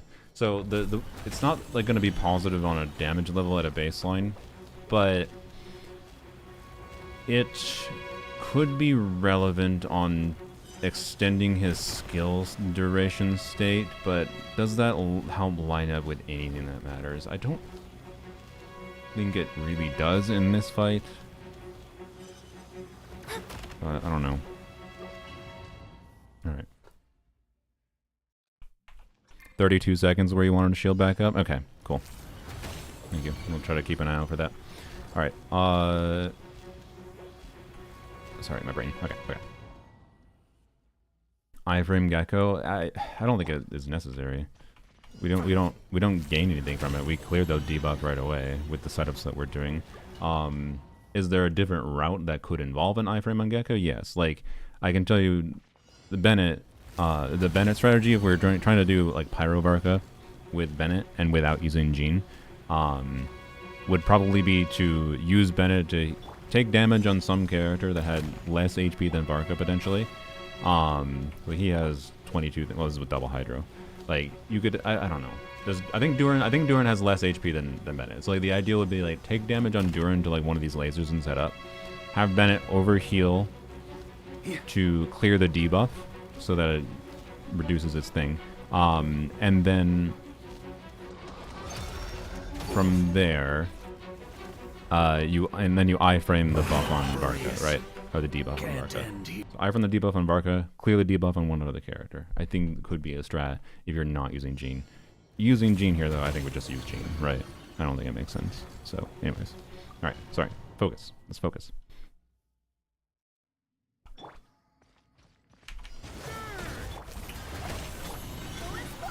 Let me scry.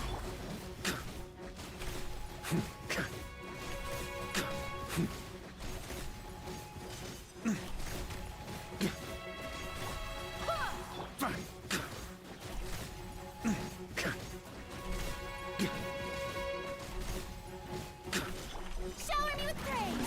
Let the world come on. I swear by my sword. Switch. Written Hello. in the stars. Shadows of fate. Up the ante! Flash! Up the ante! Flash! Up the ante! What am I doing? I forgot to whatever. Time to shine. Barbados. Actually, I don't know. Maybe doing that could make sense for lining up rotation better. Let me scrub. I think this is a cooked attempt, but let's I want to test the second shield phase. Thunder. Shred 'em. I think it's going to do a sooner rotation, or sooner Thunder. reset here. Oh, this is terrible. Let the world This one was terrible. Terrible, terrible. swear by my sword. Delves into destiny, written in the stars. Yeah, I'm surprised. Okay, no, it didn't go earlier. Yeah, okay.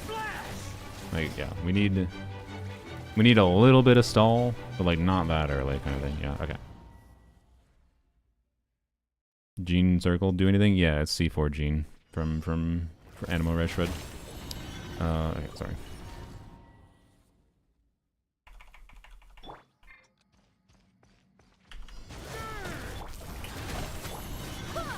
Shadows of fate. Cancelled earlier. On me. I need to stop holding a directional key when I'm doing my dash cancels. I know I didn't switch a gene, I'm testing something. Strike a pose. Time to shine. Wind, hear me. Decided by destiny. Delves into destiny. Up the ante. Flash. Cut. Shred 'em. Up the ante. Let my name echo in song. Barbados, guide us. Written in the stars. You know. Alright, skipping your E, I guess. Up the ante. Cut. Shred 'em. You know, don't make me fly in the air. The butthole. Just lost a bunch of damage for that. Thunder. Time to shine. I swear by my sword. Decided by destiny.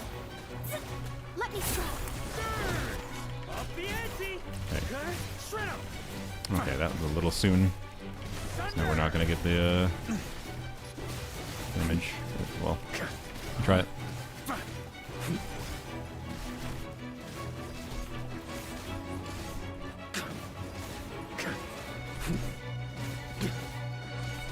Shower me with praise. Let the world come. Ow. Wind, hear me. Written in the stars. Up the ante. Flash. I was saying the closest we got. Alright, interesting. Some artifact we can help here? Well, we already used our reroller, so no.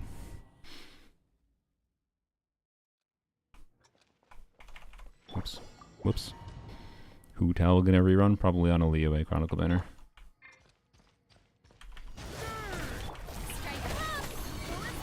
Shadows of fate. When is a Leo Chronicle banner? Probably this year. But might not be until the beginning of next year.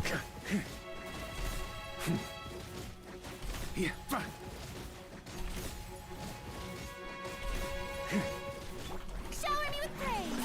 Time to shine. Barbados, guide us. Fate is upon you. Delves into destiny. Up the ante. Flash. Up the ante. Cut. Shred 'em. Don't use Varca E to break the shield. Yeah, I know, that was a mistake I did before. Didn't do it this time. Oh!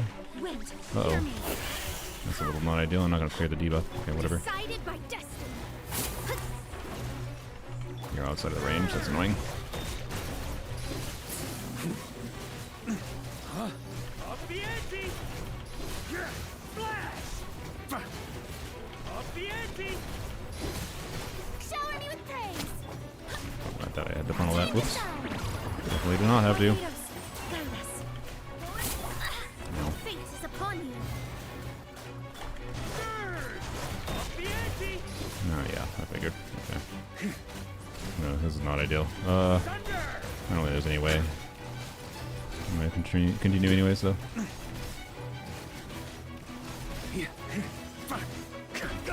No.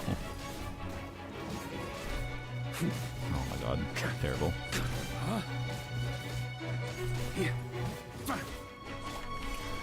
No, I don't have my energy. I didn't think about. Yep. Okay. God damn it.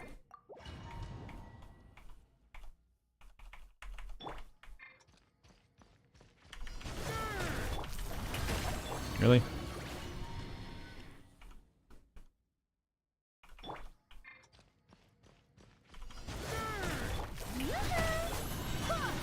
Let me scrap.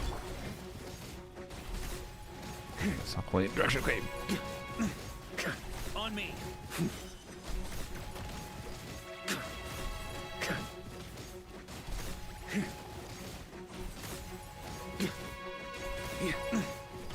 Strike a pose. Right. Let my name echo in. I swear by my sword, written in the stars. Slightly slow. Shadows of fate. Up the ante. I just canceled my fucking charge attack again. Stop doing that, brain. Shred 'em. Go and flap. Yoo-hoo! Time to shine. Wait, hear me. Fate is upon you. Let me scrap. Thunder. Flash. Up the ante. Flash. Strike a pose. Let my name echo. Ha! Barbados, guide us. Written in the stars. Thunder.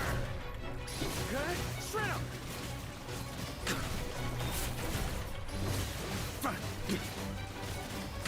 Thunder. Okay, go into shield base. Dude. Okay. Yoo-hoo!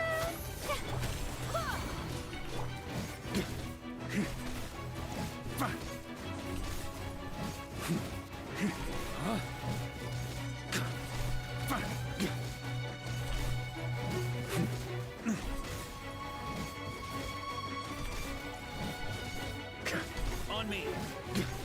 Shower me with the... Ha! Delve into destiny. Fuck. Oh, okay. Mona's normals in second rotation before the shield comes back. Yeah, I'm playing around with skipping different amounts of Mona's normals. Like, I'm kind of feeling like the third Varca E damage, like not having Mona buff on the third Varca E on a lot of these rotations might not matter. Is my thinking, right? Gene alt for attack speed. Attack speed is from Gene C2 picking up particles, which is like one of the things that I tried to do there with the shield clear there was I tried to get particles on Gene before swapping to Varca, which ideally I actually want to do as like it's crawling up, because I can like catch particles on Gene, trigger the 15-second attack speed bonus, like right like as like the shield is spawning, and then switch to Varca immediately. I didn't have the attack speed bonus there, and I cleared the shield slower because of it. So I tried to get it, but then it just didn't line up well. So it's close though. All right. Oh, cat.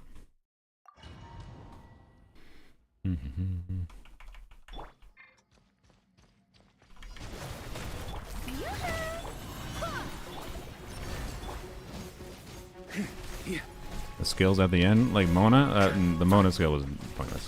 The Gene skill was BB.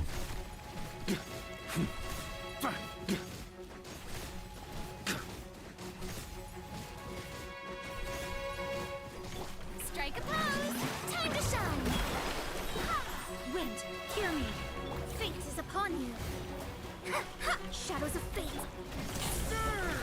Up the ante. Flash. Up the ante. Flash. Go and swap. Shower me with praise. Let the world. Hello? Really? Barbados. How did I not have energy there? You missed, Gene. Decided by destiny. Delve into destiny. Thunder. You were wandering into my buff. Shred 'em. Thunder. Strike a pose. Time to shine. I swear by my sword, written in the stars. Flash. Thunder. Okay, do transition. Yes.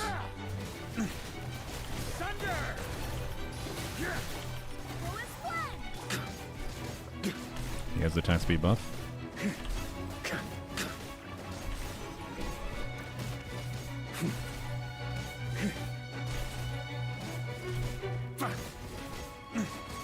On me.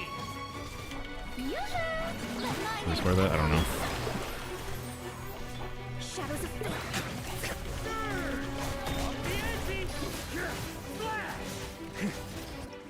Okay. Does that Varca have cons? Very yes. Very, very yes. Okay. Oh. Alright, we're getting very consistent, so, alright. Oops, almost forgot to switch. Delves into destiny.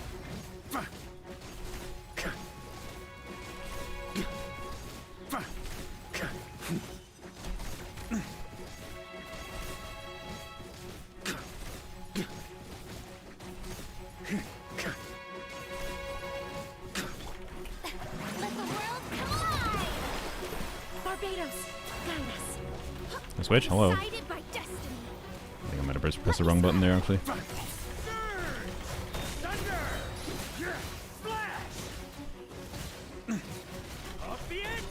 Trying slightly different combos here. We are at the point where combo optimization maybe matters. Time to shine. I swear by my sword. Fate is upon you. Shadows of Oops.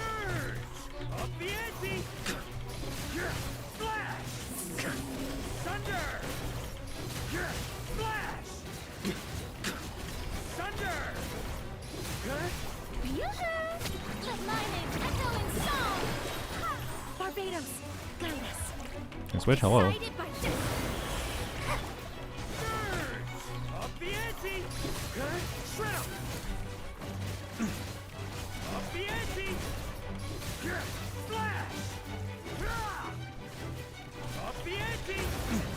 Whatever.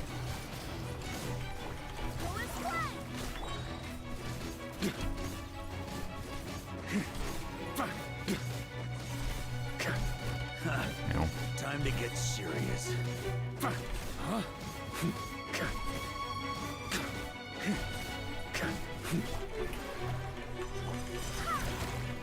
Let me scribe. No. Oh, I really need to try to fit in the bursts. Okay. I think what I'm thinking here is instead of like waiting until this end segment, I set a burst somewhere in like the middle segments. Cause what I can do, right, is I can set up buffs in the middle segment, hopefully, that still have TDDS and VV up in particular, right as it gets knocked down, and I can have 2 skill charges ready to go. So I do EE, EE, right as it's getting knocked down with all my buffs up. Right? That's one of my optimizations I'm thinking of here. Alright.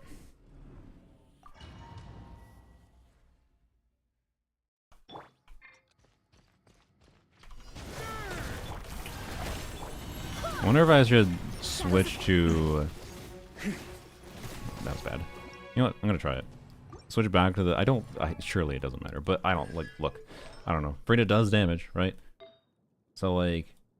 Maybe the Farina doing a little bit more damage in the circlet might matter, but I think realistically it won't. But just in case I notice, let's test quick, because the fact that I'm getting this... I have the FAV setup down consistently. Means I can be a little bit more tolerant now. It's not RNG at all, as long as I have crit rate on Farina. No, it will be a little RNG, right? So, ulting after fully clearing the shield. If I ult after fully clearing the shield, it's going to do the roar, and I'm not going to be able to do any damage during the second shield phase, and then the timer's just going to end. I don't have enough time. So, I'm not saying there's not a route where that could make sense, but the routing we're doing right now is not that.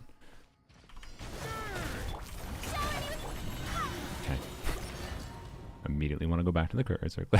It didn't walk forward.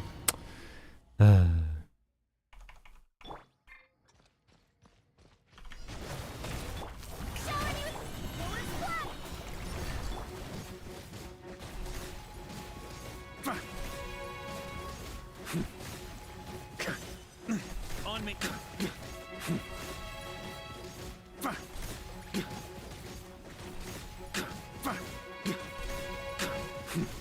Strike a pose. Let the world come on. I swear by my sword. Written in the stars. Up the ante. Nice. I just canceled a charge attack again. Brain, stop dashing out of that. That's so dumb. Up the ante. I was trying to switch there. Okay. You know. Let my Yeah, name click that attempt. Yeah, I clicked that attempt. Whoops. After fully clearing the second shield? Yeah, I was talking about the second shield. Okay. Okay.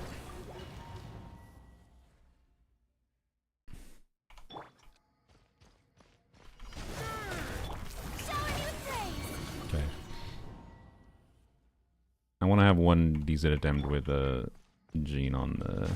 God damn it. With Jean on the crit damage circlet. Just in case I notice something. I don't think I will, though. I'll probably switch back. Especially because I'm pretty sure that should have triggered, but I think I just didn't crit.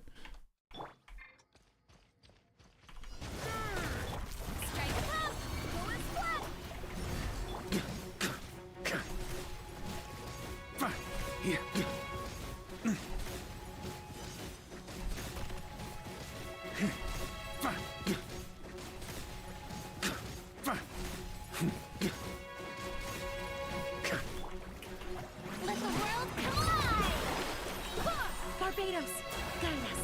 Fate is upon you. Delve into death. Flash.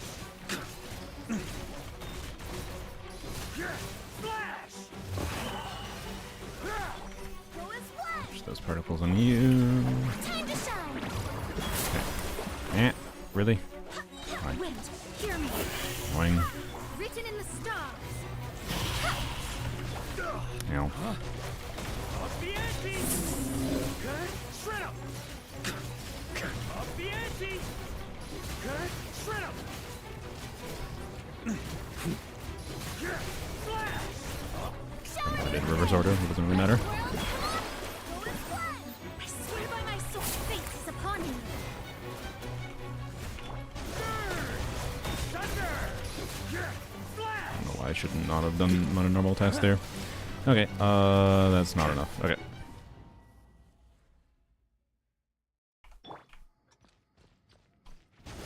Alright, press D too big.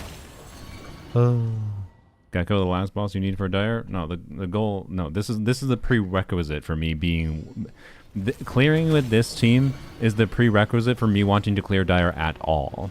If I wanted to have a Dire clear, I could have used Pyro Varca, and I could have done fucking boring ass Hera clear with Nefer, and then the Knight clear was going to take some effort still. Instead, I want to do this because this is more fun to me, and having this on my record list would be actually fun and cool. And I think the optimization process here is very enjoyable. And then I want to do the Lanyan Bennett during Seawally Clear. Okay, you know what? I give up. I'm back to Cryo Circlet. You had your chance, Farina. I was gonna let you do damage. You lost your chance. Goodbye. Alright. Clearing Dire while having fun. Clearing Dire while wanting you to use the teams that I want to use. Correct. Because I don't think it's interesting to use C6 Varca Pyro to clear this when it's so easy.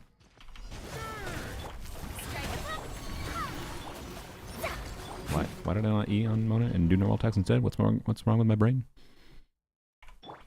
Going for a Dire record? No, I don't give a shit about optimizing Dire time to clear. Like, time to clear Dire is like, I don't know. If you enjoy pushing your Dire clear times as low as possible, that's cool. I have never really enjoyed doing push number as low as possible type clears. So, yeah. Anyways, does Mona feel clunky to play in this team? Not generally speaking. God damn it. keep on forgetting to switch. She feels clunky when I forget to switch.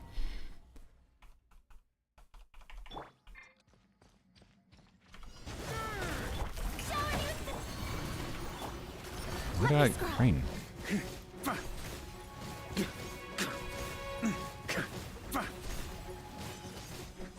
That's good. Okay, bad interruption.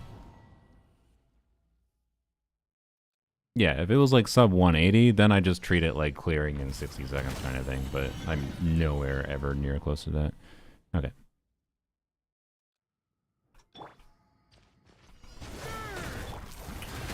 Yes, I do want, I want, okay, I gotta shut the fuck up and just focus. Yes, I do want this clear in my profile.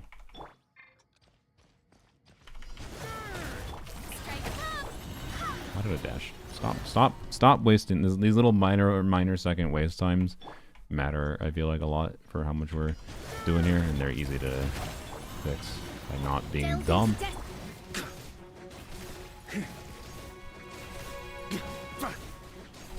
Okay.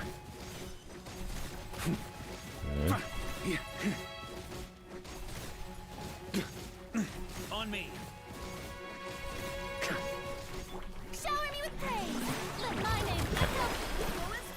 Wait, why didn't you have your energy that time? Decided Minus by 1 second. destiny. Shadows of fate. Okay, shred 'em. Up the ante. Splash. Time to shine. What? Why is their energy such a problem? Did I forget a genie somewhere? What the hell happened? Hear me.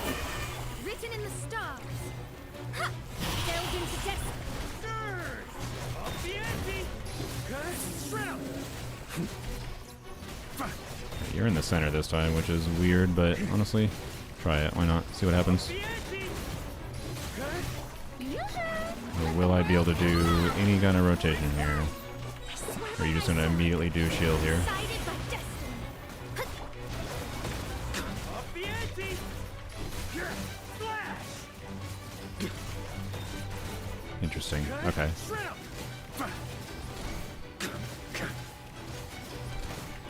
Shower me with the...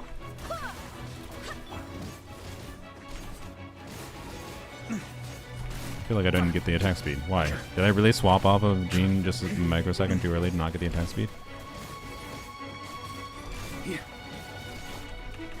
my name echo in song. No. Hear me. Up the ante. Okay. Did you try Dia? Dire? No. Did I try her Fearless? Yes. Unfortunately, just it doesn't really feel like it can make sense. Spamming Varca and NA is in double E when available, better than N2E combo. We're doing N3. Oh, sorry. Are you talking? You're not talking during shield phase. Never mind. Ignore me. Spamming Varca NA is in double E when available, better than N2E. I don't know, honestly. We are at the point where I do think combo optimization could matter. Now that we figured out the route that makes sense, but largely, I think focusing on our hydro damage as much as possible is a little bit better. Actually, is it? Does it really matter? It doesn't really matter, does it? So, I don't know. I don't know what the ideal combo is here, but we can try N2E instead. But yeah. Anyways, no blast Mona? Yes, yes.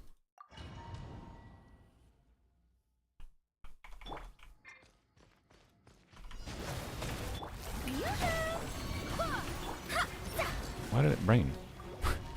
You stop being dumb.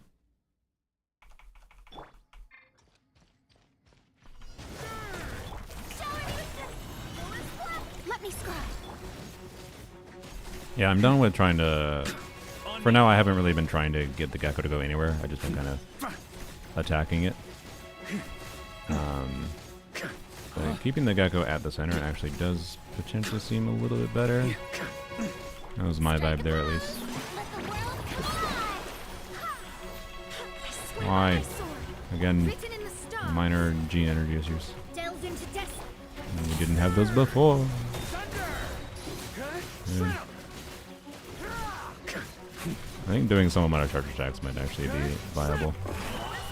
Wait, we're catching those. Time to shine. Yeah, see that one not getting my gene burst back properly is really bad there. Upon you. Let me scribe. Up the ante. Okay, we're out of gene circle.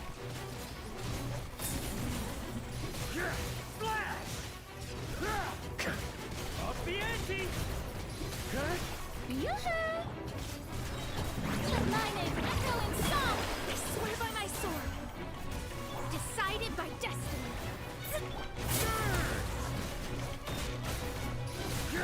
Flash. Up the ante. Oh, god damn it.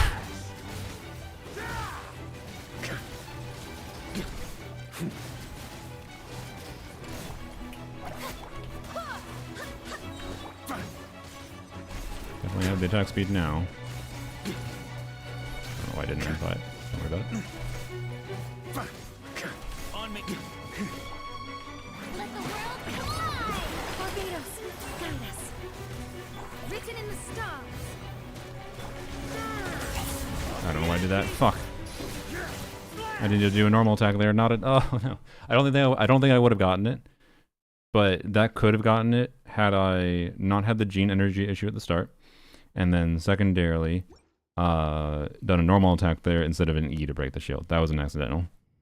There was 2 mistakes there. Gene energy really hurts. Yeah, I can't do anything more. But I don't know. I'm slightly confused. I think what's happening here in the rotations that were in the initial time where we're not getting gene, because there are some rotations where we're getting gene back fucking perfectly. Like we get Gene back right as we switch to her to do her E when we're done with the shield. But then there was previous time where we just had to wait for it, and then that fucks up all subsequent rotations, right? Yeah, I wish Freedom Sword was an ER weapon. It'd be a fucking goated weapon was ER. So, anyways, I think what might be happening is when I'm doing Varca E and I go into Freena, some of the particles are being caught on Farina because of where they spawn before I actually switch to Jean. So they're caught off-field on Jean rather than on-field on Jean. And that is the difference maker here. What if you ignore Mona at the end? I mean, I think a TDDS is worthwhile. And I had enough rotation time to do Mona's burst there. Like, the problem was just like I just didn't have quite enough time. I needed the extra 2 seconds that I could have actually had if things had gone perfectly. So, alright. Let's focus. But sometimes ignore it, depending on what exactly the timing is. Yes, I do think it... Okay. I do think it will make sense to ignore some of the characters' bursts. I took a risk there. And, oops. Took a risk there, and it did not work out. Yeah, no, definitely don't want to... Definitely not Mona normal attack. So if I Mona normal attack at the very end, that's bad. For sure. Oh, God damn it. There's a little slow shield break.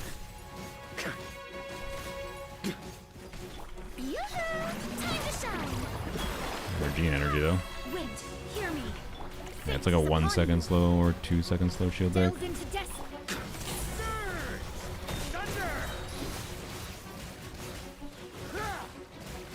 Up the ante.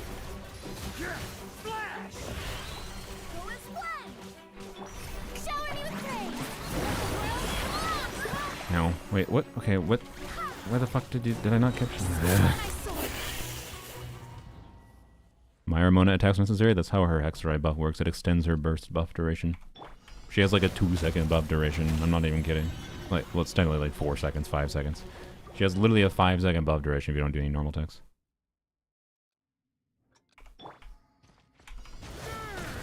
Strike above.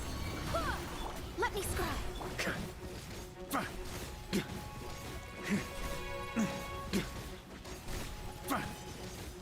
God damn it.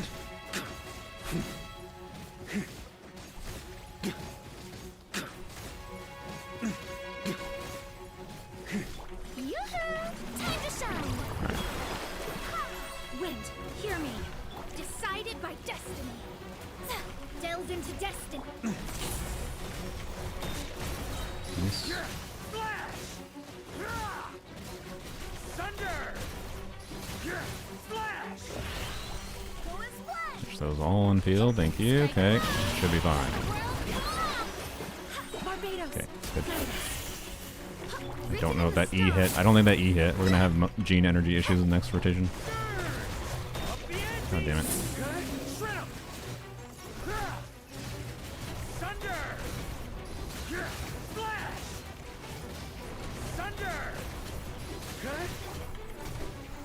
Shower you with praise. Time to shine. Okay, that extra E was enough. Really? Decided by destiny. BNB! Shrimp! Thunder! Shrimp! Okay. Oops, no, I did that. Where got it? Yoo-hoo. Go as one. That Gene C2 attack speed definitely matters. Do I have time here? I have no idea. Okay. I think it's worth it. Shadows of Damn. Okay. That's close. Didn't even get that charge attack out, by the way. strike up. Delve into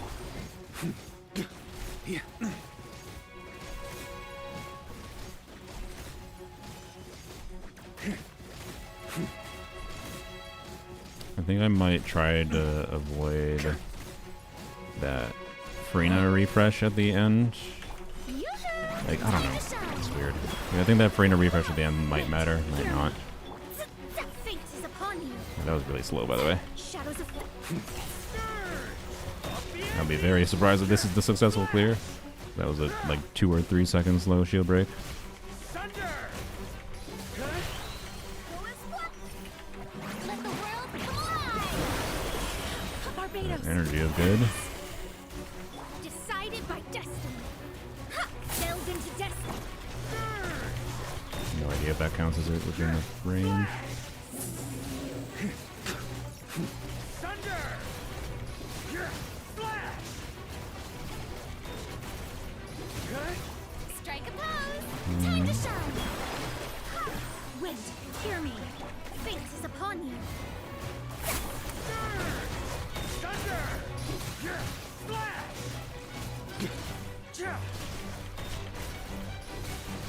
Go to shield. You're stalling too much, sir. You're stalling too much. Well, keep on stalling. Keep on stalling. Keep on stalling. Keep on stalling. No.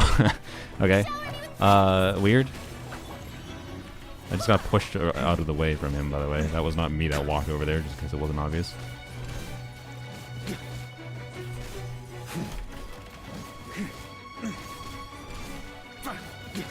Oh god, now I'm clearing the shield too fast. Or too slow. Weird. Weird. I don't know how to feel about this one. Like, I'm not. Oh, I stopped the wrong fucking character. Ah. Okay. Well, that was a fucking weird attempt. That attempt means it's probably doable to actually kill it before it does second shield, which is interesting. The diff is just getting gene energy on point. Gene energy was on point there. That everything was great there with gene energy. I don't think there was an issue. But the stall at the end kind of fucked things up. If he had done his shield time at the ideal time, I think that would have actually had it, as long as I didn't fuck up too much. He was trying to turn to attack me. Yeah, I know. I'm aware.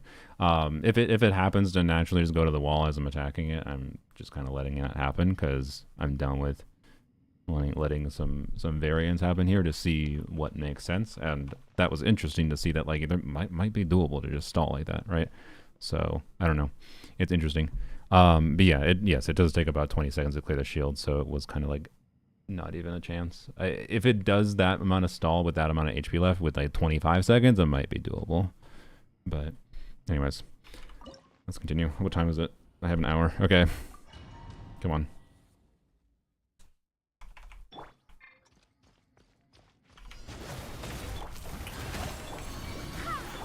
me scribe.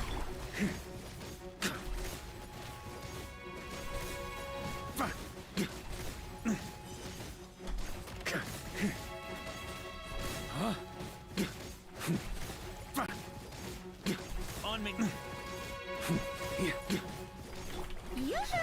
Let my name echo in Barbados, guide us. Decided by destiny. Shadows of fate. Thunder! Flash!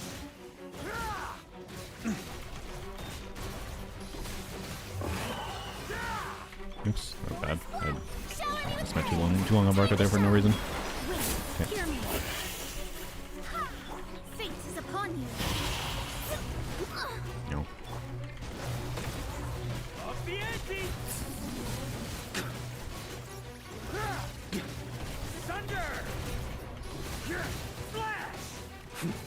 Thunder! Strike a I just almost died there. Let my name echo All right. in song. I swear by my soul, written in the stars. Delved into destiny. Shred 'em! Thunder! Flash! Okay, this is a weird one. We've done less damage than we were previously, but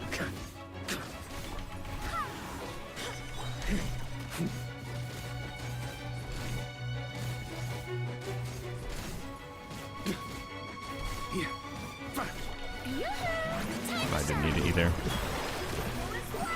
Wait, hear me. Really? Fucking, I accidentally sprinted on Mona. I don't think I would have had it regardless. I think it had too much HP. But I fucking accidentally sprinted on Mona. I tried to E, but my dumbass brain fucking dashed. Crafting an attack percent piece for Varca? No, I cannot. I cannot craft any pieces for Varca.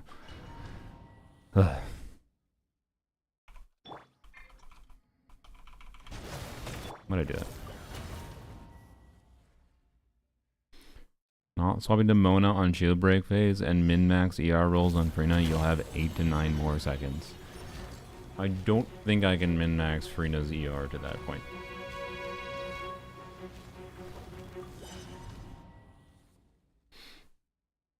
But, I don't know. Maybe we could look at it. Strike a pop. Really? I didn't... Okay.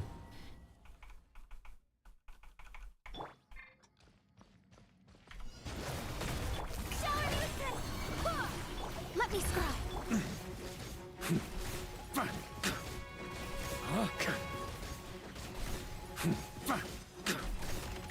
Good.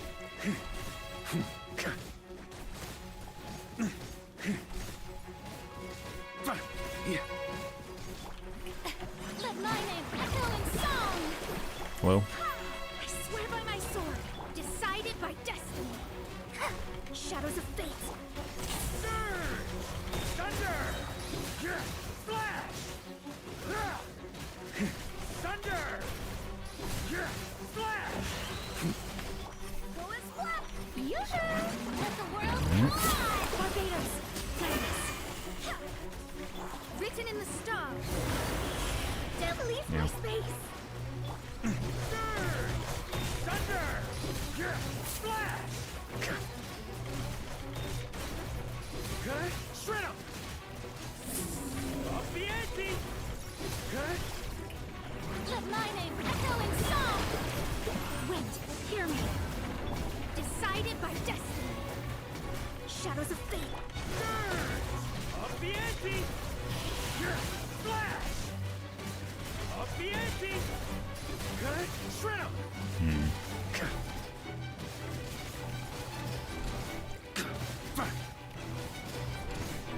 Shower me with the...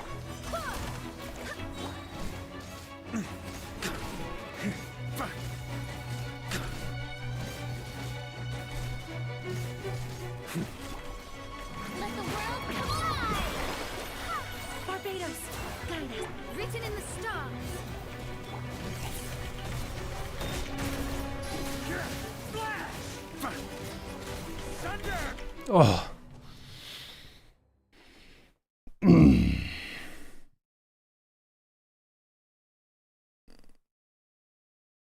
Does Varca get IR with cons? Nope. That, for some reason, you might call this a conspiracy theory. I think this is just true. I think Mihoyo is a fucking dick, and the reason he doesn't have any IR in his kit, basically, whatsoever. I mean, he has a little bit of base interruption, to be clear. It's not literally nothing. He doesn't get interrupted by everything.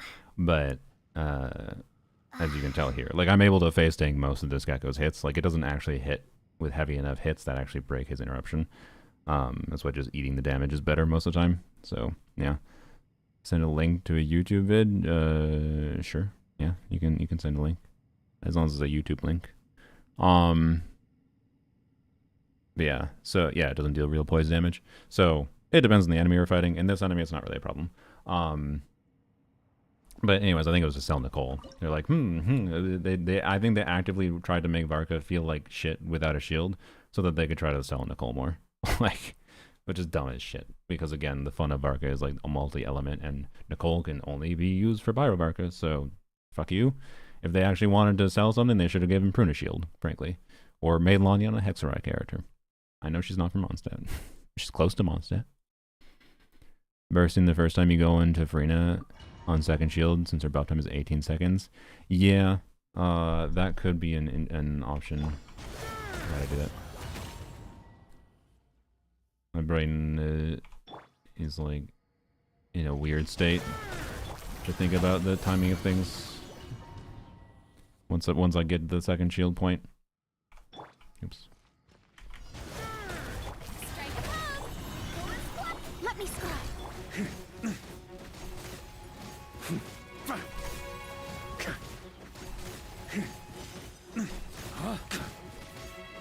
On me.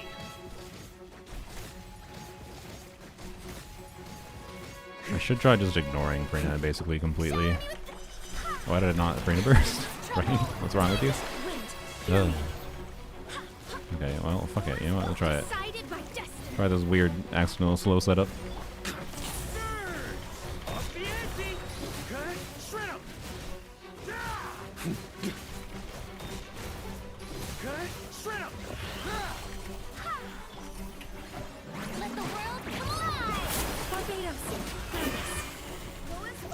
Ah, wrong card. Ah, ah. That's not what I wanted. Oh dear. All kinds of flub. Time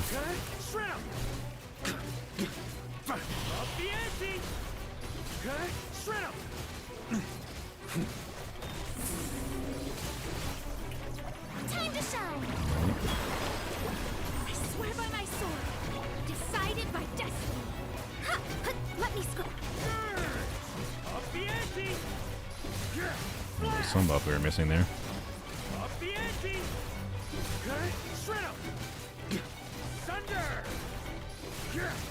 Okay, interesting.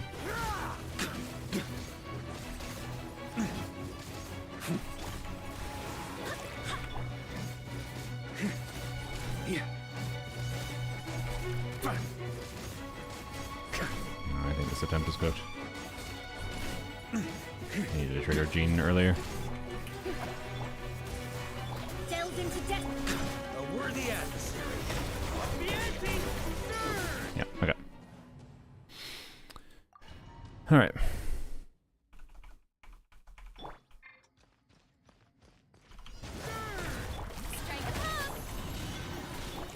Shadows of I'm aware of the 15% crit buff, but it's only for 15 seconds. And I do not think I have the artifacts to do it. It's already a pain in the fucking ass nightmare to buff around the fact that this, for a min-max build, this gives 20% crit rate, this crit rate, right?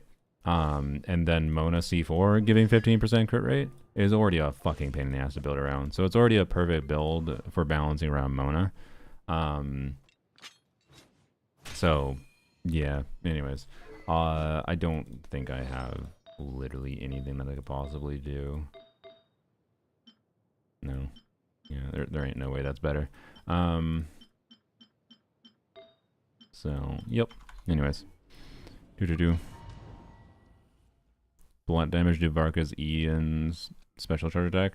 We can mess around with that. Sure. Let's mess around with that a little bit. Why not?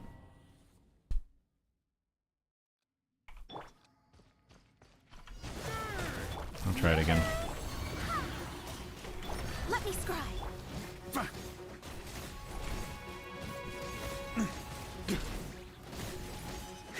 On me.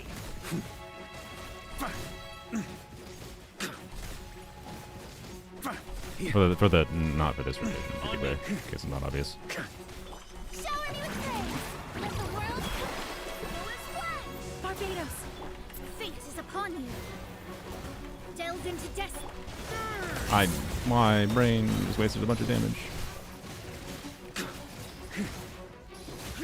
Flash!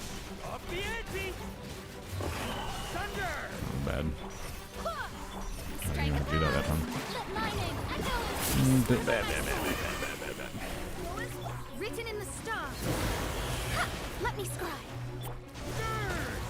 Off the ante! Shred 'em! Thunder! Flash! Shower me with praise. Really? Time to shine. Ain't no way this is a successful run. But who knows? You know. Thunder! Yeah, no. Ain't no way, but fuck it. Off the ante! I think his animation on his E's just takes too long. The E doesn't necessarily take too long, but I think the charge attack does.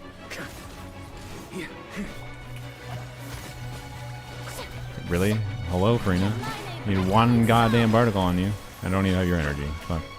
No, that's fucked. Okay. I was gonna try setup there towards the end. Like, I think that might actually make sense, but.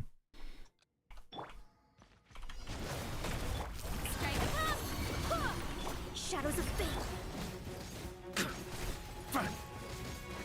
On me! On me! I guess we should try VV. We haven't tried VV on Varca yet, have we? It'd be fun if we get the clear for free by switching to VV. Surely not. I don't think it will be a better C6. Why you have no energy? Written in the stars. Delve into destiny. Shred 'em! Thunder! Shred 'em! Yoo-hoo! Let my name echo in song. What? Hello? Did I not E on you? You look like you had no energy from your fucking E. Decided Okay. by destiny. Let me scry. Thunder! Apparently we went at the tail. Shred 'em! Flash! Off the ante! Let the world collide. I swear by my sword. Delve into destiny. Oh, I didn't need Written there. in the Whatever. stars. Off the ante! Flash! Really? You crawled up here? Okay then, bro. Didn't expect that.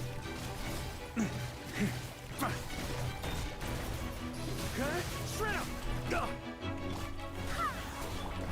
I'm doing setup. Let my name echo.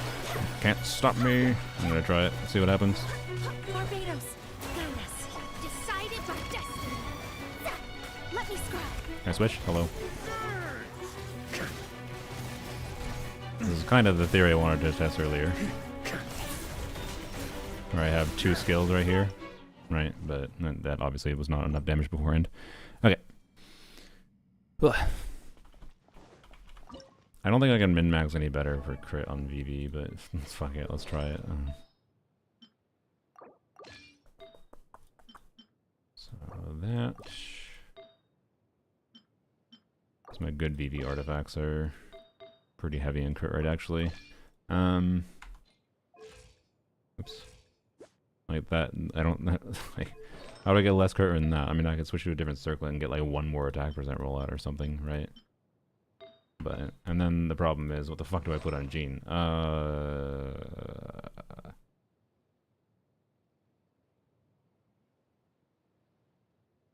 I guess. I already have Tenacity, Noblesse. Song of Days Past. Do I have a songs build? Oh boy.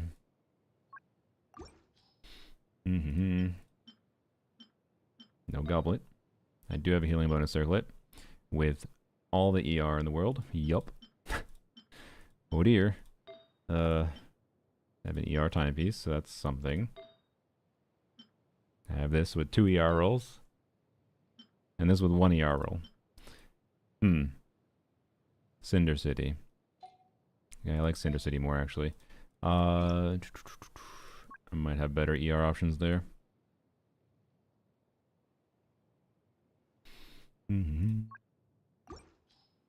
Okay. 19 ER? Yes. Meow, I hear you, kitten. Yes, well, that's better. ER, yes. Do we have an attack goblet? We do. Good. We shouldn't end up needing eons. Wait, oh fuck, we do need eons on. Never mind, don't use that. Okay. And then do we have a healing bonus circle? I do. Perfect. Alright, and it's got good ER. Perfect. Alright. This is less ER than I had with the other build, but I think it might be fine. Maybe. Rushing setup for second shield break when it's at like 2 shields left seems to be enough time. Yeah, that's what I'm thinking too. But anyways, let's get a vibe of funny VV Varca with scroll on G instead. Yeah, I wish the energy refund work would be nice.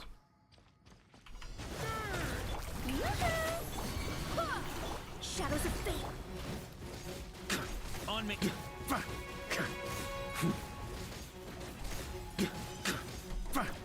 Don't know why I dodged that early.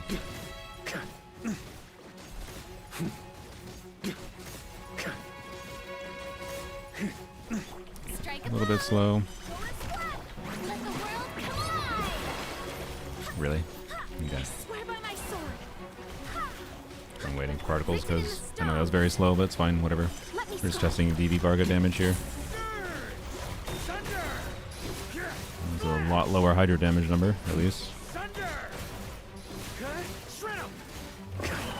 Ow, cat. Ow, ow. Cat's in the lap, and he just scratched me. My name echo in song.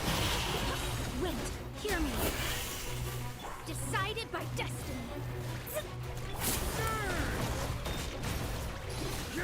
Yeah, I think it's quite a bit worse. Up the ante. I mean, it's not that much worse, honestly. Should keep on doing a couple attempts, because energy situation and timing of things is a bit flubbed. Guide us. Written in the stars.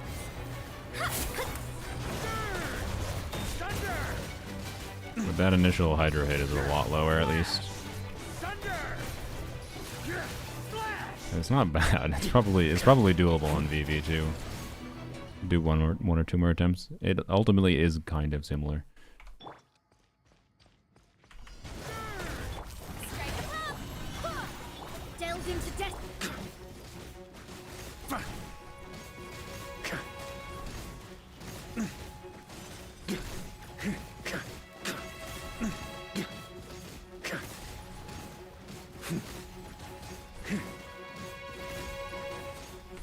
Uh-oh. That's not ideal. Time to shine. Whoops. Wind, hear me. Decided by destiny.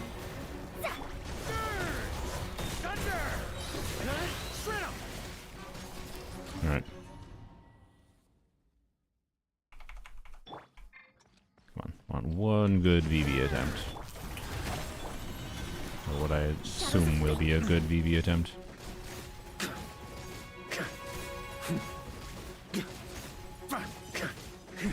Oh, fuck me.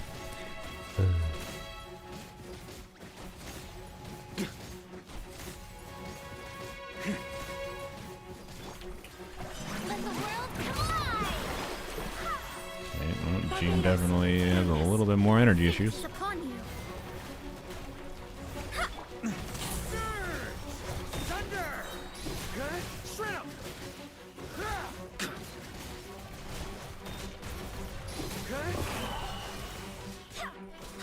Can I switch? Hello? Time to shine. Oh god, no.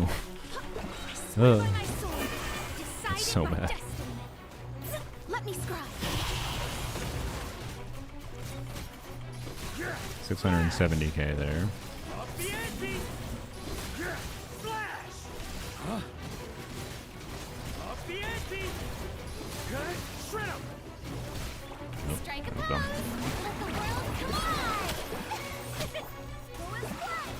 Hear me. The difference 10 ER makes, or 15 ER, I don't know how much exactly it was. Ah, you already went to shield phase? Oh, okay. I think it's quite a bit worse. Alright, that's fine. Kind of expected. Like, obviously the first damage is worse, but the reason to test more there is because, like, again, the VV uptime is higher. So, like, it has more potential sustained damage that evens it out, and that's why I think it actually, like, kind of could end up being similar. But I think having the higher front-loaded damage is probably just better, plus the ER thing going on here. There we go.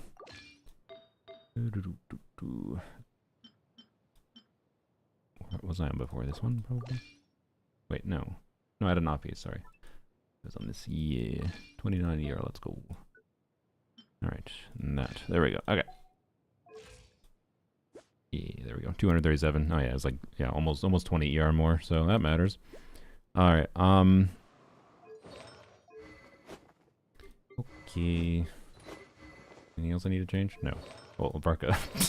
Don't forget that.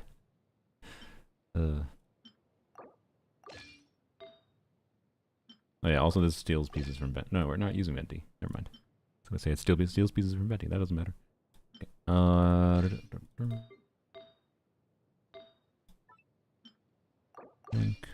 Alright. There we go.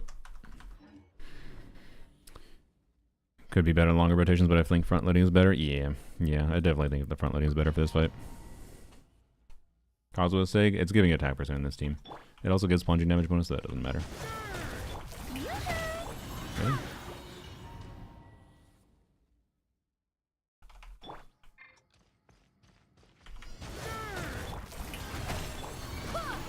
Shadows of fate.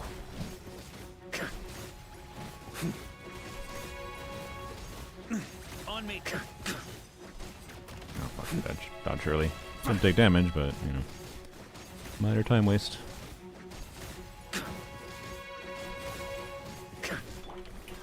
Time to shine. See, Jean actually has energy now. Crazy. Barbados. Crazy the difference a couple ER rolls can make sometimes. Delve into destiny. Off the ante.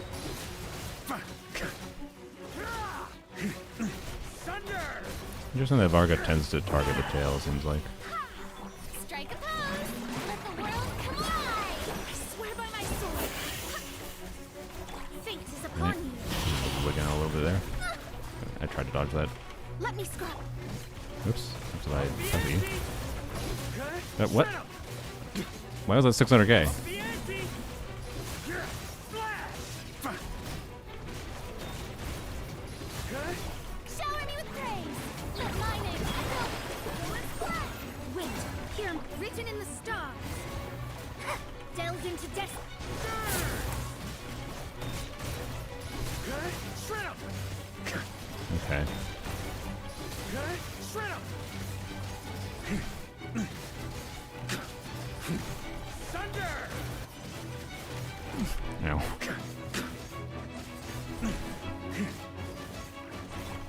Coming up now. Time to shine. Barbados, learn this. God damn it. Fucking getting over. Destiny. Let me scrub. Off the ante. Shred 'em. Off the ante. Flash. Alright, yeah, that camera was whacking the hell out. Yeah, bring down tenacity. Yep. Yeah, I'm assuming they set this boss just to target the tail for whatever reason. Strike a pose. Delve into destiny. Oops. Fricked up the lineup. Oh my god.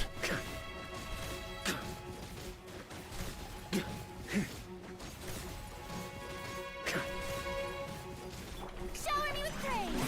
Let my name echo in some. I swear by my sword, written in the stars. Let me scrub. Why did I do that, Bray? Shred 'em. Right, wasted like 200k animo damage from E activation. Good job. Flash. Strike a pose. Let the world collide. Wait, hear me. appreciate my brain. Decided by destiny. Shadows of fate. Thunder! Flash! Up the ante! Flash! Up the ante! Shower me with praise. Right. Let my name. Ha! Barbados. Gaia. Written in the stars. Delves into destiny.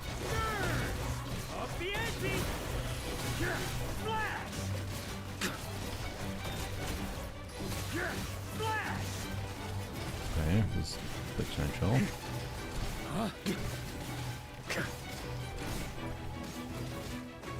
On me!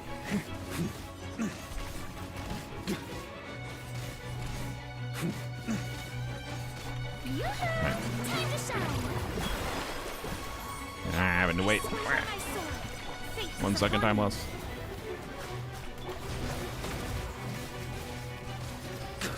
Thunder! Flash! Oh. Guys, I threw. I did 1 extra normal attack because I forgot I had 2 charges. I forgot I had 2 charges. That was the whole point of doing the setup like that. It's because I have 2 charges. And I forgot I had 2 charges! That 100% would have gotten it if my dumbass didn't.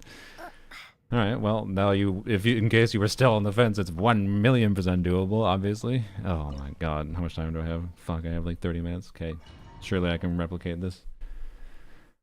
Okay. Shower me with praise. Ha! Shadows of fate. Hung on field a little bit longer there because I realized I... whatever, let's see.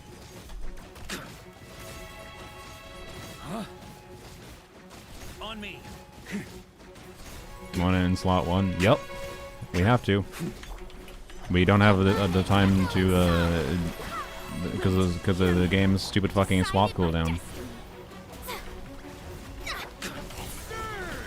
Up the ante!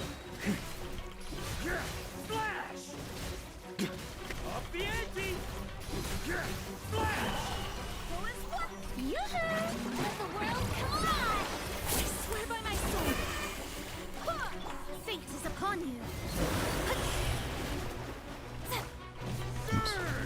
Up the ante! Flash! Thunder! Flash!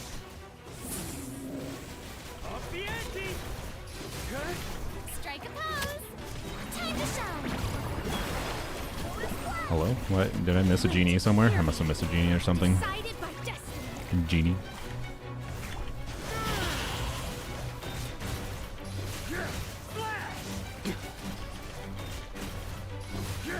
Flash! Flash!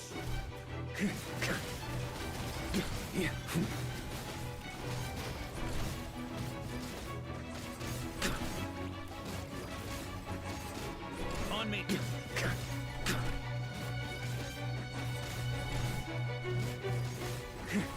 Shower me with praise.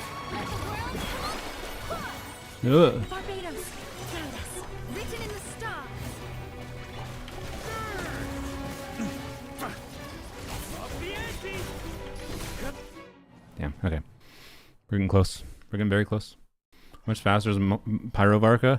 I mean, Pyro Varca clear, if I'm optimizing as much as I'm optimizing this, I probably could do like a 90 or 100 second clear is my guess, based on like the stall stuff that we've done here.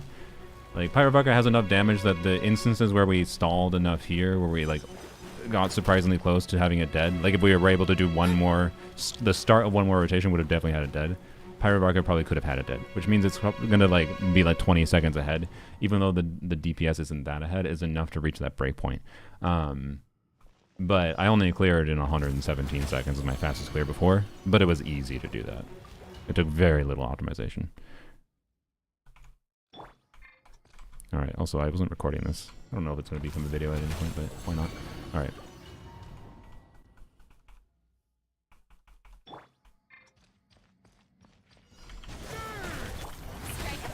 Oh, really? I didn't hit Jean? Okay.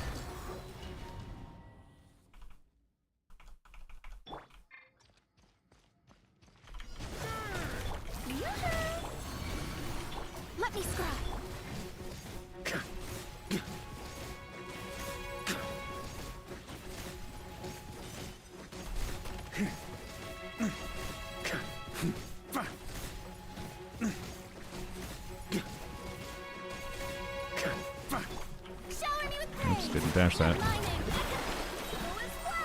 Wind, here decided by destiny. Delve into destiny.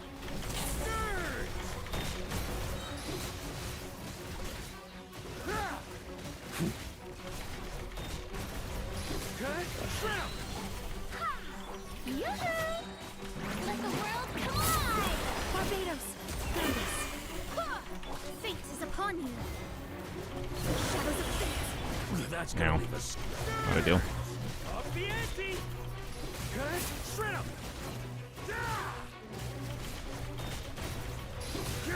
Blast! Up the ante! Strike a pose. Time to shine. Wind, here decided by destiny. Thunder! Flash!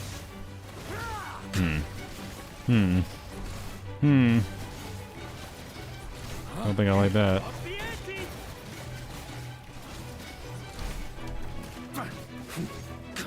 On me! Yoo-hoo! Let my name echo Barbados, guide us. Believe my Ow. written in the stars. Up the ante! Good. Shred 'em!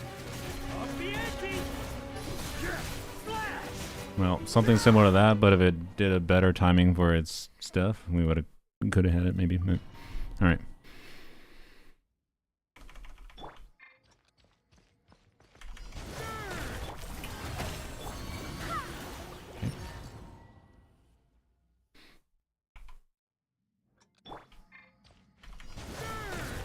Strike a pose.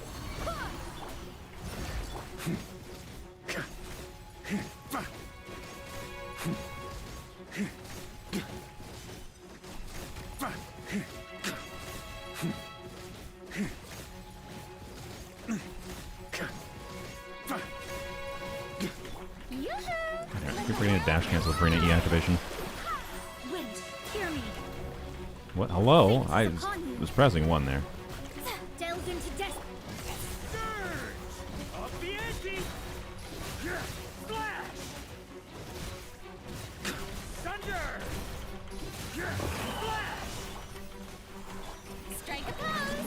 Time to shine. Barbados, guide us. Written in the stars. Shadows of fate. Thunder! Good. Shred 'em! Up the ante!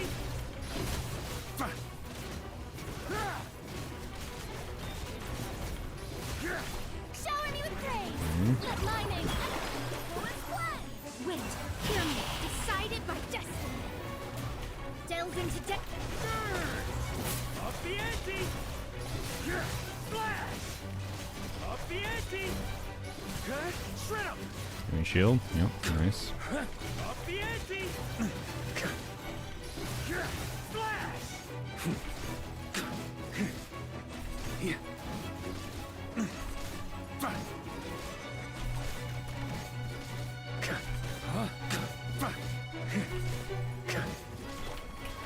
Time to shine.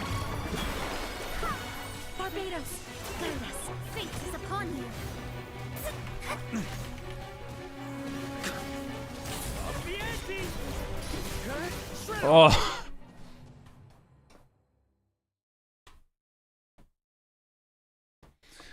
Oh my god, it was so close.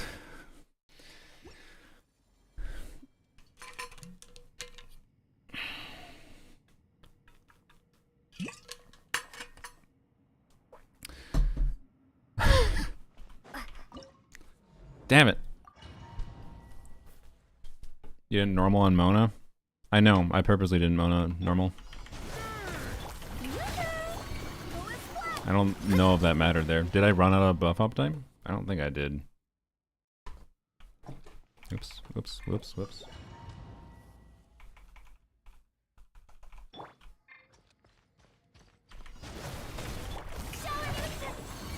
Whoops, I did started doing a hold on Jean. That'd be funny if this is successful. I don't think that was that big a time loss to make it lose, so... On me!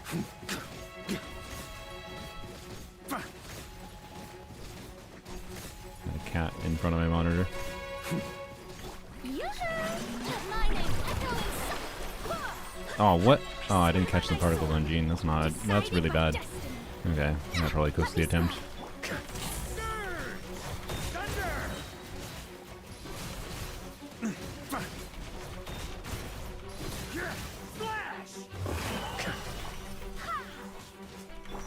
We're fine. Yeah. Yeah, that's not ideal. Hear me. Fate is upon you. Shadows of fate. Up the ante! Shred 'em! Up the ante! Thunder! Shred 'em! Strike a pose. Let my name echo. I swear by my sword. Every rotation gene energy, I could have just started walking instead of swapping. Thank you. Wow. Okay, that was beautiful. All right, beautiful. That was a very cooked run.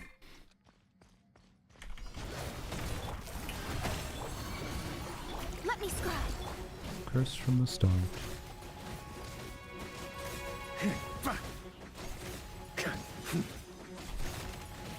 Really, that hit me. Whatever. Think it'll matter.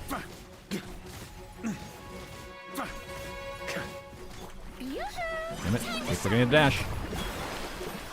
Barbados, guide us. Fate is upon you. Up the ante! Flash! Up the ante! Flash! Let my name echo in song. I swear by my sword.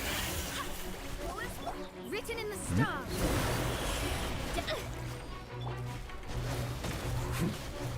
Unfortunate interruption. Flash! Flash! Thunder! Shower me with praise. Time to shine. Barbados, guide us. Fate is upon you. Thunder! Thunder! Okay. Thunder! Flash! Splish, splash.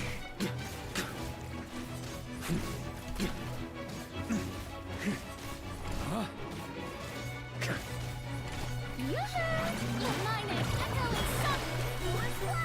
I swear by my soul, decided by destiny. Shadows of fate.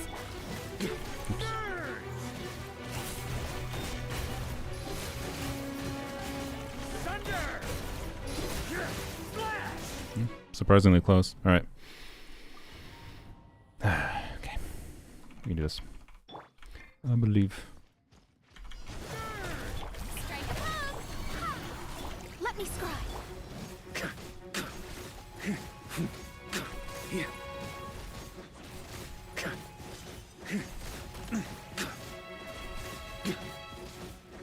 On me!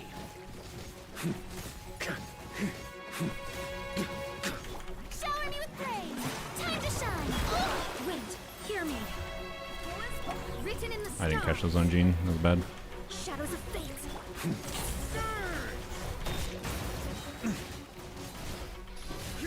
Flash!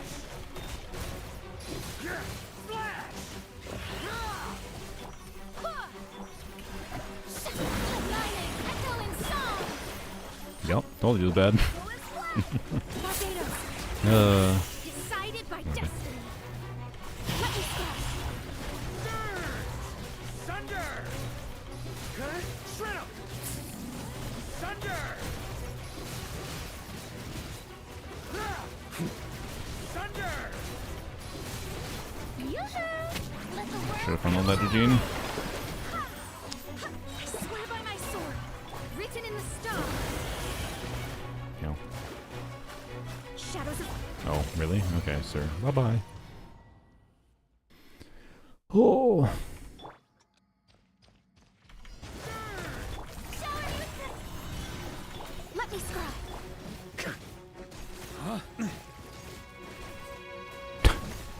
Just fucking fucking dash early. Alright, no. That was bad. Strike a pose. Delves into destiny.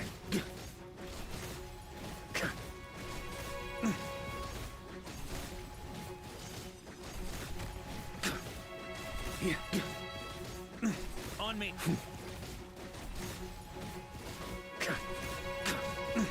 Shower me with praise. Damn it. Time to shine. Good. Good. What? What? Kratos. Why? Ah. Decided by destiny. Surge! Thunder! Up the ante! Flash!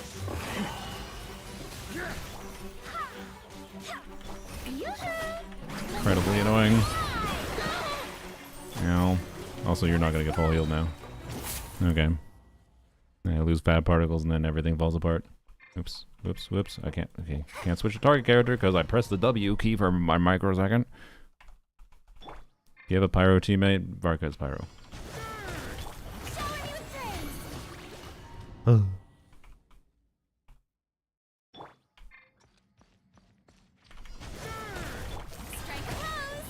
What? Why couldn't I switch there? Fuck you, game.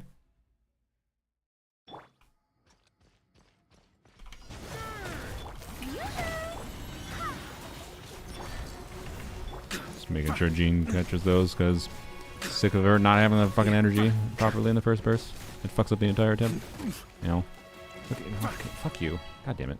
Having to wait a little bit there fucked up the timing of that dash, though, for avoiding that hit. Blech.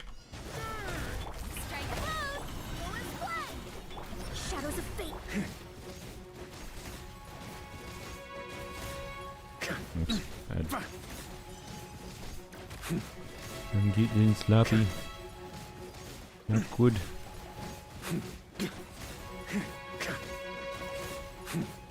It's like 2 seconds slow, I feel like. My name, echo in song. I swear by my sword. Fate is I upon think you. that's fine. Delve into destiny. Surge! Thunder! Shrimp! Thunder!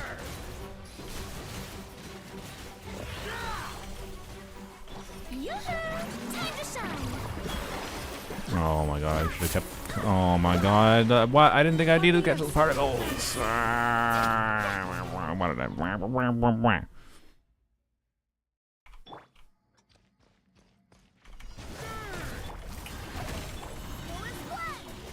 Shadows of fate.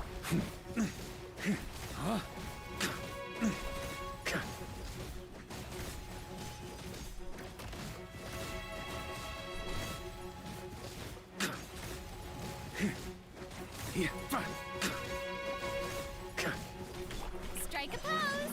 Let my name echo. Wind, hear me. Written in the stars. Alright.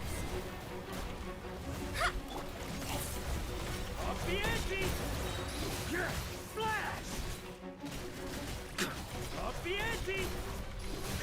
Shrimp! Yeah, there I see it didn't need to catch those particles. Swear by my sword. Decided by destiny. Let me scry. Up the ante! Flash!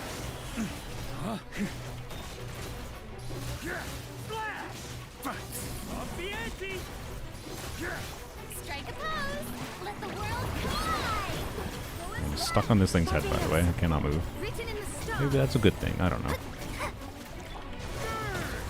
Up the ante! Why did I only have this? What? I guess I'm. Oh, that's the damage bonus this way. Aw, you went like in your shield a microsecond too early. Thunder!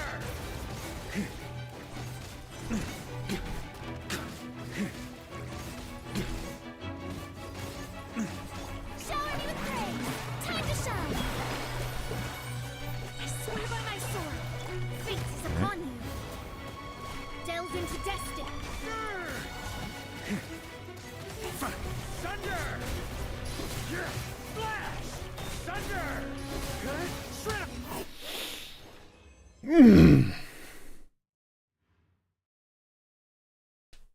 There you go.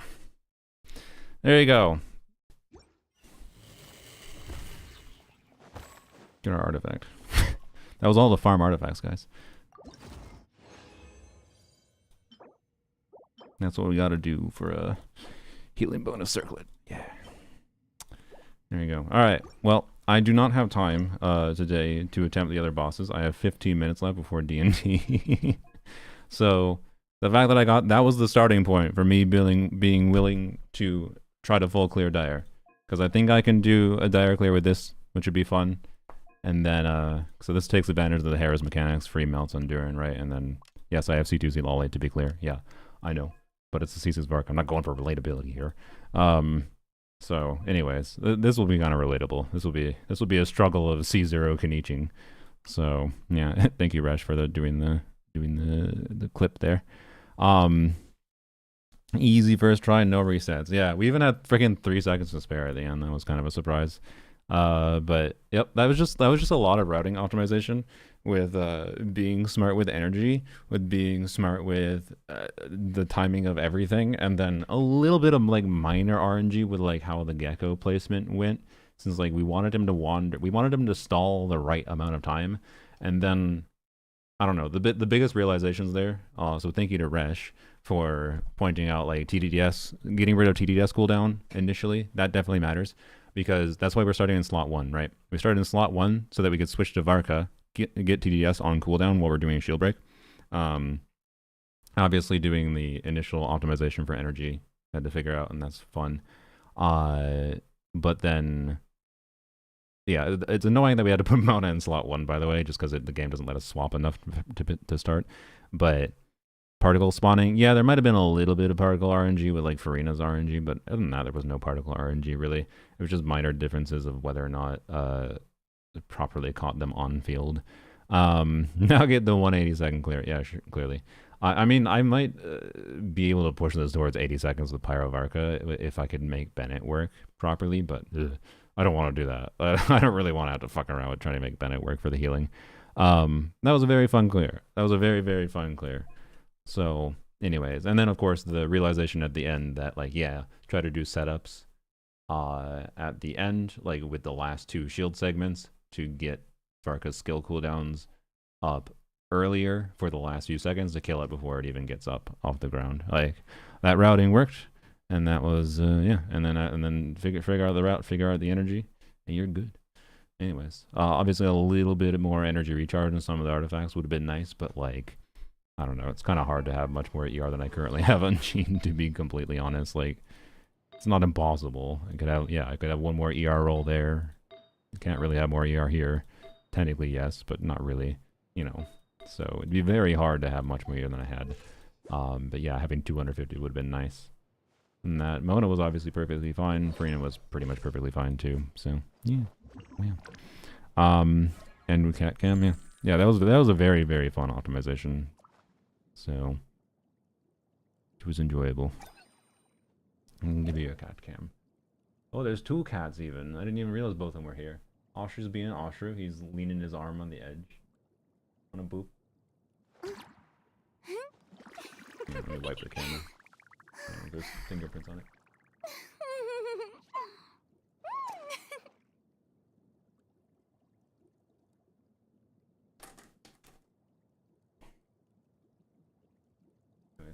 Guess where the other one is. You can tell by the rotundness of the basket.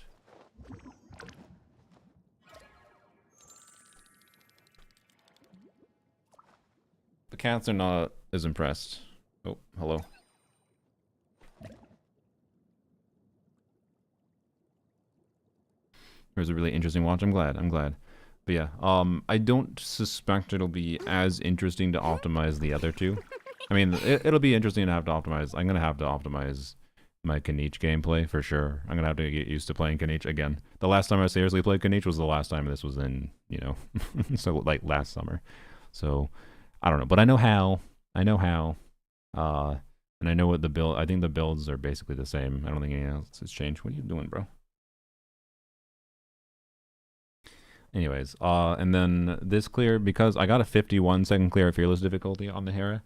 And with this exact team, now my Lanyan has different artifacts, which might help, might not help that much. I don't know. Lanyan is like realistically probably 25% of the damage contribution here. So does that matter? Probably not. Like the build change on Lanyan, that is, right?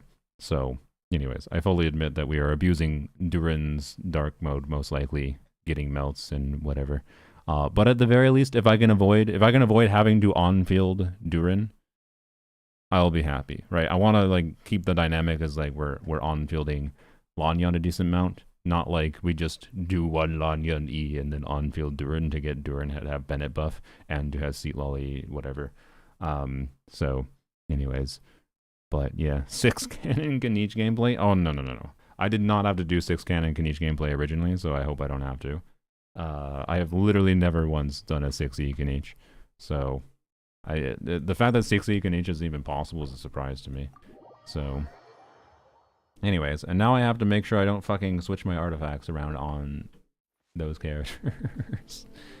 But yeah, anyways, I just remembered, by the way, we haven't gone into Polearms Only. Let's go log into Polearms Only to finish the stream, because I haven't done daily baloney there. So yep. Anyways, what a good day. What a good day. We got Lanyan. Not really like necessarily like crazy improvement, but more build options for Lanyan is something I'm happy with. I now have a option for a timepiece that I like on her that's an attack timepiece rather than a EM timepiece, which I'm very happy about. Even if it doesn't result in a massive increase, I can now choose more crit rate, crit damage, much more flexibly than I could before. So, yes, good day for me. I don't know that the feather reroll is worth it, quite frankly, at this moment in time. If it rolled 5 times into crit, definitely worth. If it rolled 1 time less into crit rate and into crit damage instead, like it was a 28 crit damage, would have been worth it. The fact that it was a balance piece, it's 40 CV, is like a good piece. Like, don't get me wrong. I just don't know if it'll actually I don't know if that'll be like Lanyan's endgame feather at the end of the day, but we'll see. We'll see. Either way, I'm very happy to have flexibility to do off-piece flowers and feathers now on her, because I didn't have that before. So, yeah. The timepiece was definitely the more impactful one. Alright, do some farming here quick. Yeah, so we'll probably stream tomorrow? Probably. Although I need to get groceries. So, we'll see. It depends on when I wake up tomorrow. I'll probably stream tomorrow and probably do more Dire clear tomorrow for anyone that wants to try to see the full clear be finished. Kaniche might take just as long as the Varca clear did. I don't know, we'll see. We'll see. Anyways.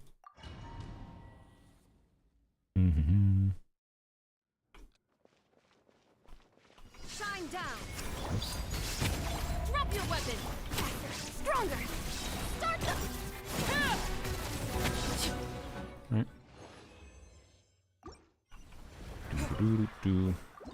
I wonder if C0R1 Hydro Varca is doable on Moongecko. I'm trying to remember what my DPS was with C0R1 with that team.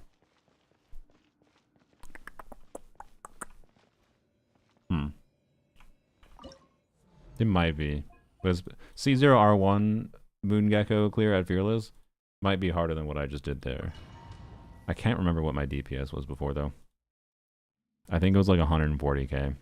Illusion shut. Lay to bear. Stop right there. But it's probably not impossible. But it's also level 100 Varca. So, you know. Anyways.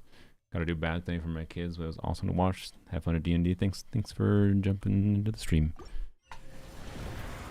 Have fun with bath time, I guess? Yeah, I don't know. Is that a weird thing to say? I don't know.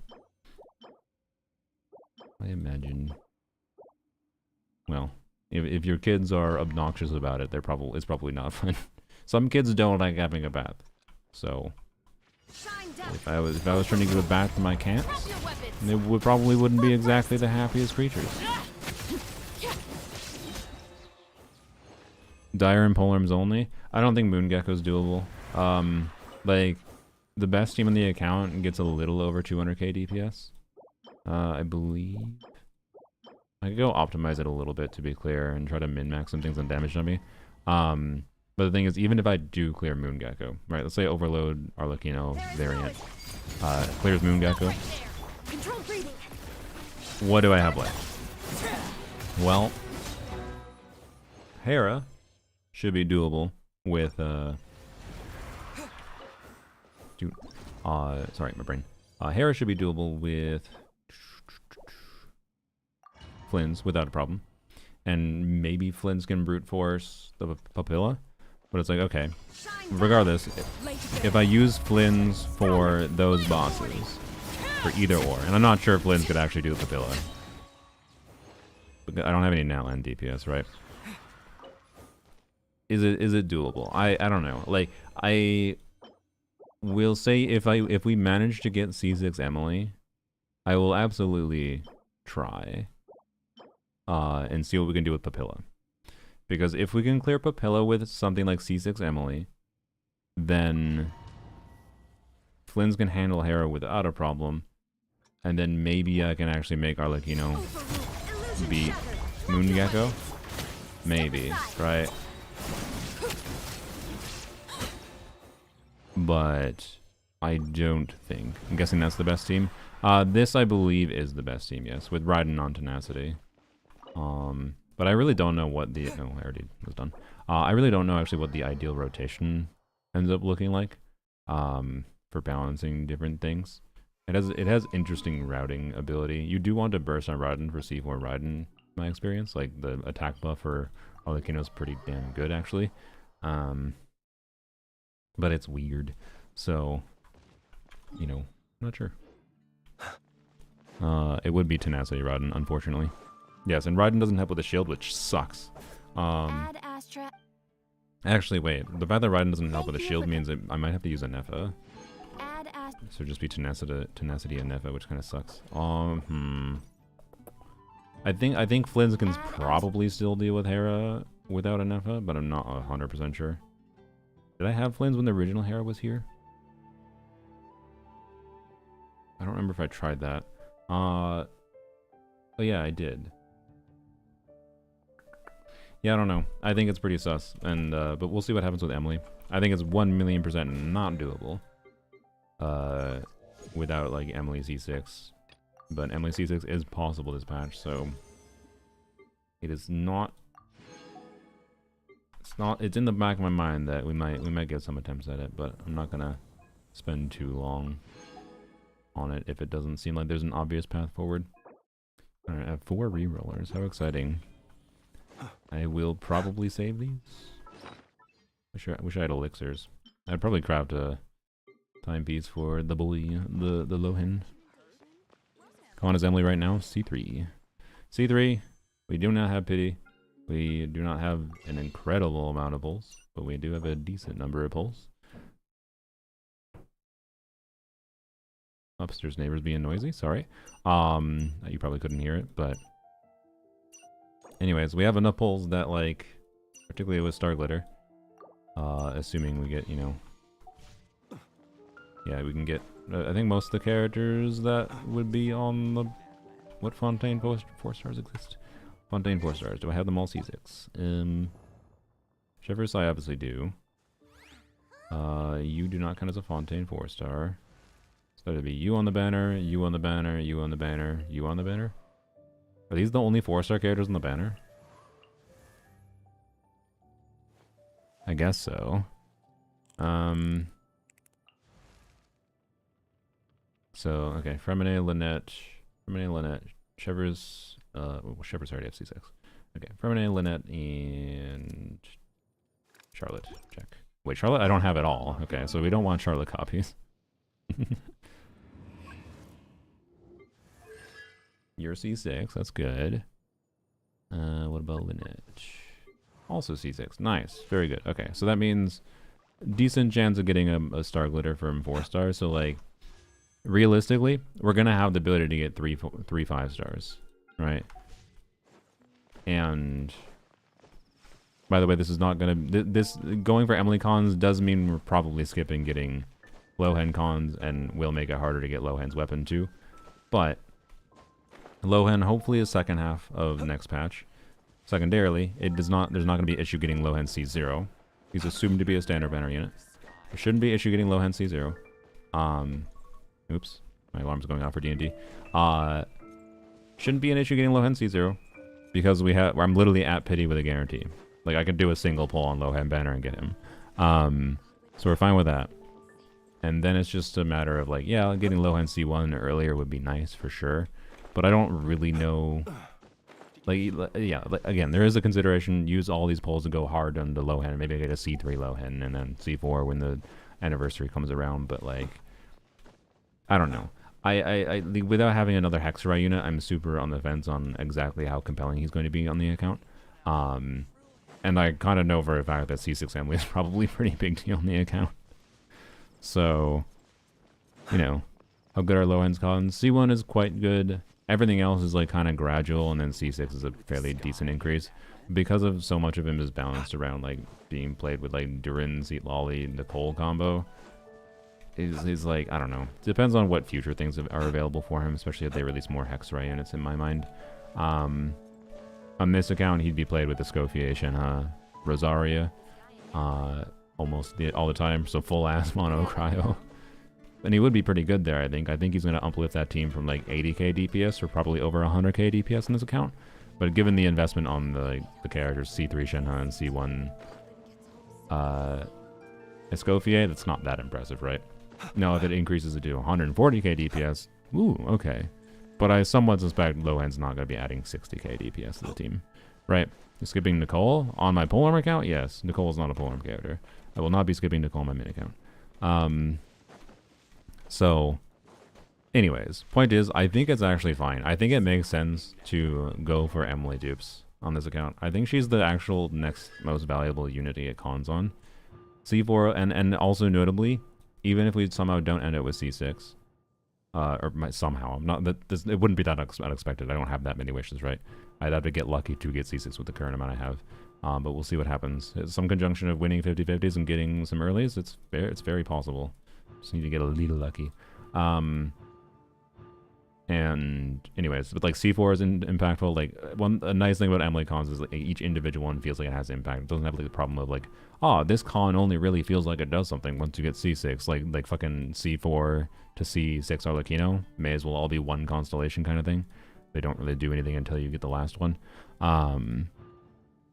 So yeah, anyways, Emily's not that. Each one is potentially impactful enough that it's like not that bad if I only get C4 or I only get C5. And also if I do wind up with C5, there is a chance of this, including Emily, when the anniversary or whenever they reset it with a major version release, right? So that being a factor is interesting to me too. So yeah. Anyways, I need to go to D&D, not make my friends wait. So I will go find someone to raid real quick, but bye-bye.